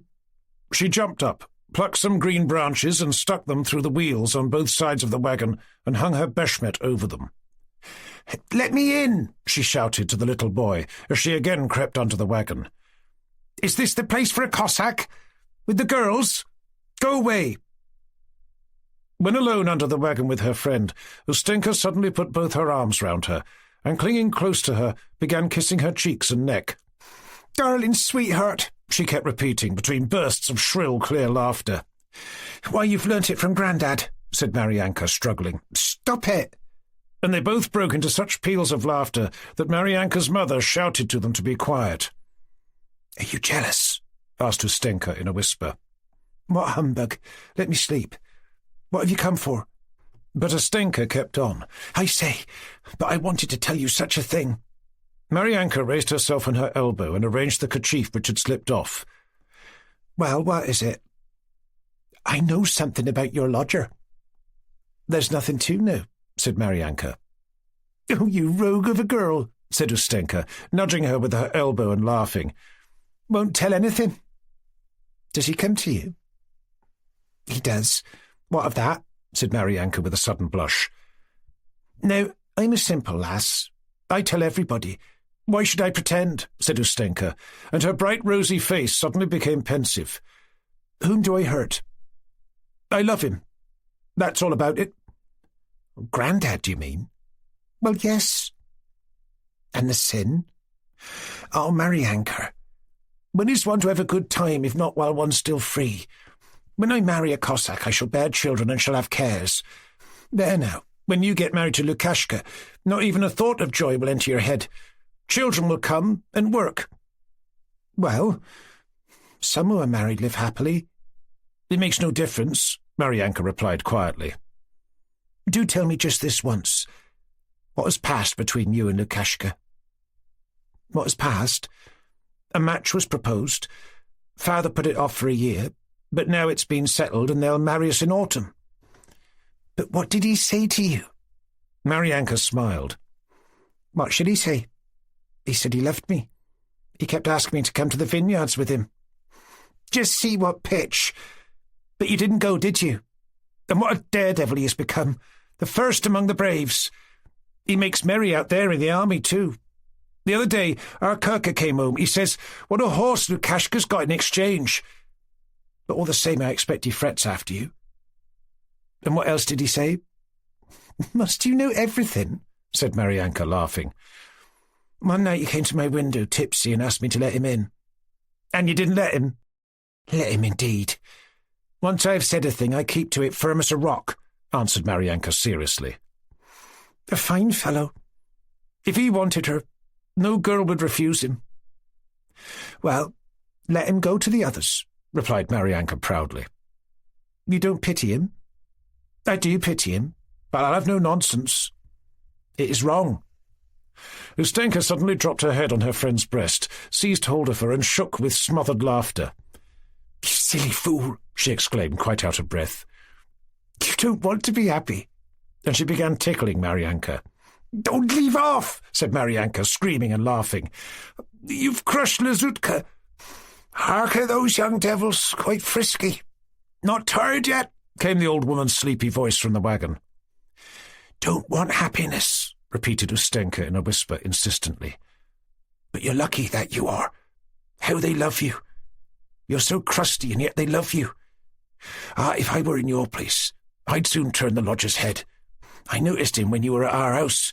He was ready to eat you with his eyes. What things Grandad has given me. And yours, they say, is the richest of the Russians. His orderly says they have serfs of their own." Maryanka raised herself, and after thinking a moment, smiled. "Do you know what he once told me? The lodger, I mean," she said, biting a bit of grass. "He said, I'd like to be Lukashka the Cossack, or your brother, Lazutka." "What do you think he meant?" "Oh, just chattering what came into his head," answered Ustenka. "What does mine not say? Just as if he was possessed." Maryanka dropped her hand on her folded beshmet, threw her arm over Ustenka's shoulder and shut her eyes. "He wanted to come and work in the vineyard today. Father invited him," she said. And after a short silence, she fell asleep. Chapter 31. The sun had come out from behind the pear tree that had shaded the wagon, and even through the branches that Ustenka had fixed up it scorched the faces of the sleeping girls. Maryanka woke up and began arranging the kerchief on her head. Looking about her, beyond the pear tree, she noticed their lodger, who, with his gun on his shoulder, stood talking to her father. She nudged Ustenka and smilingly pointed him out to her. "I went yesterday and didn't find a single one," Olenin was saying, as he looked about uneasily, not seeing Maryanka through the branches. "Ah, you should go out there in that direction. Go right as by compasses. There, in a disused vineyard, denominated as the Waste, hares are always to be found," said the cornet, having at once changed his manner of speech. "A fine thing to go looking for hares in these busy times. You'd better come and help us, and do some work with the girls," the old woman said merrily. "Now then, girls, up with you," she cried. Maryanka and Ustenka under the cart were whispering and could hardly restrain their laughter. Since it had become known that Olenin had given a horse worth 50 rubles to Lukashka, his hosts had become more amiable, and the cornet in particular saw with pleasure his daughter's growing intimacy with Olenin. "But I don't know how to do the work," replied Olenin, trying not to look through the green branches under the wagon, where he had now noticed Maryanka's blue smock and red kerchief. "Come, I'll give you some peaches," said the old woman. "It's only according to the ancient Cossack hospitality. It's her old woman's silliness," said the cornet, explaining and apparently correcting his wife's words. "In Russia, I expect it's not so much peaches as pineapple jam and preserves you have been accustomed to eat at your pleasure." "So you say hares are to be found in the disused vineyard?" asked Olenin. "I will go there." And throwing a hasty glance through the green branches, he raised his cap and disappeared between the regular rows of green vines. The sun had already sunk behind the fence of the vineyards, and its broken rays glittered through the translucent leaves when Olenin returned to his host's vineyard. The wind was falling, and a cool freshness was beginning to spread around. By some instinct, Olenin recognized from afar Maryanka's blue smock among the rows of vine, and, picking grapes on his way, he approached her. His highly excited dog also now and then seized a low-hanging cluster of grapes in his slobbering mouth. Maryanka, her face flushed, her sleeves rolled up and her kerchief down below her chin, was rapidly cutting the heavy clusters and laying them in a basket. Without letting go of the vine she had hold of, she stopped to smile pleasantly at him and resumed her work. Olenin drew near and threw his gun behind his back to have his hands free. "Where are your people? May God aid you. Are you alone?" he meant to say, but did not say, and only raised his cap in silence. He was ill at ease alone with Maryanka, but, as if purposely to torment himself, he went up to her. "You'll be shooting the women with your gun like that," said Maryanka. "No, I shan't shoot them." They were both silent. Then, after a pause, she said, "You should help me." He took out his knife and began silently to cut off the clusters. He reached from under the leaves low down a thick bunch weighing about 3 pounds, the grapes of which grew so close that they flattened each other for want of space. He showed it to Maryanka. "Must they all be cut? Isn't this one too green?" "Give it here." Their hands touched. Olenin took her hand, and she looked at him smiling. "Are you going to be married soon?" he asked. She did not answer, but turned away with a stern look. "Do you love Lukashka?" "What's that to you?" "I envy him." "Very likely." "No, really. You're so beautiful." And he suddenly felt terribly ashamed of having said it. So commonplace did the words seem to him. He flushed, lost control of himself, and seized both her hands. "Whatever I am, I'm not for you." "Why do you make fun of me?" replied Maryanka, but her look showed how certainly she knew he was not making fun. "Making fun? If you only knew how I—" The words sounded still more commonplace. They accorded still less with what he felt, but yet he continued. "I don't know what I would not do for you." "Leave me alone, you pitch." But her face, her shining eyes, her swelling bosom, her shapely legs said something quite different. It seemed to him that she understood how petty were all things he had said, but that she was superior to such considerations. It seemed to him she had long known all he wished and was not able to tell her, but wanted to hear how he would say it. And how can she help knowing, he thought, since I only want to tell her all that she herself is. But she does not wish to understand, does not wish to reply. "Hello!" Suddenly came Ustenka's high voice from behind the vine at no great distance, followed by her shrill laugh. "Come and help me, Dmitri Andreevich, I'm all alone," she cried, thrusting her round, naive little face through the vines. Olenin did not answer, nor move from his place. Maryanka went on cutting and continually looked up at Olenin. He was about to say something, but stopped, shrugged his shoulders, and, having jerked up his gun, walked out of the vineyard with rapid strides. Chapter 32. He stopped once or twice, listening to the ringing laughter of Maryanka and Ustenka, who, having come together, were shouting something. Olenin spent the whole evening hunting in the forest, and returned home at dusk without having killed anything. When crossing the road, he noticed her open the door of the outhouse, and her blue smock showed through it. He called to Vanyusha very loud, so as to let her know that he was back, and then sat down in the porch in his usual place. His hosts now returned from the vineyard.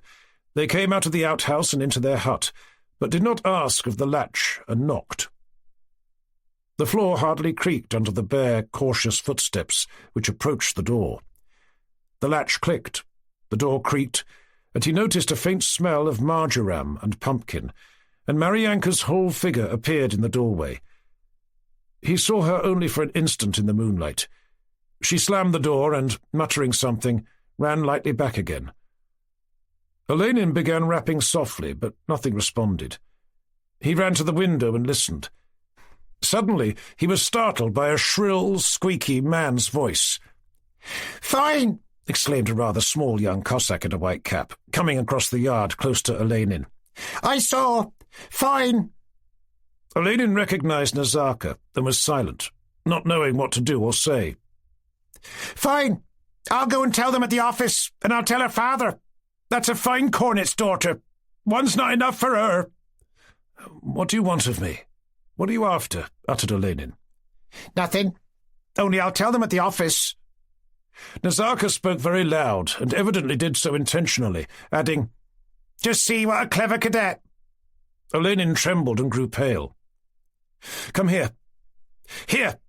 He seized the Cossack firmly by the arm and drew him towards his hut. "Nothing happened. She did not let me in, and I too mean no harm. She's an honest girl." "Eh? Disgust—" "Yes, but all the same, I'll give you something now. Wait a bit." Nazarka said nothing. Olenin ran into his hut and brought out 10 rubles, which he gave to the Cossack. "Nothing happened, but still I was to blame, so I give this. Only for God's sake don't let anyone know, for nothing happened." "Ha! I wish you joy," said Nazarka, laughing, and went away. Nazarka had come to the village that night, at Lukashka's bidding, to find a place to hide a stolen horse, and now, passing by on his way home, had heard the sound of footsteps. When he returned next morning to his company, he bragged to his chum, and told him how cleverly he had got 10 rubles. Next morning Olenin met his hosts, and they knew nothing about the events of the night. He did not speak to Maryanka, and she only laughed a little when she looked at him. Next night he also passed without sleep, vainly wandering about the yard. The day after, he purposely spent shooting, and in the evening he went to see Beletsky to escape from his own thoughts. He was afraid of himself, and promised himself not to go to his host's hut any more. That night he was roused by the sergeant-major. His company was ordered to start at once on a raid. Olenin was glad this had happened, and thought he would not again return to the village. The raid lasted 4 days. The commander, who was a relative of Olenin's, wished to see him, and offered to let him remain with the staff, but this Olenin declined. he found that he could not live away from the village, and asked to be allowed to return to it. For having taken part in the raid, he received a soldier's cross, which he had formerly greatly desired. Now he was quite indifferent about it, and even more indifferent about his promotion, the order for which had still not arrived. Accompanied by Vanyusha, he rode back to the cordon without any accident, several hours in advance of the rest of the company. He spent the whole evening in his porch, watching Maryanka, and he again walked about the yard, without aim or thought, all night. Chapter 33. It was late when he awoke the next day. His hosts were no longer in. He did not go shooting, but now took up a book, and now went out into the porch, and now again re-entered the hut and lay down on the bed. Vanyusha thought he was ill. Towards evening Olenin got up, resolutely began writing, and wrote on till late at night. He wrote a letter, but did not post it because he felt that no one would have understood what he wanted to say, and besides it was not necessary that anyone but himself should understand it. This is what he wrote. I receive letters of condolence from Russia. They are afraid that I shall perish, buried in these wilds. They say about me, he will become coarse. He will be behind the times in everything. He will take to drink, and who knows but that he may marry a Cossack girl. It was not for nothing, they say, that Ermolov declared, anyone serving in the Caucasus for 10 years either becomes a confirmed drunkard or marries a loose woman. How terrible. Indeed, it won't do for me to ruin myself when I might have the great happiness of even becoming the Countess B's husband, or a court chamberlain, or a Marechal de Noblesse of my district. Oh, how repulsive and pitiable you all seem to me. You do not know what happiness is, or what life is. One must taste life once in all its natural beauty, must see and understand what I see every day before me. Those eternally unapproachable snowy peaks, and a majestic woman in that primitive beauty in which the first woman must have come from her Creator's hands.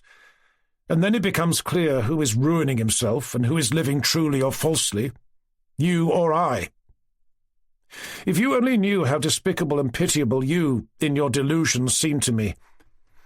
When I picture to myself, in place of my hut, my forests and my love, those drawing rooms, those women with their pomatum-greased hair eked out with false curls, those unnaturally grimacing lips, those hidden, feeble, distorted limbs, and that chatter of obligatory drawing-room conversation which has no right to the name, I feel unendurably revolted.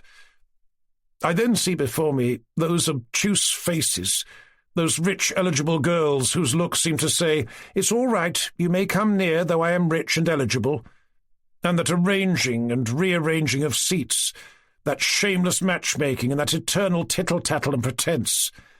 Those rules, with whom to shake hands, to whom only to nod, with whom to converse, and all this done deliberately with the conviction of its inevitability. That continual ennui in the blood passing on from generation to generation. Try to understand or believe just this one thing. You need only see and comprehend what truth and beauty are, and all that you now say and think, and all your wishes for me and for yourselves will fly to atoms. Happiness is being with nature, seeing her and conversing with her. He may even, God forbid, marry a common Cossack girl and be quite lost socially. I can imagine them saying of me with sincere pity. Yet the one thing I desire is to be quite lost, in your sense of the word. I wish to marry a Cossack girl, and dare not, because it would be a height of happiness of which I am unworthy. 3 months have passed since I first saw the Cossack girl Maryanka. The views and prejudices of the world I had left were still fresh in me. I did not then believe that I could love that woman. I delighted in her beauty, just as I delighted in the beauty of the mountains and the sky. Nor could I help delighting in her, for she is as beautiful as they. I found that the sight of her beauty had become a necessity of my life, and I began asking myself whether I did not love her. But I could find nothing within myself at all like love as I had imagined it to be. Mine was not the restlessness of loneliness and desire for marriage, nor was it platonic, still less a carnal love, such as I have experienced. I needed only to see her, to hear her, to know that she was near, and if I was not happy, I was at peace. After an evening gathering at which I met her and touched her, I felt that between that woman and myself there existed an indissoluble, though unacknowledged bond, against which I could not struggle. Yet I did struggle. I asked myself, is it possible to love a woman who will never understand the profoundest interests of my life? Is it possible to love a woman simply for her beauty? To love the statue of a woman? But I was already in love with her, though I did not yet trust my feelings. After that evening when I first spoke to her, our relations changed. Before that she had been to me an extraneous but majestic object of external nature. But since then she has become a human being. I began to meet her, to talk to her, and sometimes to go to work for her father, and to spend whole evenings with them. And in this intimate intercourse she remains still in my eyes, just as pure, inaccessible, and majestic. She always responded with equal calm, pride, and cheerful equanimity.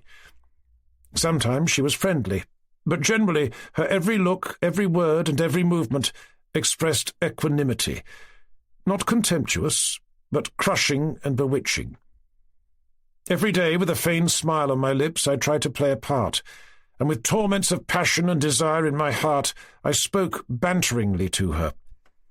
She saw that I was dissembling, but looked straight at me cheerfully and simply. This position became unbearable. I wished not to deceive her, but to tell her all I thought and felt. I was extremely agitated. We were in the vineyard when I began to tell her of my love, in words I am now ashamed to remember. I am ashamed because I ought not to have dared to speak so to her, because she stood far above such words, and above the feeling they were meant to express. I said no more, but from that day my position has been intolerable. I did not wish to demean myself by continuing our former flippant relations, and at the same time I felt that I had not yet reached the level of straight and simple relations with her. I asked myself despairingly, what am I to do? In foolish dreams, I imagined her now as my mistress, and now as my wife, but rejected both ideas with disgust. To make her a wanton woman would be dreadful. It would be murder. To turn her into a fine lady, the wife of Dmitri Andreevich Olenin, like a Cossack woman here who is married to one of our officers, would be still worse. Now, could I turn Cossack, like Lukashka, and steal horses, get drunk on Chekir, sing rollicking songs, kill people, and when drunk climb in at her window for the night without a thought of who and what I am, it would be different. Then we might understand one another, and I might be happy. I tried to throw myself into that kind of life, but was still more conscious of my own weakness and artificiality. I cannot forget myself and my complex, distorted past, and my future appears to me still more hopeless. Every day I have before me the distant snowy mountains and this majestic, happy woman. But not for me is the only happiness possible in the world. I cannot have this woman. What is most terrible and yet sweetest in my condition is that I feel that I understand her, but that she will never understand me. Not because she is inferior. On the contrary, she ought not to understand me. She is happy. She is like nature, consistent, calm, and self-contained, and I, a weak, distorted being, want her to understand my deformity and my torments. I have not slept at night, but have aimlessly passed under her windows, not rendering account to myself of what was happening to me. On the 18th, our company started on a raid, and I spent 3 days away from the village. I was sad and apathetic. The usual songs, cards, drinking bouts, and talk of rewards in the regiment were more repulsive to me than usual. Yesterday I returned home and saw her, my hut, Daddy Eroshka, and the snowy mountains from my porch, and was seized by such a strong new feeling of joy that I understood it all. I love this woman. I feel real love for the first and only time in my life. I know what has befallen me. I do not fear to be degraded by this feeling. I am not ashamed of my love. I am proud of it. It is not my fault that I love. It has come about against my will. I tried to escape from my love by self-renunciation, and tried to devise a joy in the Cossack Lukashka's and Marianka's love, but thereby only stirred up my own love and jealousy. This is not the ideal, the so-called exalted love which I have known before. Not that sort of attachment in which you admire your own love and feel that the source of your emotion is within yourself and do everything yourself. I have felt that too. It is still less a desire for enjoyment. It is something different. Perhaps in her I love nature, the personification of all that is beautiful in nature. But yet I am not acting by my own will, but some elemental force loves through me. The whole of God's world, all nature presses this love into my soul and says, "Love her." I love her not with my mind or my imagination, but with my whole being. Loving her, I feel myself to be an integral part of all God's joyous world. I wrote before about the new convictions to which my solitary life had brought me, but no one knows with what labour they shaped themselves within me, and with what joy I realized them and saw a new way of life opening out before me. Nothing was dearer to me than those convictions. Well, love has come, and neither they nor any regrets for them remain. It is even difficult for me to believe that I could prize such a one-sided, cold and abstract state of mind. Beauty came, and scattered to the winds all that laborious inward toil, and no regret remains for what has vanished. Self-renunciation is all nonsense and absurdity. That is pride, a refuge from well-merited unhappiness, and salvation from the envy of others' happiness. Live for others and do good. Why, when in my soul there is only love for myself and the desire to love her and to live her life with her? Not for others, not for Lukashka I now desire happiness. I do not now love those others. Formerly I should have told myself that this is wrong. I should have tormented myself with the questions, what will become of her, of me, and of Lukashka? Now I don't care. I do not live my own life. There is something stronger than me which directs me. I suffer, but formerly I was dead, and only now do I live. Today I will go to their house and tell her everything. Chapter 34. Late that evening, after writing this letter, Olenin went to his host's hut. The old woman was sitting on a bench behind the oven, unwinding cocoons. Marianka, with her head uncovered, sat sewing by the light of a candle. On seeing Olenin, she jumped up, took her kerchief, and stepped to the oven. "Marianka, dear," said her mother, "won't you sit here with me a bit?" "No, I'm bareheaded," she replied, and sprang up on the oven. Olenin could only see a knee, and one of her shapely legs hanging down from the oven. He treated the old woman to tea. She treated her guest to clotted cream, which she sent Marianka to fetch. But having put a plateful on the table, Marianka again sprang on the oven, from whence Olenin felt her eyes upon him. They talked about household matters. Granny Ulitka became animated and went into raptures of hospitality. She brought Olenin preserved grapes and a grape tart and some of her best wine, and pressed him to eat and drink with the rough yet proud hospitality of country folk, only found among those who produce their bread by the labour of their own hands. The old woman, who had at first struck Olenin so much by her rudeness, now often touched him by her simple tenderness towards her daughter. "Yes, we need not offend the Lord by grumbling. We have enough of everything, thank God. We have pressed sufficient chikhir, and have preserved, and shall sell 3 or 4 barrels of grapes, and have enough left to drink. Don't be in a hurry to leave us. We will make merry together at the wedding." "And when is the wedding to be?" asked Olenin, feeling his blood suddenly rush to his face while his heart beat irregularly and painfully. He heard a movement on the oven and the sound of seeds being cracked. "Well, you know, it ought to be next week. We are quite ready," replied the old woman, as simply and quietly as though Olenin did not exist. "I have prepared and have procured everything for Maryanka. We will give her away properly. Only there's one thing not quite right. Our Lukashka has been running rather wild. He has been too much on the spree. He's up to tricks. The other day a Cossack came here from his company and said he had been to Nogai." "He must mind he does not get caught," said Olenin. "Yes, that's what I tell him. Mind, Lukashka, don't you get into mischief. Well, of course, a young fellow naturally wants to cut a dash, but there's a time for everything. Well, you've captured or stolen something and killed an abrek. Well, you're a fine fellow, but now you should live quietly for a bit, or else there'll be trouble." "Yes, I saw him a time or two in the division. He was always merrymaking." "He has sold another horse," said Olenin, and glanced towards the oven. A pair of large, dark, and hostile eyes glittered as they gazed severely at him. He became ashamed of what he had said. "What of it? He does no one any harm," suddenly remarked Maryanka. "He makes merry with his own money." And lowering her legs, she jumped down from the oven and went out, banging the door.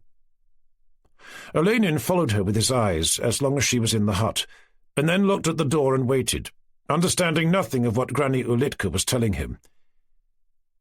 A few minutes later some visitors arrived, an old man, Granny Ulitka's brother, with Daddy Eroshka, and following them came Maryanka and Ustenka. "Good evening," squeaked Ustenka. "Still on holiday?" she added, turning to Olenin. "Yes, still on holiday," he replied, and felt, he did not know why, ashamed and ill at ease.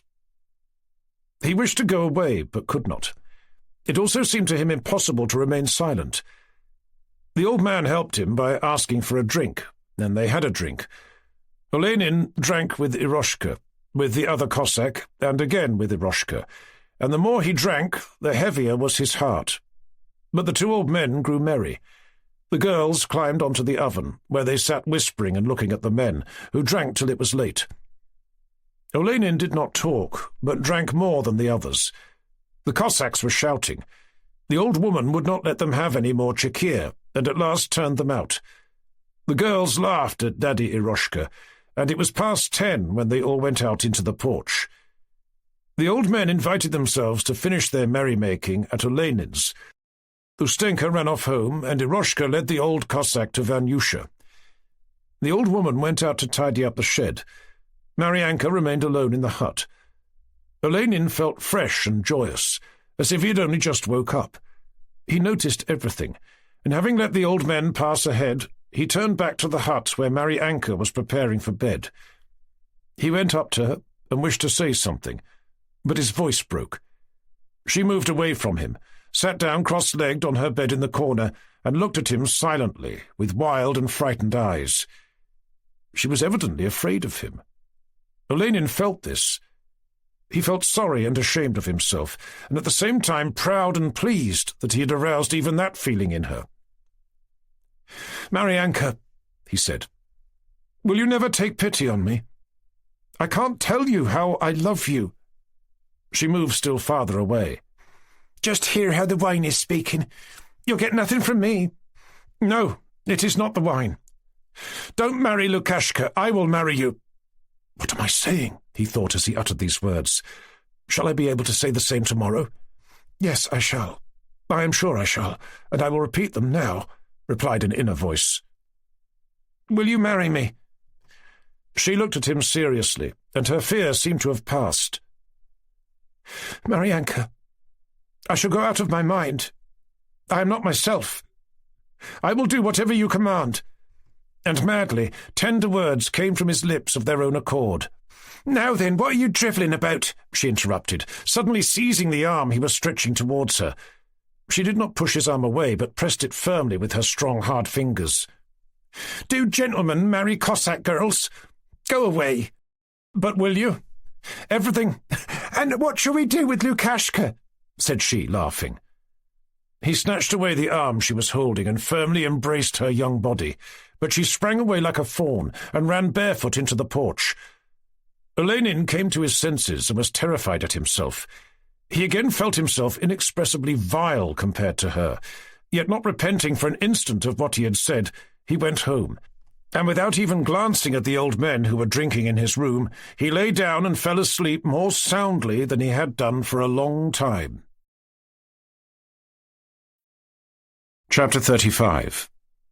The next day was a holiday. In the evening all the villagers, their holiday clothes shining in the sunset, were out in the street. That season more wine than usual had been produced, and the people were now free from their labours.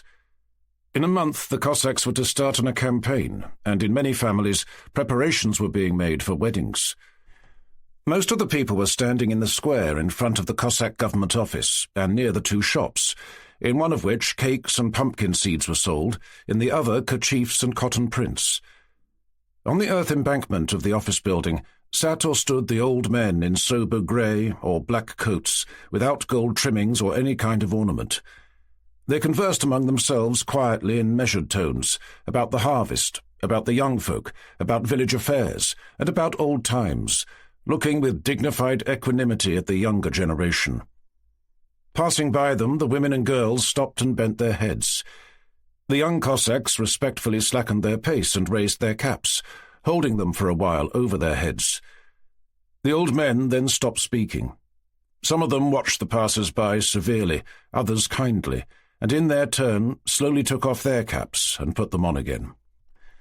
The Cossack girls had not yet started dancing their haravots, but having gathered in groups in their bright-coloured beshmets with white kerchiefs on their heads pulled down to their eyes, they sat either on the ground or on the earth banks about the huts, sheltered from the oblique rays of the sun, and laughed and chattered in their ringing voices. Little boys and girls playing in the square sent their balls high up into the clear sky, and ran about squealing and shouting. The half-grown girls had started dancing their haravots, and were timidly singing in their thin, shrill voices. Clerks, lads not in the service or home from the holiday, bright-faced and wearing smart white or new red Circassian gold-trimmed coats, went about arm in arm in twos or threes from one group of women or girls to another, and stopped to joke and chat with the Cossack girls. The Armenian shopkeeper, in a gold-trimmed coat of fine blue cloth, stood at the open door through which piles of folded bright-coloured kerchiefs were visible, and, conscious of his own importance, and with the pride of an Oriental tradesman, waited for customers. Two red-bearded, barefooted Chechens, who had come from beyond the Terek to see the fete, sat on their heels outside the house of a friend, negligently smoking their little pipes and occasionally spitting, watching the villagers and exchanging remarks with one another in their rapid guttural speech. Occasionally, a workaday-looking soldier in an old overcoat passed across the square among the bright-clad girls. Here and there the songs of tipsy Cossacks who were merrymaking could already be heard. All the huts were closed. The porches had been scrubbed clean the day before. Even the old women were out in the street, which was everywhere sprinkled with pumpkin and melon seed shells. The air was warm and still, the sky deep and clear. Beyond the roofs, the dead white mountain range, which seemed very near, was turning rosy in the glow of the evening sun. Now and then from the other side of the river came the distant roar of a cannon, but above the village, mingling with one another, floated all sorts of merry holiday sounds. Olenin had been pacing the yard all that morning, hoping to see Maryanka. But she, having put on holiday clothes, went to Mass at the chapel, and afterwards sat with the other girls on an earth embankment, cracking seeds. Sometimes, again, together with her companions, she ran home, and each time gave the lodger a bright and kindly look. Olenin felt afraid to address her playfully, or in the presence of others.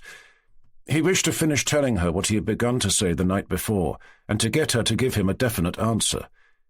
He waited for another moment like that of yesterday evening, but the moment did not come, and he felt that he could not remain any longer in this uncertainty. She went out into the street again, and after waiting a while, he too went out, and without knowing where he was going, he followed her. He passed by the corner where she was sitting in her shining blue satin beshmet, and with an aching heart he heard behind him the girls laughing. Beletsky's hut looked out onto the square, As Olenin was passing it, he heard Boletsky's voice calling to him, "Come in!" and in he went. After a short talk, they both sat down by the window, and were soon joined by Eroshka, who entered dressed in a new beshmet, and sat down on the floor beside them. "There, that's the aristocratic party," said Boletsky, pointing with his cigarette to a brightly coloured group at the corner. "Mine is there too. Do you see her? In red. That's a new beshmet." "Why don't you start the horovot?" he shouted, leaning out of the window. "Wait a bit, and then when it grows dark, let us go too. Then we will invite them to Ustenka's. We must arrange a ball for them." "And I will come to Ustenka's," said Olenin in a decided tone. "Will Maryanka be there?" Yes, she'll be there.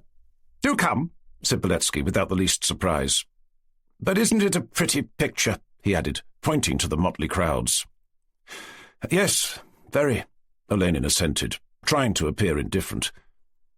"Holidays of this kind," he added, "always make me wonder why all these people should suddenly be contented and jolly. Today, for instance, just because it happens to be the 15th of the month, everything is festive. Eyes and faces and voices and movements and garments, and the air and the sun are all in a holiday mood. And we no longer have any holidays." "Yes," said Boletsky, who did not like such reflections. "And why are you not drinking, old fellow?" he said, turning to Eroshka. Eroshka winked at Olenin, pointing to Boletsky. "Hey, he's a proud one, that Kunak of yours," he said. Boletsky raised his glass. "Allah Birdie," he said, emptying it. "Allah Birdie, God has given," the usual greeting of Caucasians when drinking together. "Sabul." "Your health," answered Eroshka, smiling, and emptied his glass. "Speaking of holidays," he said, turning to Olenin as he rose and looked out of the window. "What sort of holiday is that? You should have seen them make merry in the old days. The women used to come out in their gold, trimmed sarafans, 2 rows of gold coins hanging round their necks and gold cloth diadems on their heads, and when they passed they made a noise, frou, frou, with their dresses. Every woman looked like a princess. Sometimes they'd come out, a whole herd of them, and begin singing songs so that the air seemed to rumble, and they went on making merry all night. And the Cossacks would roll out a barrel into the yards and sit down and drink till break of day, or they would go hand in hand sweeping the village. Whoever they met, they seized and took along with them, and went from house to house. Sometimes they used to make merry for 3 days on end. Father used to come home, I still remember it, quite red and swollen, without a cap, having lost everything. He'd come and lie down. Mother knew what to do. She would bring him some fresh caviar and a little chikir to sober him up, and would herself run about in the village looking for his cap. Then he'd sleep for 2 days. That's the sort of fellows they were then. Now what are they?" "Well, and the girls in the sarafans, did they make merry all by themselves?" asked Boletsky. "Yes, they did. Sometimes Cossacks would come on foot or on horse and say, 'Let's break up the horovots,' and they'd go, but the girls would take up cudgels. Carnival week, some young fellow would come galloping up, and they'd cudgel his horse and cudgel him too. But he'd break through, seize the one he loved, and carry her off, and his sweetheart would love him to his heart's content. Oh, yes, the girls in those days, they were regular queens." Chapter 36. Just then 2 men rode out of the side street into the square. One of them was Nazarka. The other, Lukashka, sat silently sideways on his well-fed bay Karbada horse, which stepped lightly over the hard road, jerking its beautiful head with its fine glossy mane. The well-adjusted gun in its cover, the pistol at his back, and the cloak rolled up behind his saddle showed that Lukashka had not come from a peaceful place, or from one nearby. The smart way in which he sat a little sideways on his horse, the careless motion with which he touched the horse under its belly with his whip, and especially his half-closed black eyes glistening as he looked proudly around him, all expressed the conscious strength and self-confidence of youth. "Ever seen as fine a lad?" his eyes, looking from side to side, seemed to say. The elegant horse, with its silver ornaments and trappings, the weapons, and the handsome Cossack himself, attracted the attention of everyone in the square. Nazarka, lean and short, was much less well dressed. As he rode past the old men, Lukashka paused and raised his curly white sheepskin cap above his closely cropped black head. "Well, have you carried off any Nogai horses?" asked a lean old man with a frowning, lowering look. "Have you counted them, Grandad, that you ask?" replied Lukashka, turning away. "That's all very well, but you need not take my lad along with you," the old man muttered with a still darker frown. "Just see the old devil. He knows everything," muttered Lukashka to himself, and a worried expression came over his face. But then, noticing a corner where a number of Cossack girls were standing, he turned his horse towards them. "Good evening, girls," he shouted in his powerful, resonant voice, suddenly checking his horse. "You've grown old without me, you witches." And he laughed. Good evening, Lukashka. Good evening, laddie, the merry voices answered. Have you brought much money? Buy some sweets for the girls. Have you come for long? True enough, it's long since we saw you. "Nazarka and I have just flown across to make a night of it," replied Lukashka, raising his whip and riding straight at the girls. Why, Maryanka has quite forgotten you, said Ustenka, nudging Maryanka with her elbow and breaking into a shrill laugh. Maryanka moved away from the horse and, throwing back her head calmly, looked at the Cossack with her large, sparkling eyes. True enough, you have not been home for a long time. Why are you trampling us under your horse? She remarked dryly, and turned away. Lukashka had appeared particularly merry. His face shone with audacity and joy. Obviously staggered by Maryanka's cold reply, he suddenly knitted his brow. "Step up on my stirrup and I'll carry you away to the mountains, mammy," he suddenly exclaimed. And as if to disperse his dark thoughts, he caracoled among the girls. Stooping down towards Maryanka, he said, "I'll kiss. Oh, how I'll kiss you." Maryanka's eyes met his, and she suddenly blushed and stepped back. "Oh, bother you. You'll crush my feet," she said, and bending her head, looked at her well-shaped feet in their tightly fitting light blue stockings with clocks and her new red slippers trimmed with narrow silver braid. Lukashka turned towards Ustenka, and Maryanka sat down next to a woman with a baby in her arms. The baby stretched his plump little hands towards the girl and seized a necklace string that hung down onto her blue beshmet.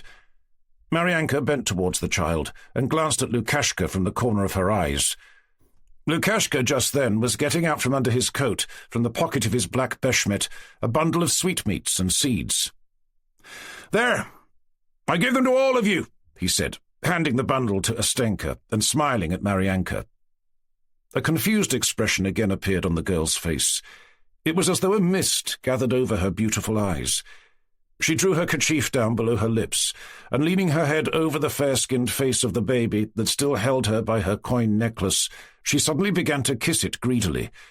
The baby pressed his little hands against the girl's high breasts, and opening his toothless mouth, screamed loudly. "You're smothering the boy," said the little one's mother, taking him away, and she unfastened her beshmet to give him the breast. "You'd better have a chat with that young fellow." "I'll only go and put up my horse, and then Nazarka and I will come back. We'll make merry all night," said Lukashka, touching his horse with his whip and riding away from the girls. Turning into a side street, he and Nazarka rode up to two huts that stood side by side. "Here we are, all right, old fellow. Be quick and come soon," called Lukashka to his comrade, dismounting in front of one of the huts. Then he carefully led his horse in at the gate of the wattle fence of his own home. "How do you do, Stepka?" he said to his dumb sister, who, smartly dressed like the others, came in from the street to take his horse, and he made signs to her to take the horse to the hay, but not to unsaddle it. The dumb girl made her usual humming noise, smacked her lips as she pointed to the horse, and kissed it on the nose, as much as to say that she loved it, and that it was a fine horse. "How do you do, mother? How is it that you've not gone out yet?" shouted Lukashka, holding his gun in place as he mounted the steps of the porch. His old mother opened the door. "Dear me, I never expected, never thought you'd come," said the old woman. "Why, Kirka said you wouldn't be here." "Go and bring some chikhir, mother. Nazarka is coming here, and we will celebrate the feast day." "Directly, Lukashka, directly," answered the old woman. "Our women are making merry. I expect our dumb one has gone too." She took her keys and hurriedly went to the outhouse. Nazarka, after putting up his horse and taking the gun off his shoulder, returned to Lukashka's house and went in. Chapter 37. "Your health," said Lukashka, taking from his mother's hands a cup filled to the brim with chikhir and carefully raising it to his bowed head. "A bad business," said Nazarka. "You heard how Daddy Burlak said if you stolen many horses. He seems to know." "A regular wizard?" Lukashka replied shortly. "But what of it?" he added, tossing his head. "They're across the river by now. Go and find them." "Still, it's a bad lookout." "What's a bad lookout?" "Go and take some chikhir to him tomorrow and nothing will come of it. Now let's make merry." "Drink!" shouted Lukashka, just in the tone in which old Eroshka uttered the word. "We'll go out into the street and make merry with the girls. You go and get some honey. Or, no, I'll send our dumb wench. We'll make merry till morning." Nazarka smiled. "Are we stopping here long?" he asked. "Till we've had a bit of fun. Run and get some vodka. Here's the money." Nazarka ran off obediently to get the vodka from Yamka's. Daddy Eroshka and Ergushov, like birds of prey, scenting where the merrymaking was going on, tumbled into the hut one after the other, both tipsy. "Bring us another half-pail," shouted Lukashka to his mother, by way of reply to their greeting. "Now then, tell us, where did you steal them, you devil?" shouted Eroshka. "Fine fellow, I'm fond of you." "Fond indeed," answered Lukashka, laughing. "Carrying sweets from cadets to lasses. Hey, you old... That's not true. Not true. Oh, Mark." And the old man burst out laughing. "And how that devil begged me. Go, he said, and arrange it. He offered me a gun, but no, I'd have managed it. But I feel for you. Now tell us, where have you been?" And the old man began speaking in Tartar. Lukashka answered him promptly. Ergushov, who did not know much Tartar, only occasionally put in a word in Russian. "What I say is he's driven away the horses. I know it for a fact," he chimed in. "Jiri and I went together." His speaking of Jiri Khan as Jiri was, to the Cossack mind, evidence of his boldness. "Just beyond the river he kept bragging that he knew the whole of the steppe and would lead the way straight, but we rode on and the night was dark, and my Jiri lost his way and began wandering in a circle without getting anywhere. Couldn't find the village, and there we were. We must have gone too much to the right. I believe we wandered about, nigh till midnight. Then, thank goodness, we heard dogs howling." "Fools," said Daddy Eroshka. "There now, we too used to lose our way in the steppe. Who the devil can follow it? But I used to ride up a hillock and start howling like the wolves, like this." He placed his hands before his mouth and howled like a pack of wolves, all on one note. "The dogs would answer at once." "Well, go on. So you found them?" "We soon led them away. Nazarka was nearly caught by some Nogai women. He was." "Caught indeed," Nazarka, who had just come back, said in an injured tone. "We rode off again, and again Jiri lost his way and almost landed us among the sand drifts. We thought we were just getting to the Terek, but we were riding away from it all the time." "You should have steered by the stars," said Daddy Eroshka. "That's what I say," interjected Ergushov. "Yeah, steer when all is black. I tried and tried all about, and at last I put the bridle on one of the mares and let my own horse go free, thinking he'll lead us out. And what do you think? He just gave a snort or two with his nose to the ground, galloped ahead, and led us straight to our village. Thank goodness. It was getting quite light. We barely had time to hide them in the forest. Nagin came across the river and took them away." Ergushov shook his head. "It's just what I said. Smart. Did you get much for them?" "It's all here," said Lukashka, slapping his pocket. Just then his mother came into the room, and Lukashka did not finish what he was saying.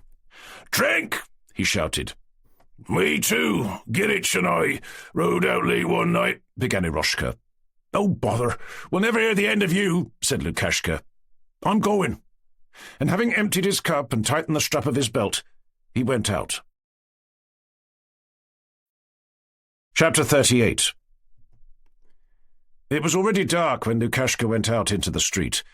The autumn night was fresh and calm. The full golden moon floated up behind the tall dark poplars that grew on one side of the square. From the chimneys of the outhouses, smoke rose and spread above the village, mingling with the mist. Here and there light shone through the windows, and the air was laden with the smell of kisyak. grape pulp and mist. The sounds of voices, laughter, songs, and the cracking of seeds mingled, just as they had done in the daytime, but were now more distinct. Clusters of white kerchiefs and caps gleamed through the darkness near the houses and by the fences. In the square, before the shop door, which was lit up and open, the black and white figures of Cossack men and maids showed through the darkness, and one heard from afar their loud songs and laughter and talk. The girls, hand in hand, went round and round in a circle, stepping lightly in the dusty square. A skinny girl, the plainest of them all, set the tune. From beyond the wood, from the forest dark, from the garden green and the shady park, there came out one day 2 young lads so gay, young bachelors, hey, brave and smart were they. And they walked and walked, then stood still, each man, and they talked, and soon to dispute began. Then a maid came out, as she came along, said, To one of you I shall soon belong. 'Twas the fair-faced lad got the maiden fair, yes, the fair-faced lad with the golden hair. Her right hand so white in his own took he, and he led her round for his mates to see, and said, Have you ever in all your life met a lass as fair as my sweet little wife? The old women stood round listening to the songs. The little boys and girls ran about chasing one another in the dark. The men stood by, catching at the girls as the latter moved round, and sometimes breaking the ring and entering it. On the dark side of the doorway stood Beletsky and Olenin in their Circassian coats and sheepskin caps, and talked together in a style of speech unlike that of the Cossacks, in low but distinct tones, conscious that they were attracting attention. Next to one another, in the Horovot circle, moved plump little Ustenka in her red beshmet, and the stately Maryanka in her new smock and beshmet. Olenin and Beletsky were discussing how to snatch Ustenka and Maryanka out of the ring. Beletsky thought that Olenin wished only to amuse himself, but Olenin was expecting his fate to be decided. He wanted at any cost to see Maryanka alone that very day, and to tell her everything, and ask her whether she could and would be his wife. Although that question had long been answered in the negative in his own mind, he hoped he would be able to tell her all he felt, and that she would understand him. "Why did you not tell me sooner?" said Beletsky. "I would have got Ustenka to arrange it for you. You are such a queer fellow." "What's to be done? Some day, very soon, I'll tell you all about it. Only now, for heaven's sake, arrange so that she should come to Ustenka's." "All right, that's easily done.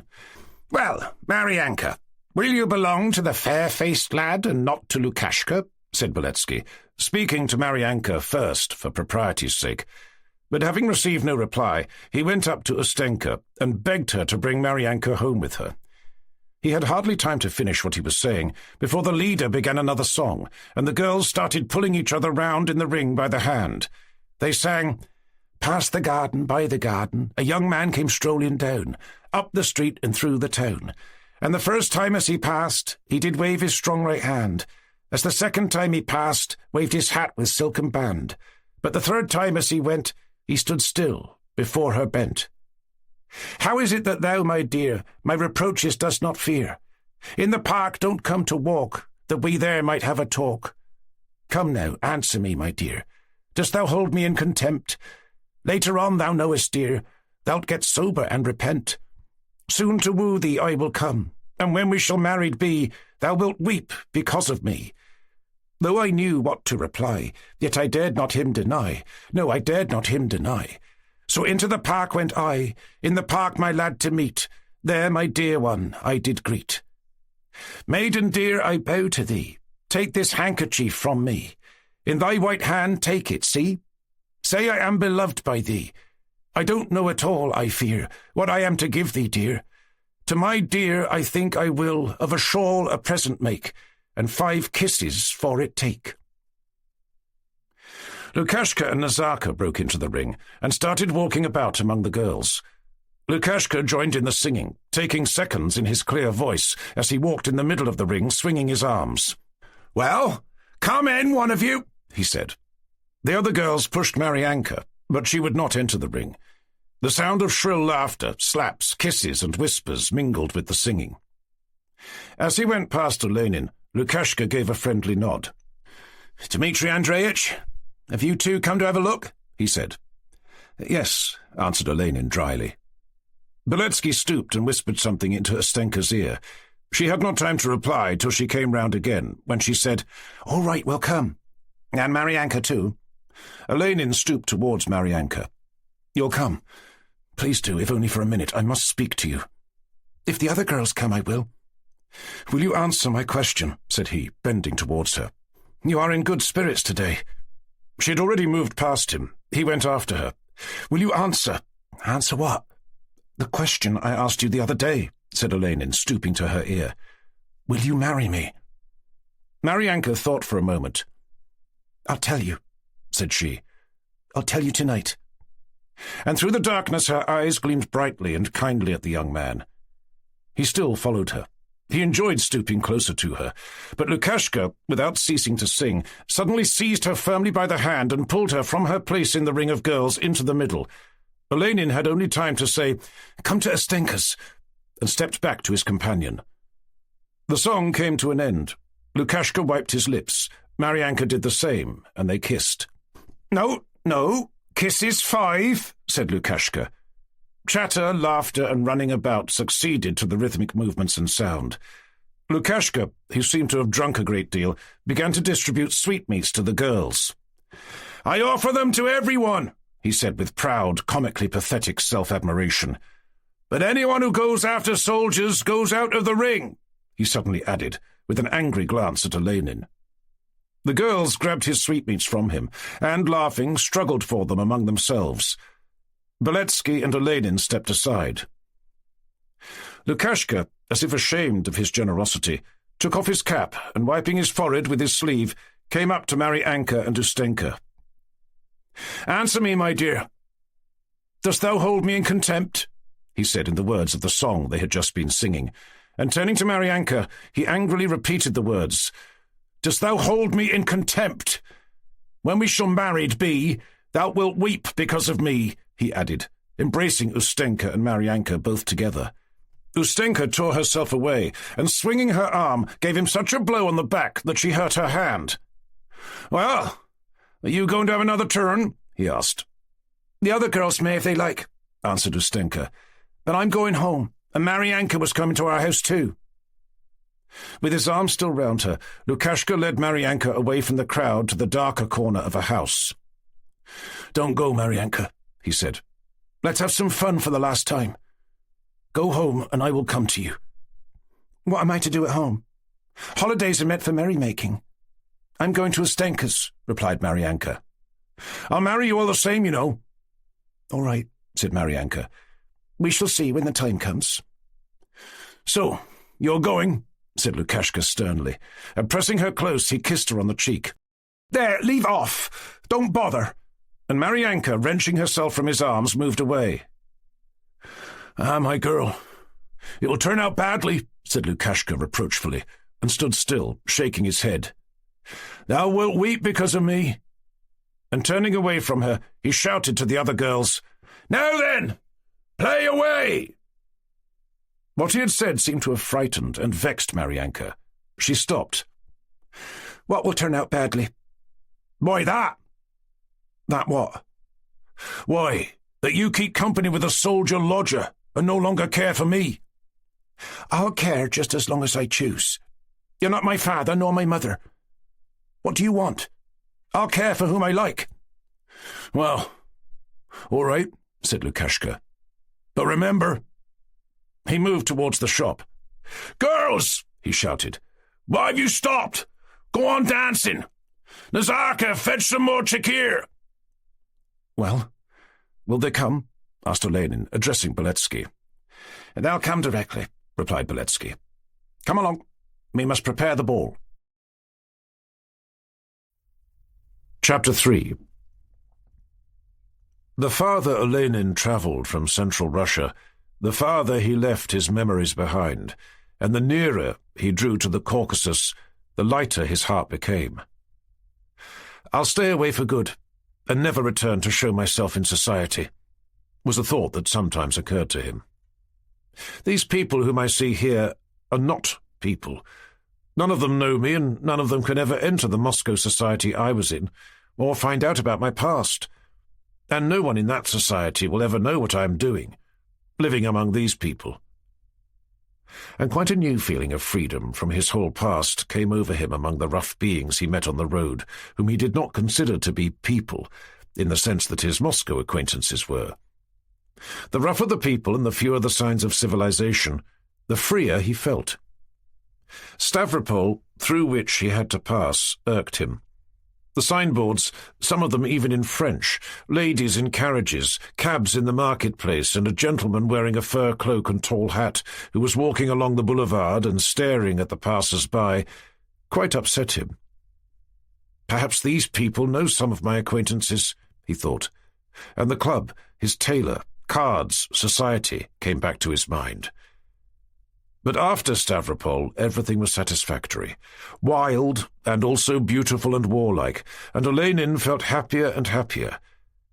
All the Cossacks, postboys and post-station masters, seemed to him simple folk with whom he could jest and converse simply, without having to consider of what class they belonged. They all belonged to the human race, which, without his thinking about it, all appeared dear to Olenin, and they all treated him in a friendly way. Already in the province of the Don Cossacks, his sledge had been exchanged for a cart, and beyond Stavropol it became so warm that Olenin travelled without wearing his fur coat. It was already spring, an unexpected, joyous spring for Olenin. At night he was no longer allowed to leave the Cossack villages, and they said it was dangerous to travel in the evening. Vanyusha began to be uneasy, and they carried a loaded gun in the cart. Olenin became still happier. At one of the post stations, the postmaster told of a terrible murder that had been committed recently on the high road. They began to meet armed men. So, this is where it begins, thought Olenin, and kept expecting to see the snowy mountains of which mention was so often made. Once, towards evening, the Nogai driver pointed with his whip to the mountain shrouded in clouds. Olenin looked eagerly, but it was dull, and the mountains were almost hidden by the clouds. Olenin made out something grey and white and fleecy, but try as he would, he could find nothing beautiful in the mountains of which he had so often read and heard. The mountains and the clouds appeared to him quite alike, and he thought the special beauty of the snow peaks, of which he had so often been told, was as much an invention as Bach's music and the love of women, in which he did not believe. So he gave up looking forward to seeing the mountains. But early next morning, being awakened in his cart by the freshness of the air, he glanced carelessly to the right. The morning was perfectly clear.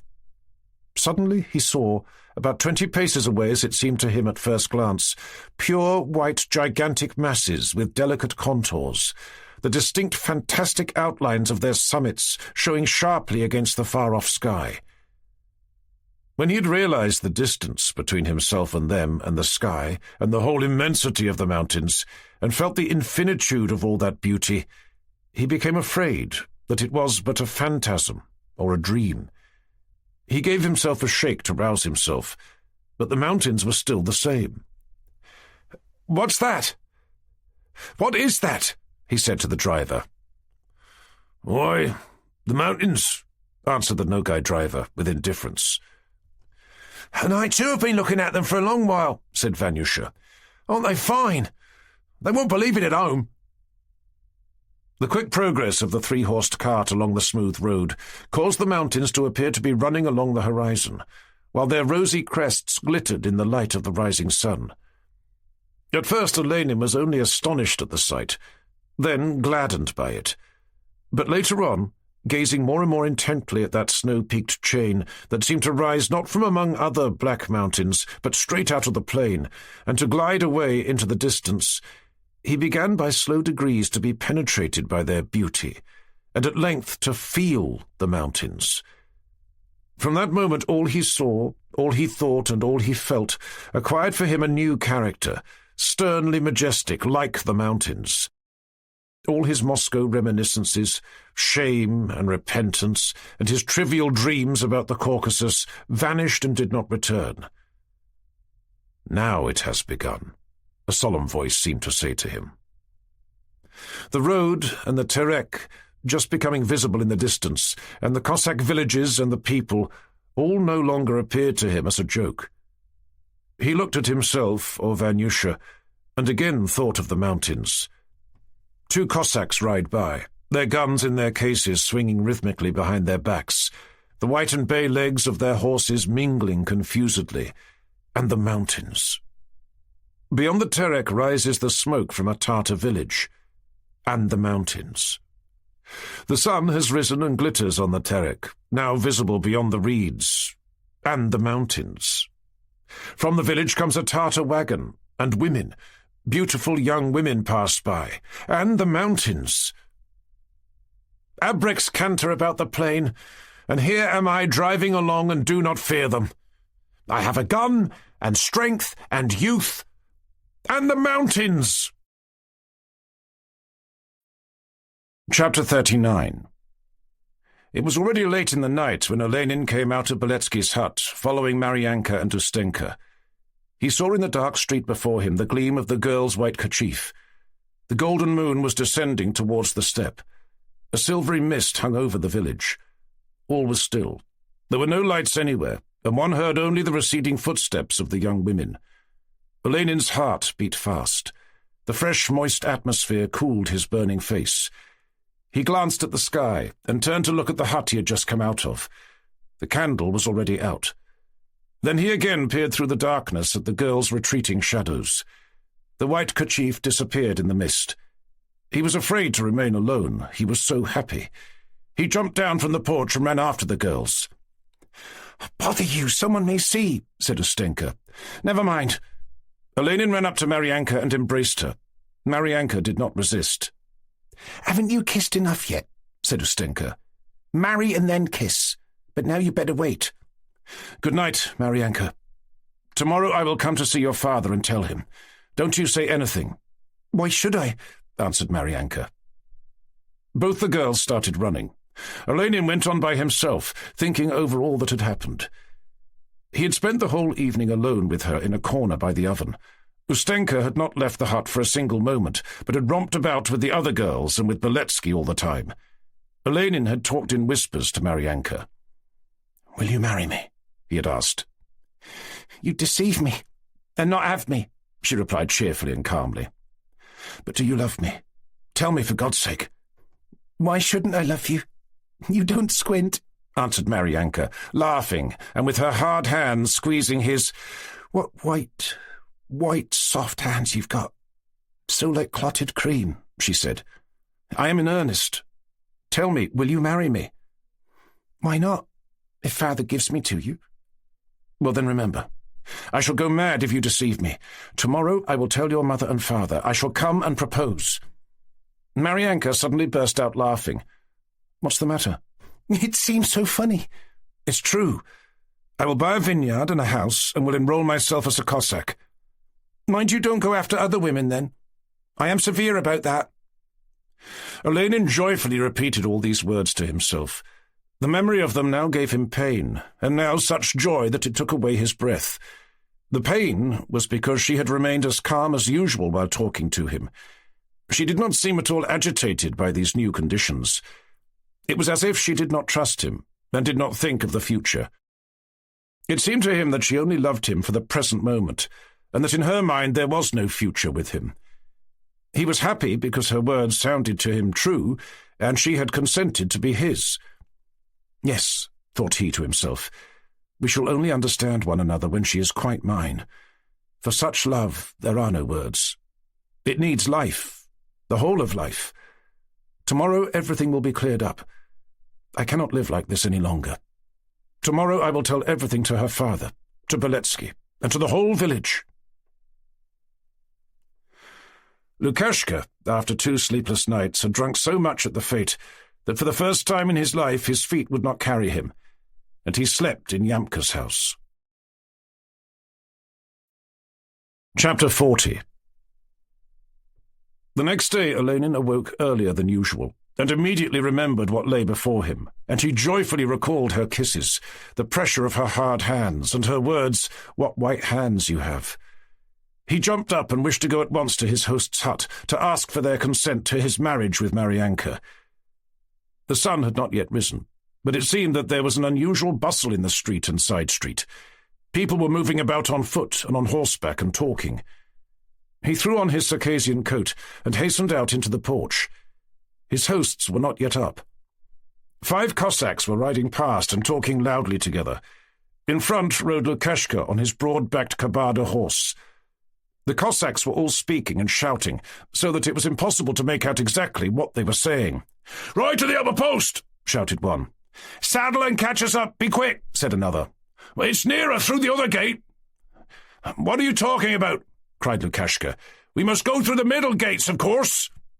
"So we must. It's nearer that way," said one of the Cossacks, who was covered with dust and rode a perspiring horse. Lukashka's face was red and swollen after the drinking of the previous night, and his cap was pushed to the back of his head. He was calling out with authority as though he were an officer. "What is the matter? Where are you going?" asked Olenin, with difficulty attracting the Cossack's attention. "We're off to catch abreks. They're hiding among the sand drifts. We're just off, but there are not enough of us yet." And the Cossacks continued to shout, more and more of them joining as they rode down the street. It occurred to Olenin that it would not look well for him to stay behind. Besides, he thought he could soon come back.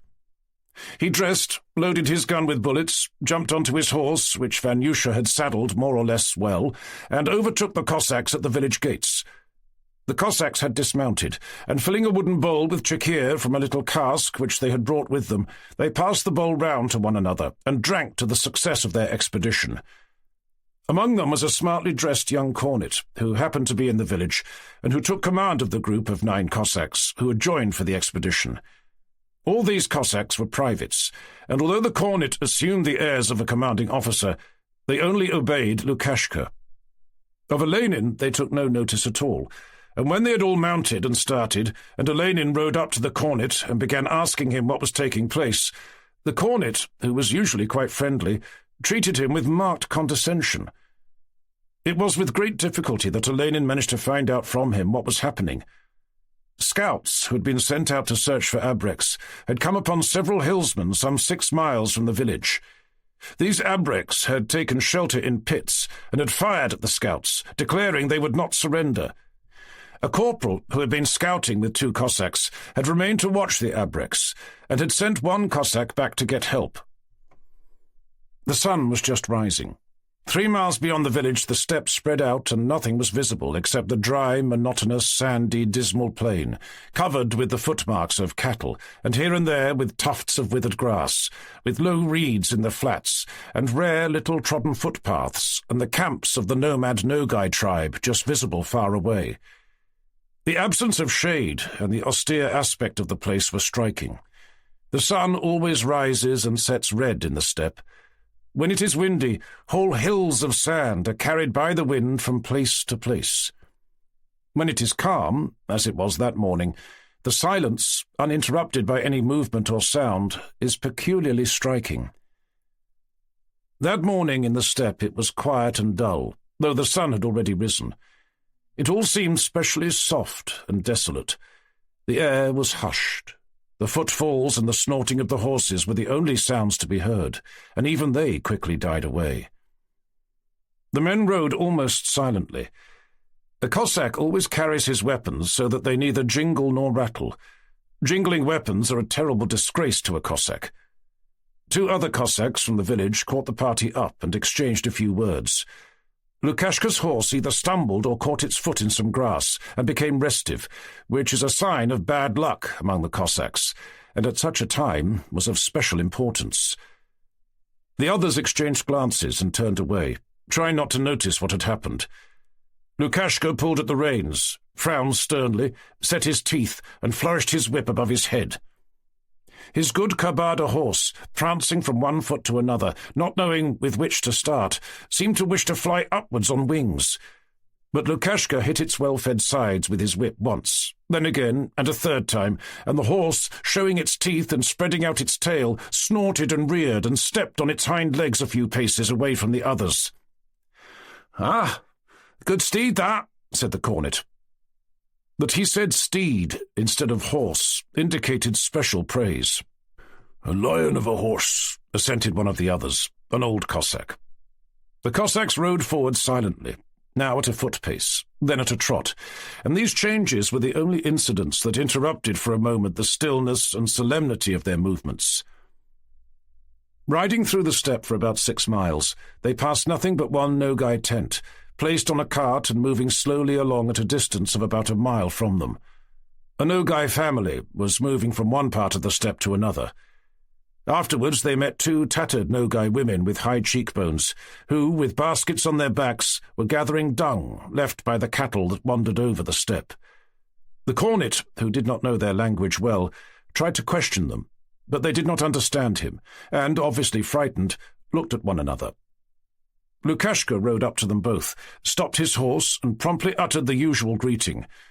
The Nogai women were evidently relieved, and began speaking to him quite freely, as to a brother. Aye, Kop Abrek, they said plaintively, pointing in the direction in which the Cossacks were going. Olenin understood that they were saying, many Abreks. Never having seen an engagement of that kind, and having formed an idea of them only from Daddy Eroshka's tales, Olenin wished not to be left behind by the Cossacks, but wanted to see it all. He admired the Cossacks, and was on the watch, looking and listening and making his own observations. Though he had brought his sword and a loaded gun with him, when he noticed that the Cossacks avoided him, he decided to take no part in the action, as in his opinion his courage had already been sufficiently proved when he was with his detachment, and also because he was very happy. Suddenly a shot was heard in the distance. The cornet became excited and began giving orders to the Cossacks as to how they should divide and from which side they should approach. But the Cossacks did not appear to pay any attention to these orders, listening only to what Lukashka said and looking to him alone. Lukashka's face and figure were expressive of calm solemnity. He put his horse to a trot, with which the others were unable to keep pace, and screwing up his eyes kept looking ahead. "There's a man on horseback," he said, reining in his horse and keeping in line with the others. Olenin looked intently, but could not see anything. The Cossacks soon distinguished 2 riders, and quietly rode straight towards them. "Are those the Abreks?" asked Olenin. The Cossacks did not answer his question, which appeared quite meaningless to them. The Abreks would have been fools to venture across the river on horseback. "That's friend Rodker waving to us, I do believe," said Lukashka, pointing to the 2 mounted men who were now clearly visible. "Look, he's coming to us." A few minutes later it became plain that the 2 horsemen were the Cossack scouts. The corporal rode up to Lukashka. Chapter 41. "Are they far?" was all Lukashka said. Just then they heard a sharp shot some 30 paces off. The corporal smiled slightly.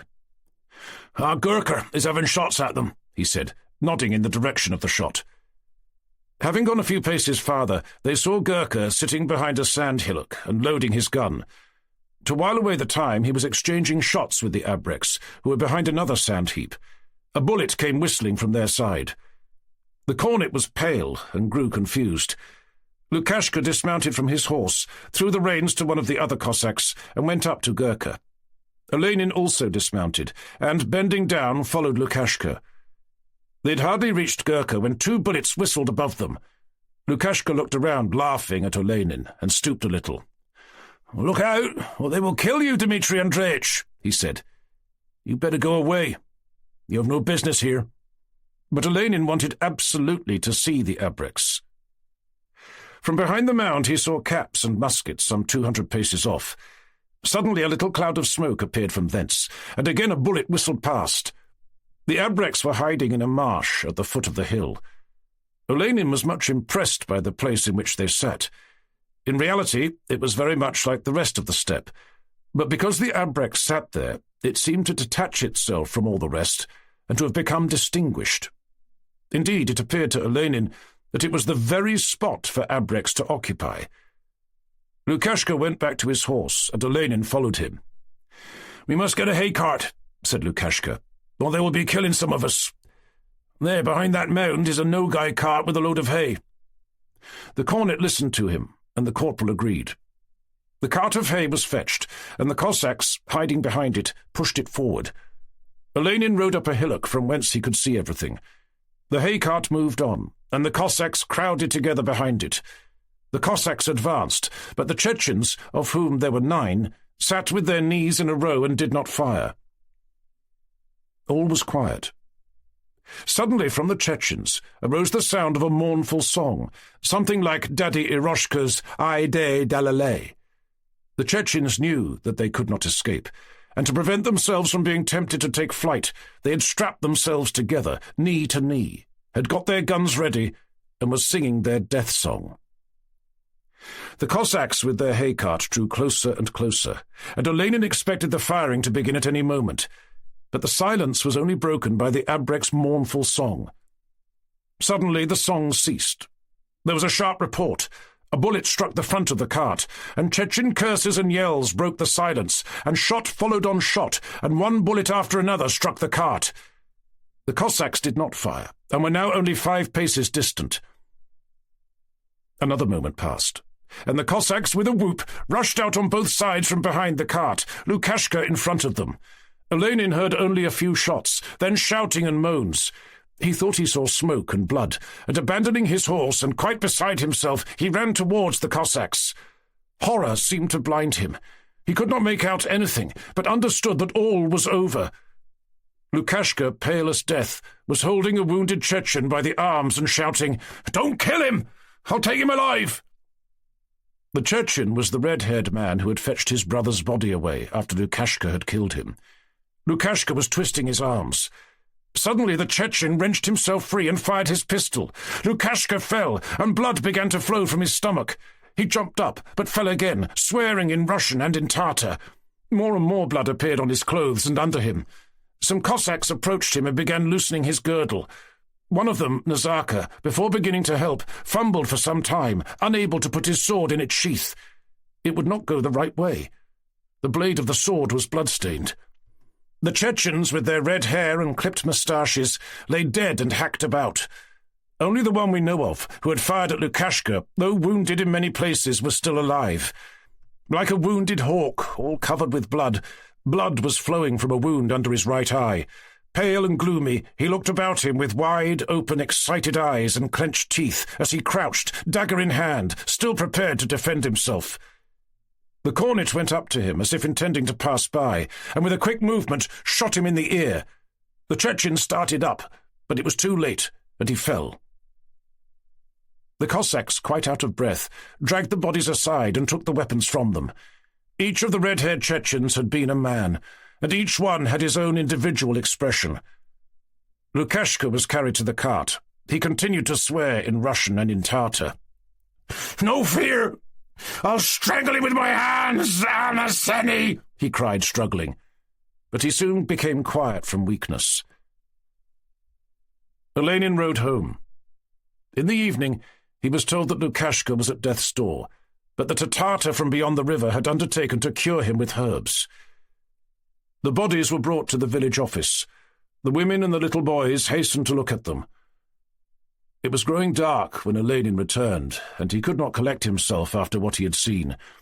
But towards night, memories of the evening before came rushing to his mind. He looked out of the window. Maryanka was passing to and fro from the house to the cowshed, putting things straight. Her mother had gone to the vineyard and her father to the office. Olenin could not wait till she had quite finished her work, but went out to meet her. She was in the hut, standing with her back towards him. Olenin thought she felt shy.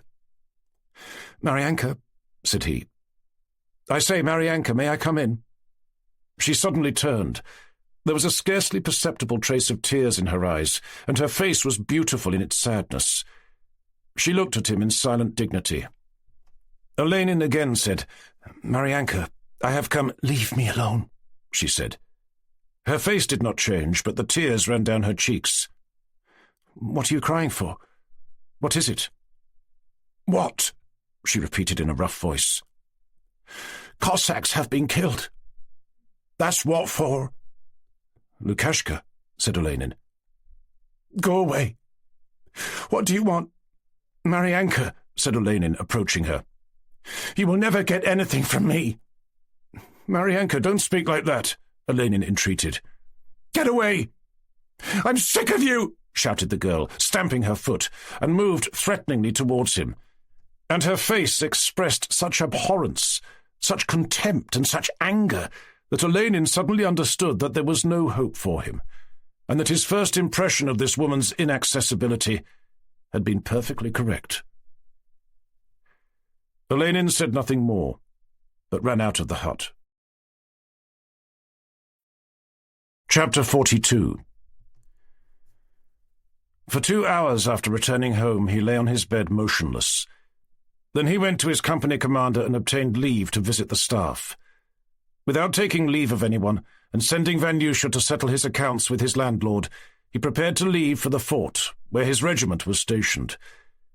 Daddy Eroshka was the only one to see him off. They had a drink, and then a second, and then yet another.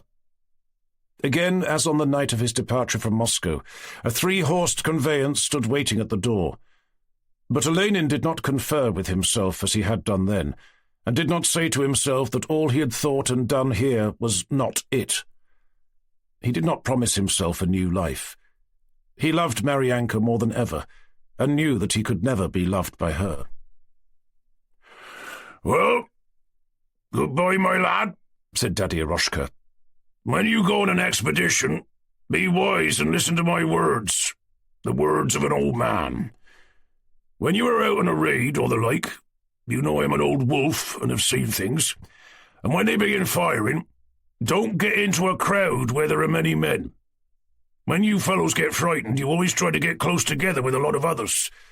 You think it is merrier to be with others, but that's where it is worst of all. They always aim at a crowd. Now, I used to keep farther away from the others and went alone, and I've never been wounded.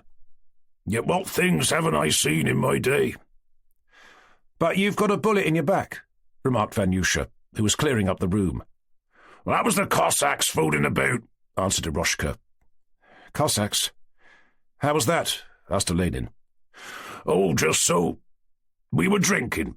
Vanka Sitkin, one of the Cossacks, got merry, and poof!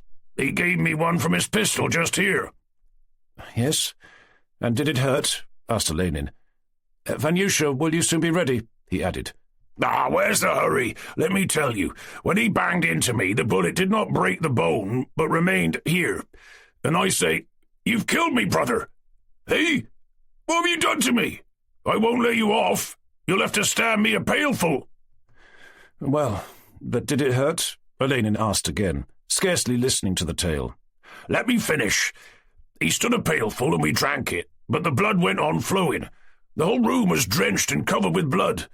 Grandad Burlak, he says, the lad will give up the ghost. Stand a bottle of the sweet sort, or we shall have you taken up. They bought more drink, and boozed and boozed." "Yes, but did it hurt you much?" Olenin asked once more. "Hurt, indeed. Don't interrupt. I don't like it. Let me finish. We boozed and boozed till morning, and I fell asleep on the top of the oven, drunk. When I woke in the morning, I could not unbend myself anyhow." "Was it very painful?" repeated Olenin, thinking that now he would at last get an answer to his question. "Did I tell you it was painful? I did not say it was painful, but I could not bend and could not walk." "And then it healed up," said Olenin, not even laughing, so heavy was his heart. "It healed up, but the bullet is still there. Just feel it." And lifting his shirt, he showed his powerful back, where just near the bone a bullet could be felt and rolled about. "Feel how it rolls," he said, evidently amusing himself with the bullet as a toy. "There now. It was rolled to the back." "And Lukashka? Will he recover?" asked Olenin. "Heaven only knows. There's no doctor. They've gone for one." "Where will they get one? From Grozno?" asked Olenin. "No, my lad. Were I the Tsar, I'd have hung all your Russian doctors long ago. Cutting is all they know. There's our Cossack, Baklashka, no longer a real man now that they've cut off his leg. That shows they're fools. What's Baklashka good for now? No, my lad. In the mountains there are real doctors. There was my chum, Vorchik. He was on an expedition and was wounded just here, in the chest. Well, your doctors gave him up, but one of theirs came from the mountains and cured him. They understand herbs, my lad." "Come, stop talking rubbish," said Olenin. "I'd better send a doctor from headquarters.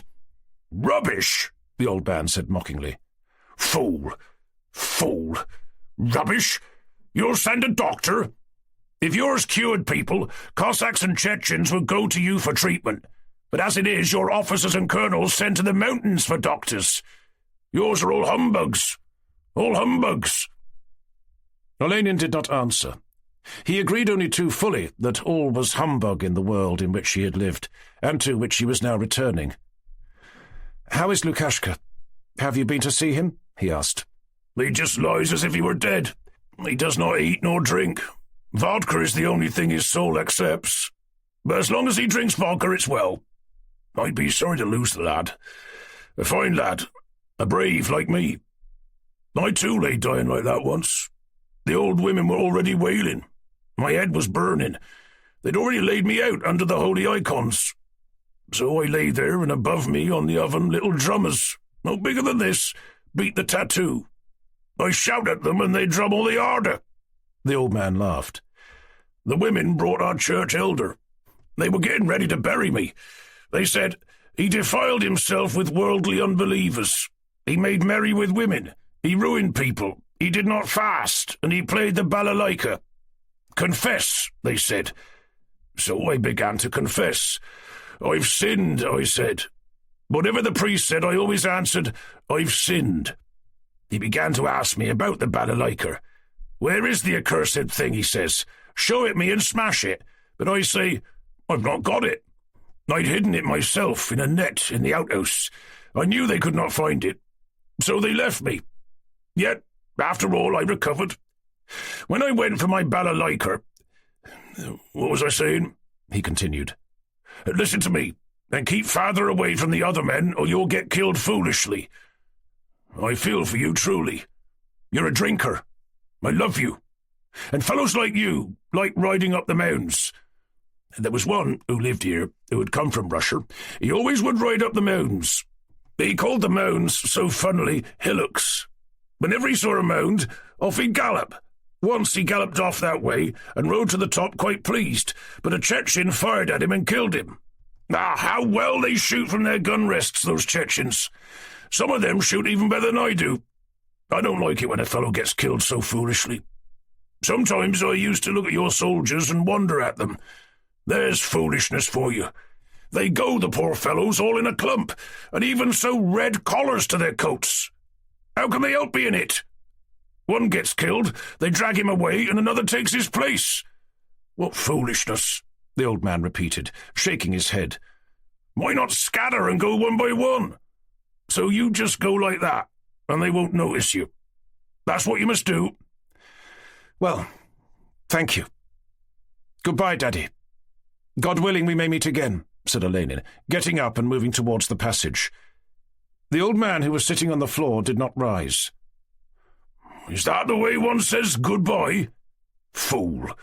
Fool! He began. Oh, dear, what has come to people?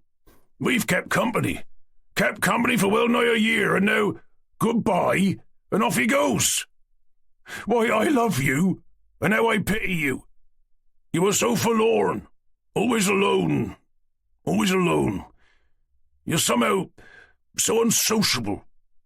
At times I can't sleep for thinking about you. I'm so sorry for you. As the song has it, it is very hard, dear brother, in a foreign land to live. So it is with you.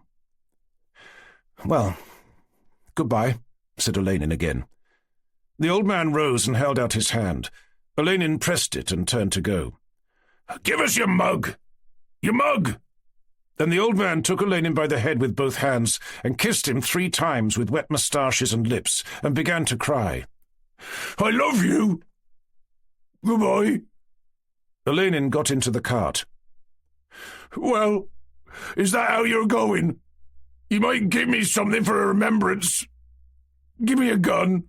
What do you want 2 for? Said the old man, sobbing quite sincerely. Olenin got out a musket and gave it to him. What a lot you've given the old fellow, murmured Vanyusha. He'll never have enough. A regular old beggar. They're all such irregular people, he remarked, as he wrapped himself in his overcoat and took his seat on the box. Hold your tongue, swine, exclaimed the old man, laughing. "What a stingy fella!" Maryanka came out of the cowshed, glanced indifferently at the cart, bowed, and went towards the hut. "La fille," said Vanyusha with a wink, and burst out into a silly laugh. "Drive on!" shouted Olenin angrily. "Goodbye, my lad! Goodbye! I won't forget you!" shouted Eroshka. Olenin turned round. Daddy Eroshka was talking to Maryanka, evidently about his own affairs, and neither the old man nor the girl looked at Olenin. The end. That was The Cossacks, written by Leo Tolstoy, read by Jonathan Keeble. Production copyright SNR Audio 2023. Leo Tolstoy asserts the moral right to be identified as the author of this work. Thank you for listening. Chapter 4. That whole part of the Terek line, about 50 miles, along which lie the villages of the Grabensk Cossacks, is uniform in character both as to country and inhabitants. The Terek, which separates the Cossacks from the mountaineers, still flows turbid and rapid, though already broad and smooth, always depositing greyish sand on its low, reedy right bank, and washing away the steep, though not high, left bank, with its roots of century-old oaks, its rotting plane trees and young brushwood. On the right bank lie the villages of pro-Russian, though still somewhat restless, Tartars. Along the left bank, back half a mile from the river, and standing 5 or 6 miles apart from one another, are Cossack villages. In olden times, most of these villages were situated on the banks of the river, but the Terek, shifting northward from the mountains year by year, washed away those banks, and now there remain only the ruins of the old villages and of the gardens of pear and plum trees and poplars, all overgrown with blackberry bushes and wild vines. No one lives there now, and one only sees the tracks of the deer, the wolves, the hares and the pheasants, who have learned to love these places. From village to village runs a road cut through the forest, as a cannon shot might fly. Along the roads are cordons of Cossacks and watchtowers with sentinels in them. Only a narrow strip about 700 yards wide of fertile wooded soil belongs to the Cossacks. To the north of it begin the sand drifts of the Nogai or Mozdok steppes, which fetch far to the north and run, heaven knows where, into the Turkmen, Astrakhan, and Kyrgyz Kayzatsk steppes. To the south, beyond the Terek, are the Great Chechnya River, the Kochkolov Range, the Black Mountains, yet another range, and at last the Snowy Mountains, which can just be seen but have never yet been scaled. In this fertile wooded strip, rich in vegetation, has dwelt, as far back as memory runs, the fine, warlike and prosperous Russian tribe belonging to the sect of Old Believers, and called the Grabensk Cossacks. Long, long ago, their Old Believer ancestors fled from Russia and settled beyond the Terek among the Chechens on the Graben, the first range of wooded mountains of Chechnya. Living among the Chechens, the Cossacks intermarried with them and adopted the manners and customs of the hill tribes, though they still retained the Russian language in all its purity, as well as their old faith. A tradition, still fresh among them, declares that Tsar Ivan the Terrible came to the Terek, sent for their elders, and gave them the land on this side of the river, exhorting them to remain friendly to Russia and promising not to enforce his rule upon them nor oblige them to change their faith. Even now the Cossack families claim relationship with the Chechens, and the love of freedom, of leisure, of plunder and of war still form their chief characteristics. Only the harmful side of Russian influence shows itself by interference at elections, by confiscation of church bells, and by the troops who are quartered in the country or march through it. A Cossack is inclined to hate less the Zhijit hillsman who maybe has killed his brother than the soldier quartered on him to defend his village, but who has defiled his hut with tobacco smoke. He respects his enemy the hillsman and despises the soldier, who is in his eyes an alien and an oppressor. In reality, from a Cossack's point of view, A Russian peasant is a foreign, savage, despicable creature, of whom he sees a sample in the hawkers who come to the country and in the Ukrainian immigrants, whom the Cossack contemptuously calls wool-beaters.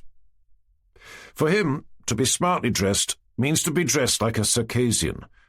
The best weapons are obtained from the hillsmen, and the best horses are bought or stolen from them.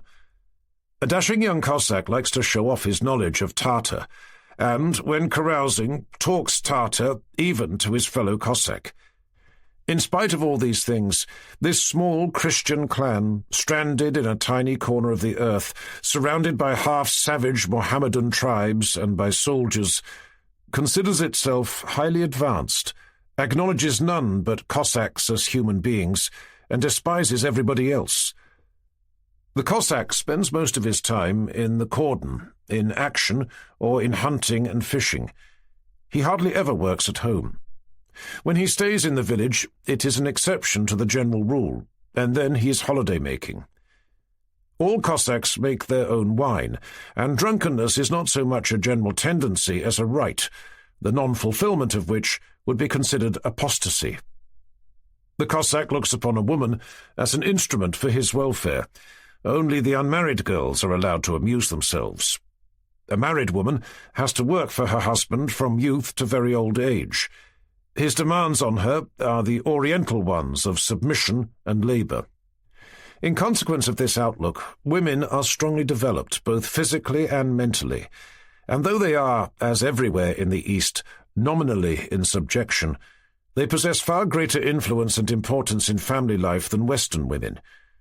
Their exclusion from public life and inurement to heavy male labour give the women all the more power and importance in the household. A Cossack, who before strangers considers it improper to speak affectionately or needlessly to his wife, when alone with her, is involuntarily conscious of her superiority. His house and all his property, in fact the entire homestead, has been acquired and is kept together solely by her labour and care. Though firmly convinced that labour is degrading to a Cossack and is only proper for a Nogai labourer or a woman, he is vaguely aware of the fact that all he makes use of and calls his own is the result of that toil, and that it is in the power of the woman, his mother or his wife, whom he considers his slave, to deprive him of all he possesses. Besides, the continuous performance of man's heavy work and the responsibilities entrusted to her have endowed the Grabensk women with a peculiarly independent masculine character, and have remarkably developed their physical powers, common sense, resolution, and stability. The women are in most cases stronger, more intelligent, more developed, and handsomer than the men. A striking feature of a Grabensk woman's beauty is the combination of the purest Circassian type of face with the broad and powerful build of northern women. Cossack women wear the Circassian dress, a Tartar smock, beshmet, and soft slippers, but they tie their kerchiefs round their heads in the Russian fashion. Smartness, cleanliness, and elegance in dress, and in the arrangement of their huts, are with them a custom and a necessity. In their relations with men, the women, and especially the unmarried girls, enjoy perfect freedom. Novomlinsk village was considered the very heart of Grabensk Cossackdom. In it, more than elsewhere, the customs of the old Grabensk population have been preserved, and its women have from time immemorial been renowned all over the Caucasus for their beauty. A Cossack's livelihood is derived from vineyards, fruit gardens, watermelon and pumpkin plantations, from fishing, hunting, maize and millet growing, and from war plunder. Novomlinsk village lies about 2.5 miles away from the Terek, from which it is separated by a dense forest. On one side of the road, which runs through the village, is the river. On the other, green vineyards and orchards, beyond which are seen the drift sands of the Nogai steppe. The village is surrounded by earth banks and prickly bramble hedges, and is entered by tall gates hung between posts and covered with little reed-thatched roofs. Beside them, on a wooded gun carriage, stands an unwieldy cannon, captured by the Cossacks at some time or other, and which has not been fired for 100 years. A uniformed Cossack sentinel with dagger and gun sometimes stands, and sometimes does not stand, on guard beside the gates, and sometimes presents arms to a passing officer, and sometimes does not. Below the roof of the gateway is written in black letters on a white board, Houses 266, male inhabitants 897, female 1012. The Cossacks' houses are all raised on pillars 2.5 feet from the ground. They are carefully thatched with reeds and have large carved gables. If not new, they are at least all straight and clean, with high porches of different shapes, and they are not built close together, but have ample space around them, and are all picturesquely placed along broad streets and lanes. In front of the large bright windows of many of the houses, beyond the kitchen gardens, dark green poplars and acacias with their delicate pale verdure and scented white blossoms overtop the houses, and beside them grow flaunting yellow sunflowers, creepers and grapevines. In the broad open square are 3 shops where drapery, sunflower and pumpkin seeds, locust beans and gingerbreads are sold. And surrounded by a tall fence, loftier and larger than the other houses, stands the regimental commander's dwelling, with its casement windows, behind a row of tall poplars. Few people are to be seen in the streets of the village on weekdays, especially in summer. The young men are on duty in the cordons, or on military expeditions. The old ones are fishing, or helping the women in the orchards and gardens. Only the very old, the sick, and the children remain at home. Chapter 5. It was one of those wonderful evenings that occur only in the Caucasus. The sun had sunk behind the mountains, but it was still light. The evening glow had spread over 1/3 of the sky, and against its brilliancy the dull white immensity of the mountains was sharply defined. The air was rarefied, motionless, and full of sound. The shadow of the mountains reached for several miles over the steppe. The steppe, the opposite side of the river, and the roads were all deserted.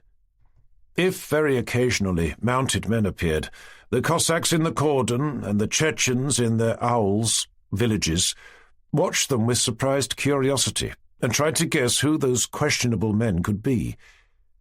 At nightfall, people from fear of one another flocked to their dwellings, and only birds and beasts fearless of man prowl in those deserted spaces.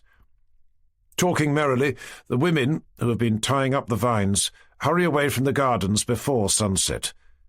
The vineyards, like all the surrounding district, are deserted, but the villages become very animated at that time of the evening. From all sides, walking, riding, or driving in their creaking carts, people move towards the village.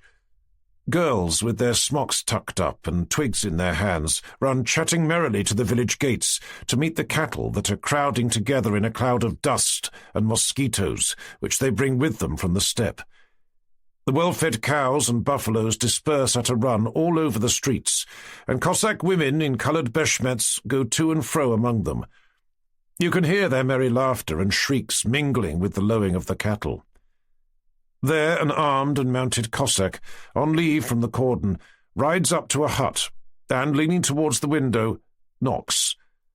In answer to the knock, the handsome head of a young woman appears at the window, and you can hear caressing, laughing voices.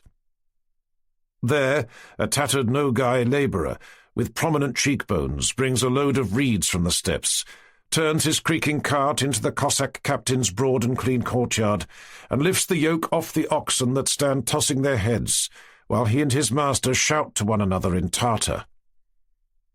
Past a puddle that reaches nearly across the street, a barefooted Cossack woman with a bundle of firewood on her back makes her laborious way by clinging to the fences, holding her smock high and exposing her white legs.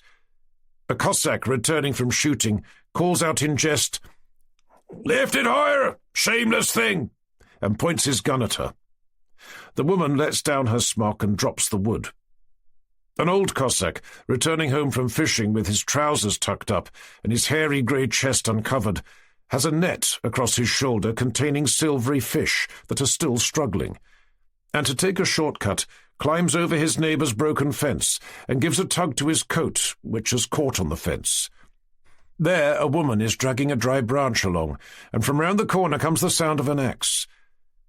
Cossack children, spinning their tops wherever there is a smooth place in the street, are shrieking. Women are climbing over fences to avoid going round. From every chimney rises the odorous Cossack smoke. From every homestead comes the sound of increased bustle, precursor to the stillness of night.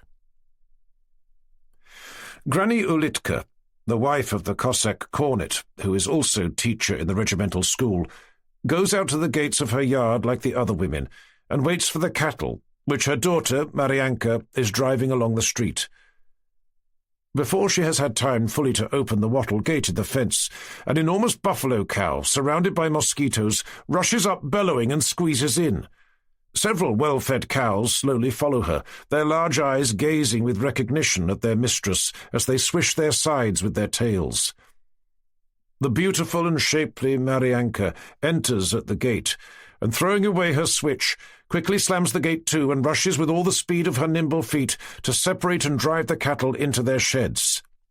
"Take off your slippers, you devil's wench!" shouts her mother. "You've borne them into holes!" Marianka is not at all offended at being called a devil's wench, but, accepting it as a term of endearment, cheerfully goes on with her task. Her face is covered with a kerchief tied round her head. She is wearing a pink smock and a green beshmet.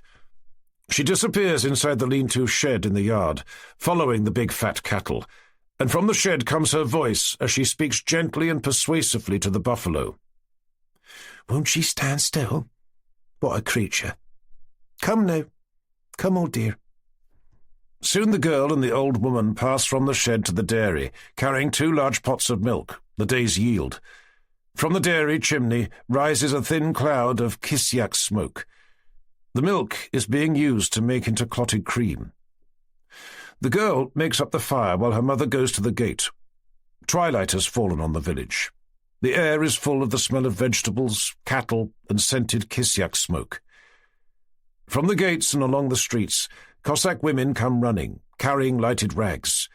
From the yards one hears the snorting and quiet chewing of the cattle, eased of their milk, while in the street only the voices of women and children sound as they call to one another.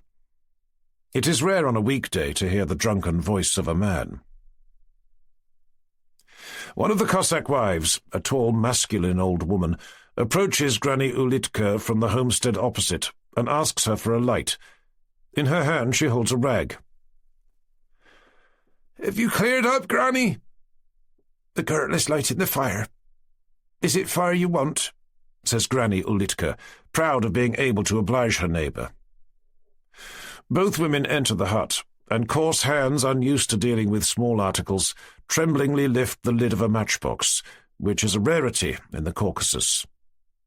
The masculine-looking newcomer sits down on the doorstep with the evident intention of having a chat. "And is your man at the school, mother?" she asked.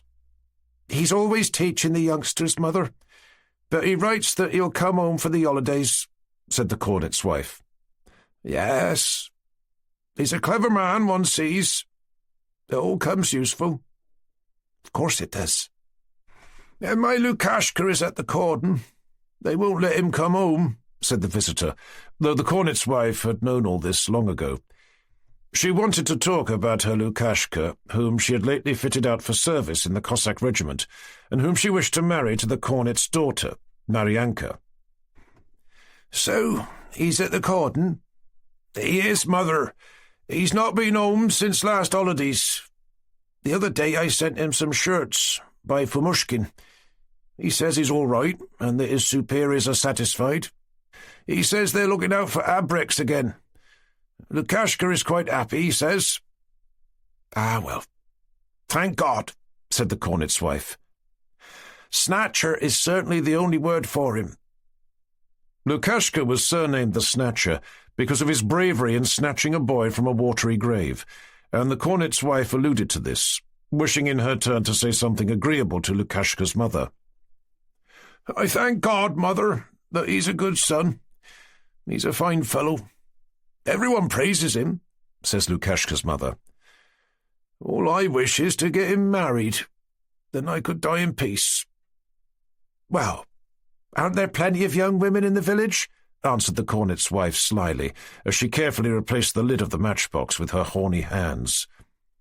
"Plenty, mother, plenty," remarked Lukashka's mother, shaking her head. "There's your girl now, your Marianka. That's the sort of girl. You'd have to search through the old place to find such another." The cornet's wife knows what Lukashka's mother is after, but though she believes him to be a good Cossack, she hangs back. First, because she is a cornet's wife and rich, while Lukashka is the son of a simple Cossack and fatherless. Secondly, because she does not want to part with her daughter yet. But chiefly because propriety demands it. "Well, when Marianka grows up, she'll be marriageable too," she answers soberly and modestly. "I'll send the matchmakers to you. I'll send them.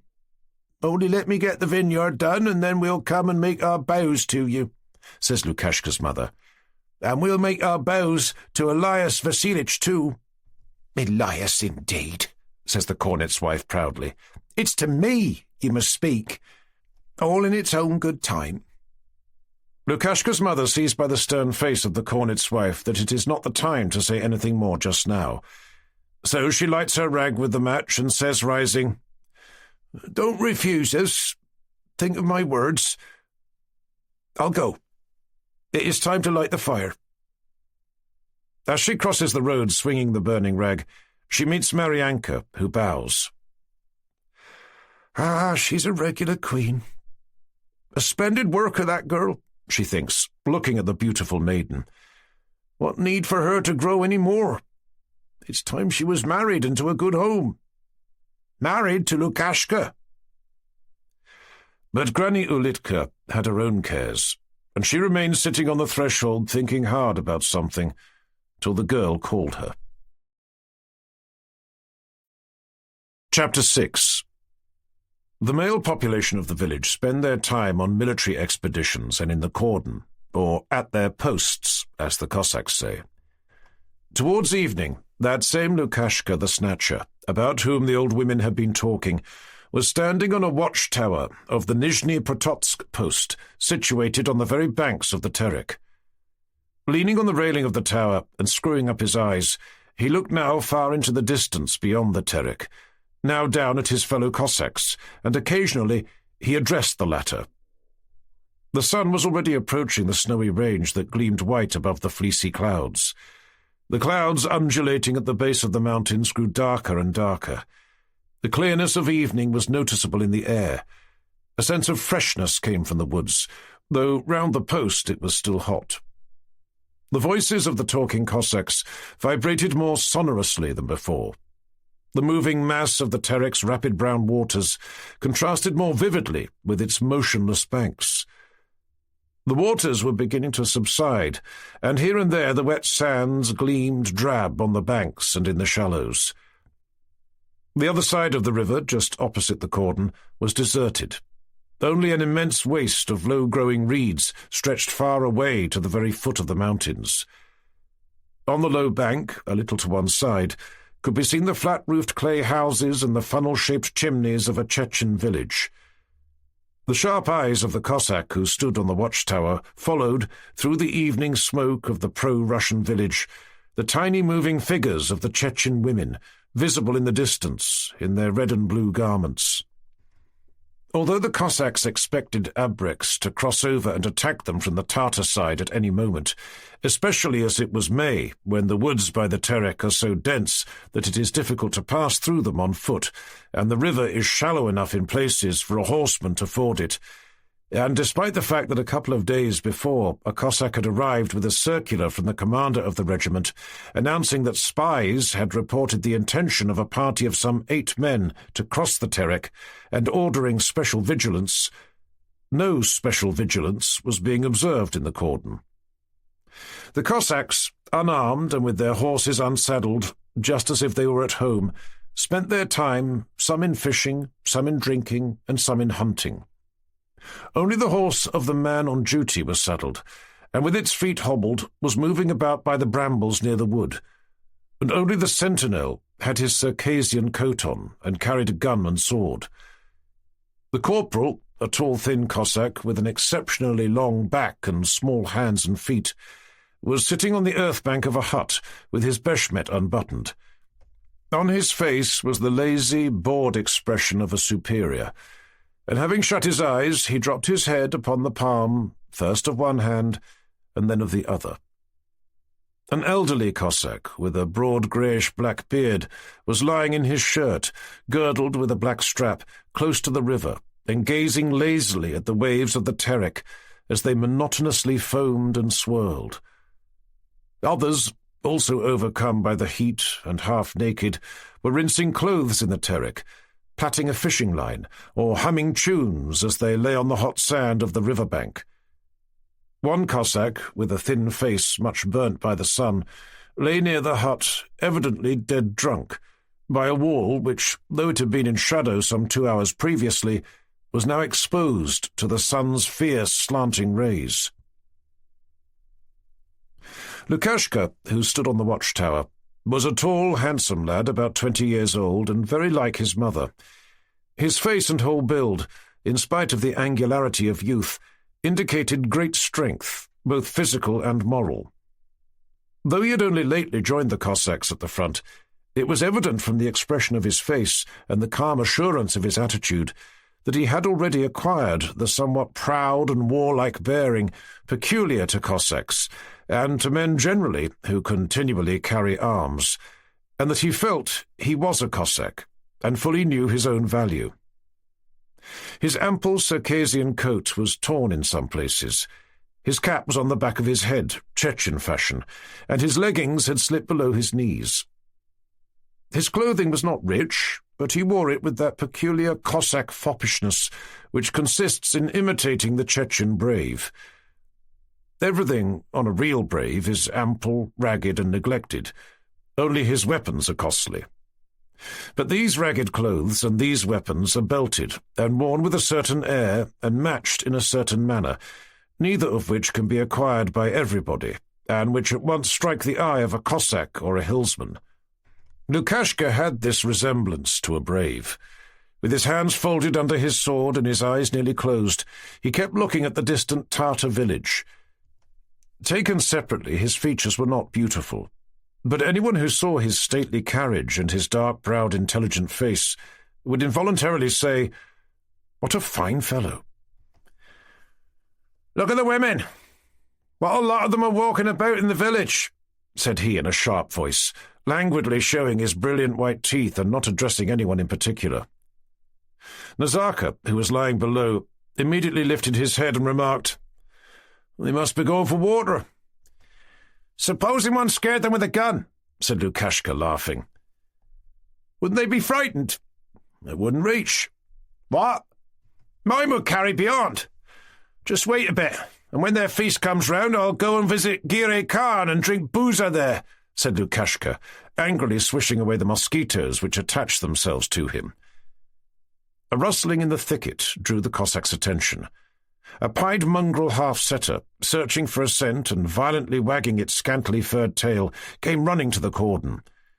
Lukashka recognized the dog as one belonging to his neighbour, Uncle Iroshka, a hunter, and saw, following it through the thicket, the approaching figure of the hunter himself.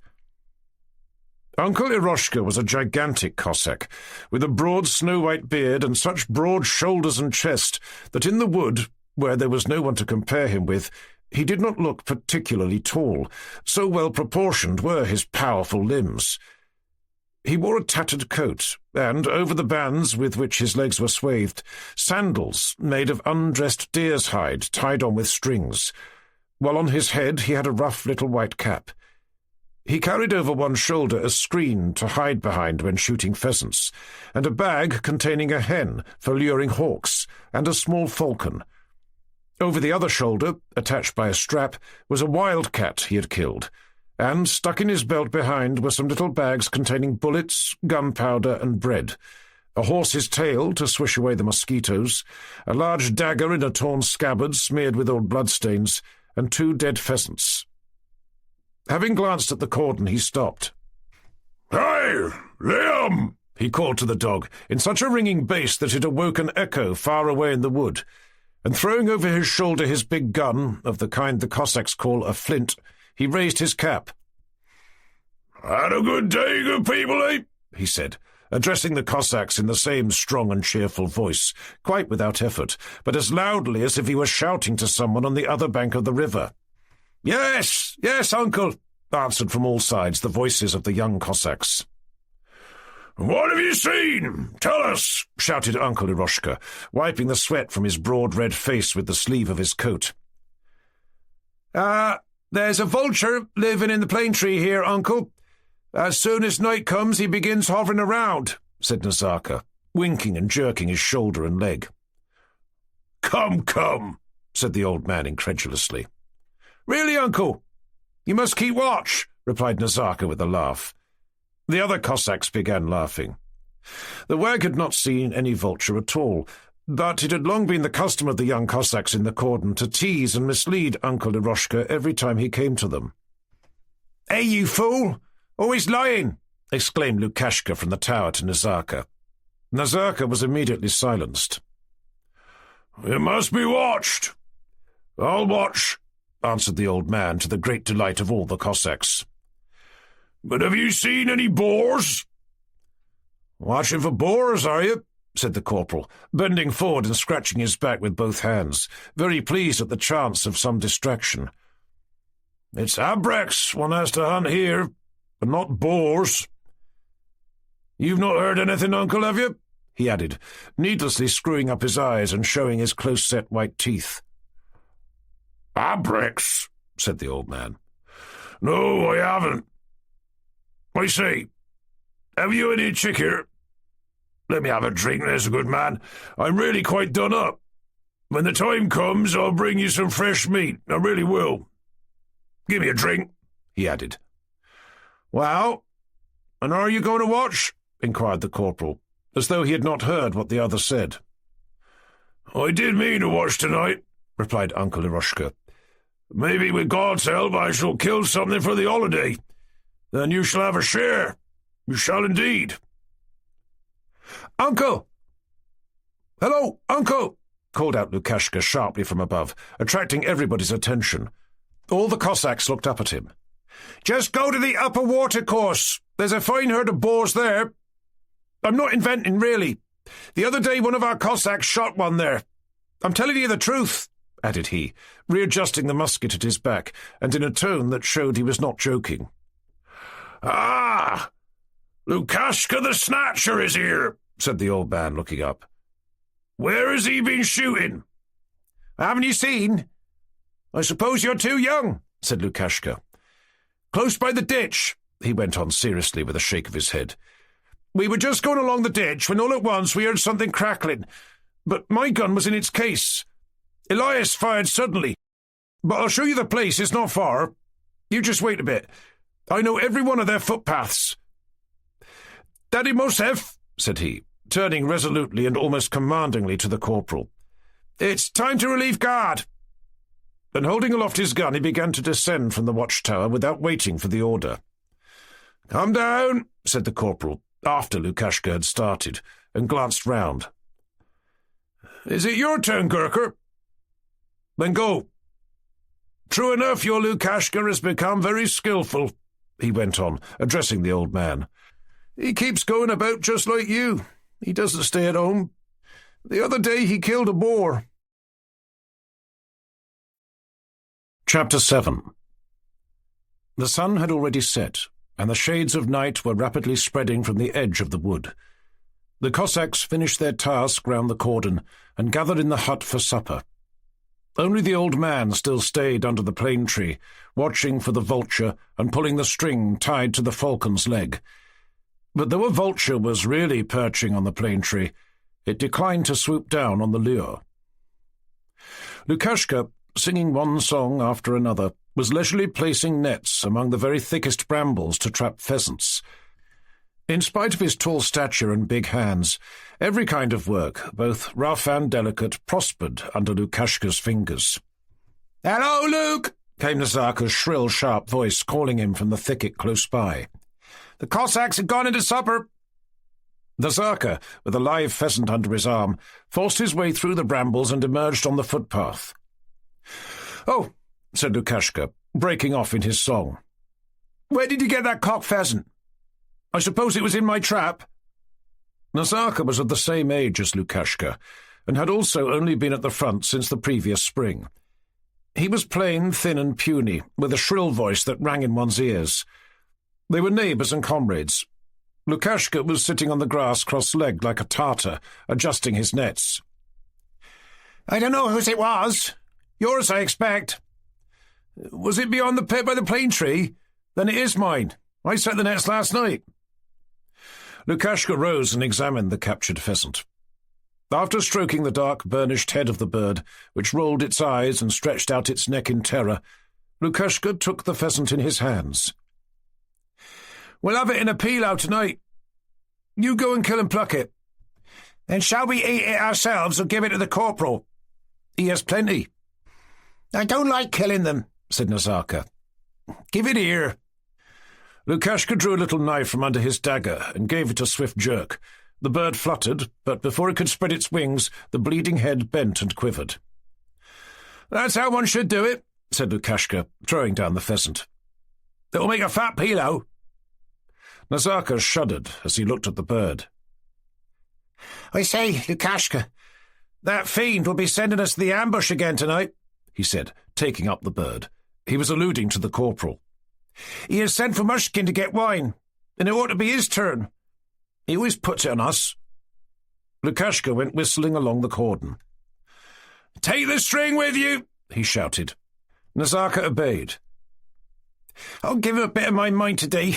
I really will," continued Nazarka. "Let's say we won't go. We're tired out and there's an end of it. No, really. You tell him. He'll listen to you. It's too bad." "I'll get along with you. What a thing to make a fuss about," said Lukashka, evidently thinking of something else. "What bosh! If he made us turn out of the village at night now, that would be annoying. There, one can have some fun. Here? What is there? It's all one, whether we're in the cordon or in ambush. What a fellow you are!" "And are you going to the village?" "I'll go for the holidays." "Gurka says your Duneka is carrying on with Famushkin," said Nazarka suddenly. "Well, let her go to the devil," said Lukashka, showing his regular white teeth, though he did not laugh. "As if I couldn't find another." "Gurka says he went to her house. Her husband was out, and there was Famushkin sitting and eating pie. Gurka stopped a while and then went away, and passing by the window he heard her say, 'He's gone, the fiend. Why don't you eat your pie, my own? You needn't go home for the night,' she says, and Gurka under the window says to himself, 'That's fine.'" "You're making it up." "No, quite true, by heaven." "Well, if she's found another, let her go to the devil," said Lukashka after a pause. "There's no lack of girls. I was sick of her anyway." "Well, see what a devil you are," said Nazarka. "You should make up to the cornet's girl, Maryanka.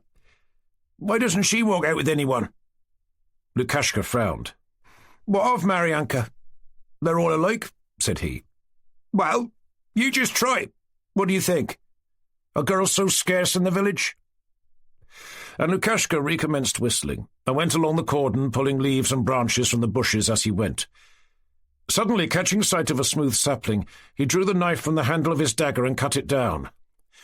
"What a ramrod it will make," he said, swinging the sapling till it whistled through the air. The Cossacks were sitting round a low Tartar table on the earthen floor of the clay-plastered outer room of the hut, when the question of whose turn it was to lie in ambush was raised. "Who is to go tonight?" shouted one of the Cossacks through the open door to the corporal in the next room. "Who is to go?" the corporal shouted back. "Uncle Burlak has been, and Fushkin too," said he, not quite confidently. "You two had better go. You and Nazarka," he went on, addressing Lukashka. "And Ergushov must go too. Surely he slept it off." "You don't sleep it off yourself, so why should he?" said Nazarka in a subdued voice. The Cossacks laughed. Ergushov was the Cossack who had been lying drunk and asleep near the hut. He had only that moment staggered into the room, rubbing his eyes. Lukashka had already risen and was getting his gun ready. "Be quick and go! Finish your supper and go," said the corporal. And without waiting for an expression of consent, he shut the door, evidently not expecting the Cossack to obey. "Of course," thought he, "if I hadn't been ordered to, I wouldn't send anyone. But an officer might turn up at any moment. As it is, they say 8 abreks have crossed over." "Well, I suppose I must go," remarked Ergushov. "It's the regulation. Can't be helped. The times are such. I say we must go." Meanwhile, Lukashka, holding a big piece of pheasant to his mouth with both hands and glancing now at Nazarka, now at Ergushov, seemed quite indifferent to what passed, and only laughed at them both. Before the Cossacks were ready to go into ambush, Uncle Arushka, who had been vainly waiting under the plane tree till night fell, entered the dark outer room. "Well, lads," his loud bass resounded through the low-roofed room, drowning all the other voices, "I'm going with you. You'll watch for Chechens, and I for boars." Chapter 8. It was quite dark when Uncle Eroshka and the 3 Cossacks, in their cloaks and shouldering their guns, left the cordon and went towards the place on the Terek where they were to lie in ambush. Nazarka did not want to go at all, but Lukashka shouted at him and they soon started. After they had gone a few steps in silence, the Cossacks turned aside from the ditch and went along a path almost hidden by reeds till they reached the river. On its bank lay a thick black log cast up by the water. The reeds around it had been recently beaten down. "Shall we lie here?" asked Nazarka. "Why not?" answered Lukashka. "Sit down here and I'll be back in a minute. I'll only show Daddy where to go." "Oh, this is the best place. Here we can see and not be seen," said Ergushov. "So it's here we'll lie. It's a first-rate place." Nazarka and Ergushov spread out their cloaks and settled down behind the log, while Lukashka went on with Uncle Eroshka. "He's not far from here, Daddy," said Lukashka, stepping softly in front of the old man. "I'll show you where they've been. I'm the only one that knows, Daddy." "Show me. You're a fine fellow, a regular snatcher," replied the old man, also whispering. Having gone a few steps, Lukashka stopped, stooped down over a puddle and whistled. "That's where they come to drink. Do you see?" He spoke in a scarcely audible voice, pointing to fresh hoofprints. "Christ bless you," answered the old man. "The boar will be in the hollow beyond the ditch," he added. "I'll watch, and you can go." Lukashka pulled his cloak up higher and walked back alone, throwing swift glances now to the left at the wall of reeds, now to the Terek rushing by below the bank. "I dare say he's watching or creeping along somewhere," thought he of a possible Chechen hillsman. Suddenly a loud rustling and a splash in the water made him start and seize his musket. From under the bank a boar leapt up, his dark outline showing for a moment against the glassy surface of the water, and then disappearing among the reeds. Lukashka pulled out his gun and aimed, but before he could fire, the boar had disappeared in the thicket. Lukashka spat with vexation and went on. On approaching the ambuscade, he halted again and whistled softly. His whistle was answered, and he stepped up to his comrades. Nazarka, all curled up, was already asleep. Ergushov sat with his legs crossed and moved slightly to make room for Lukashka. "How jolly it is to sit here. It's really a good place," said he. "Did you take him there?" "Showed him where," answered Lukashka, spreading out his cloak.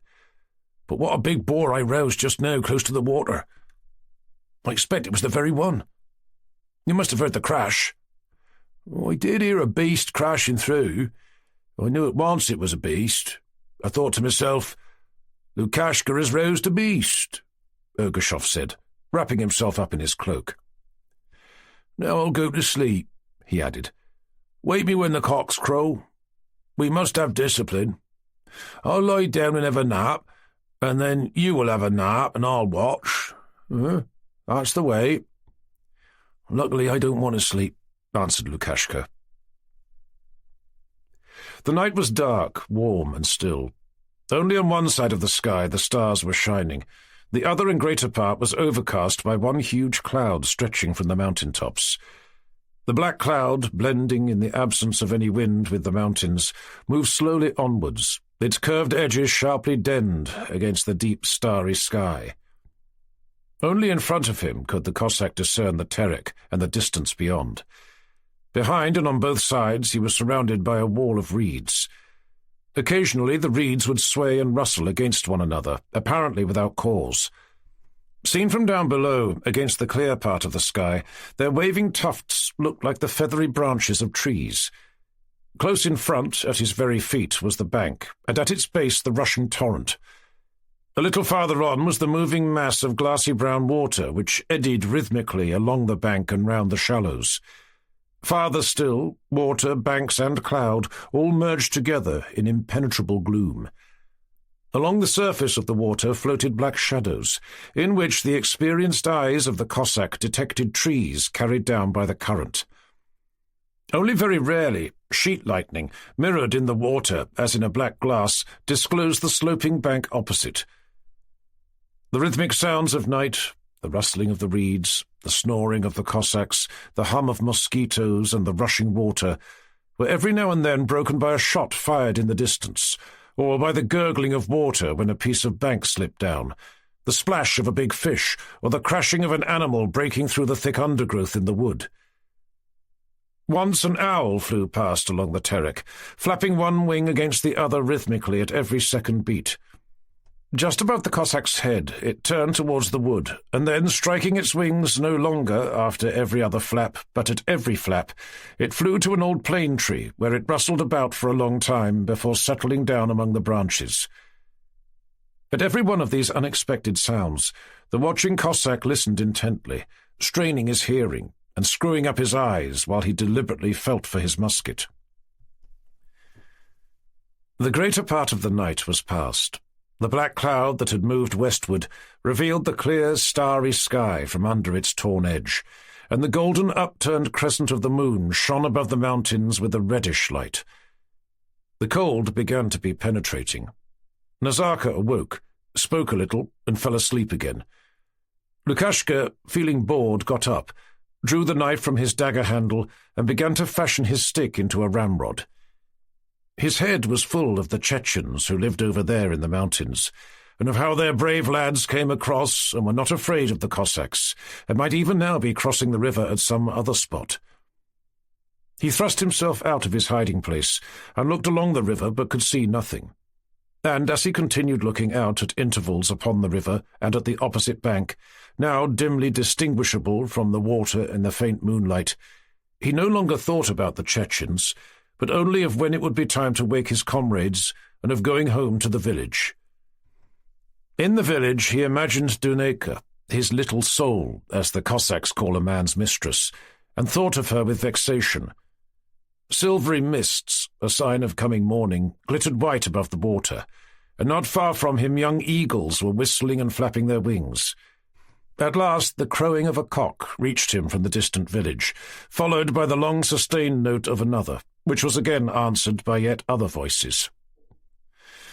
"Time to wake them," thought Lukashka, who had finished his ramrod and felt his eyes growing heavy.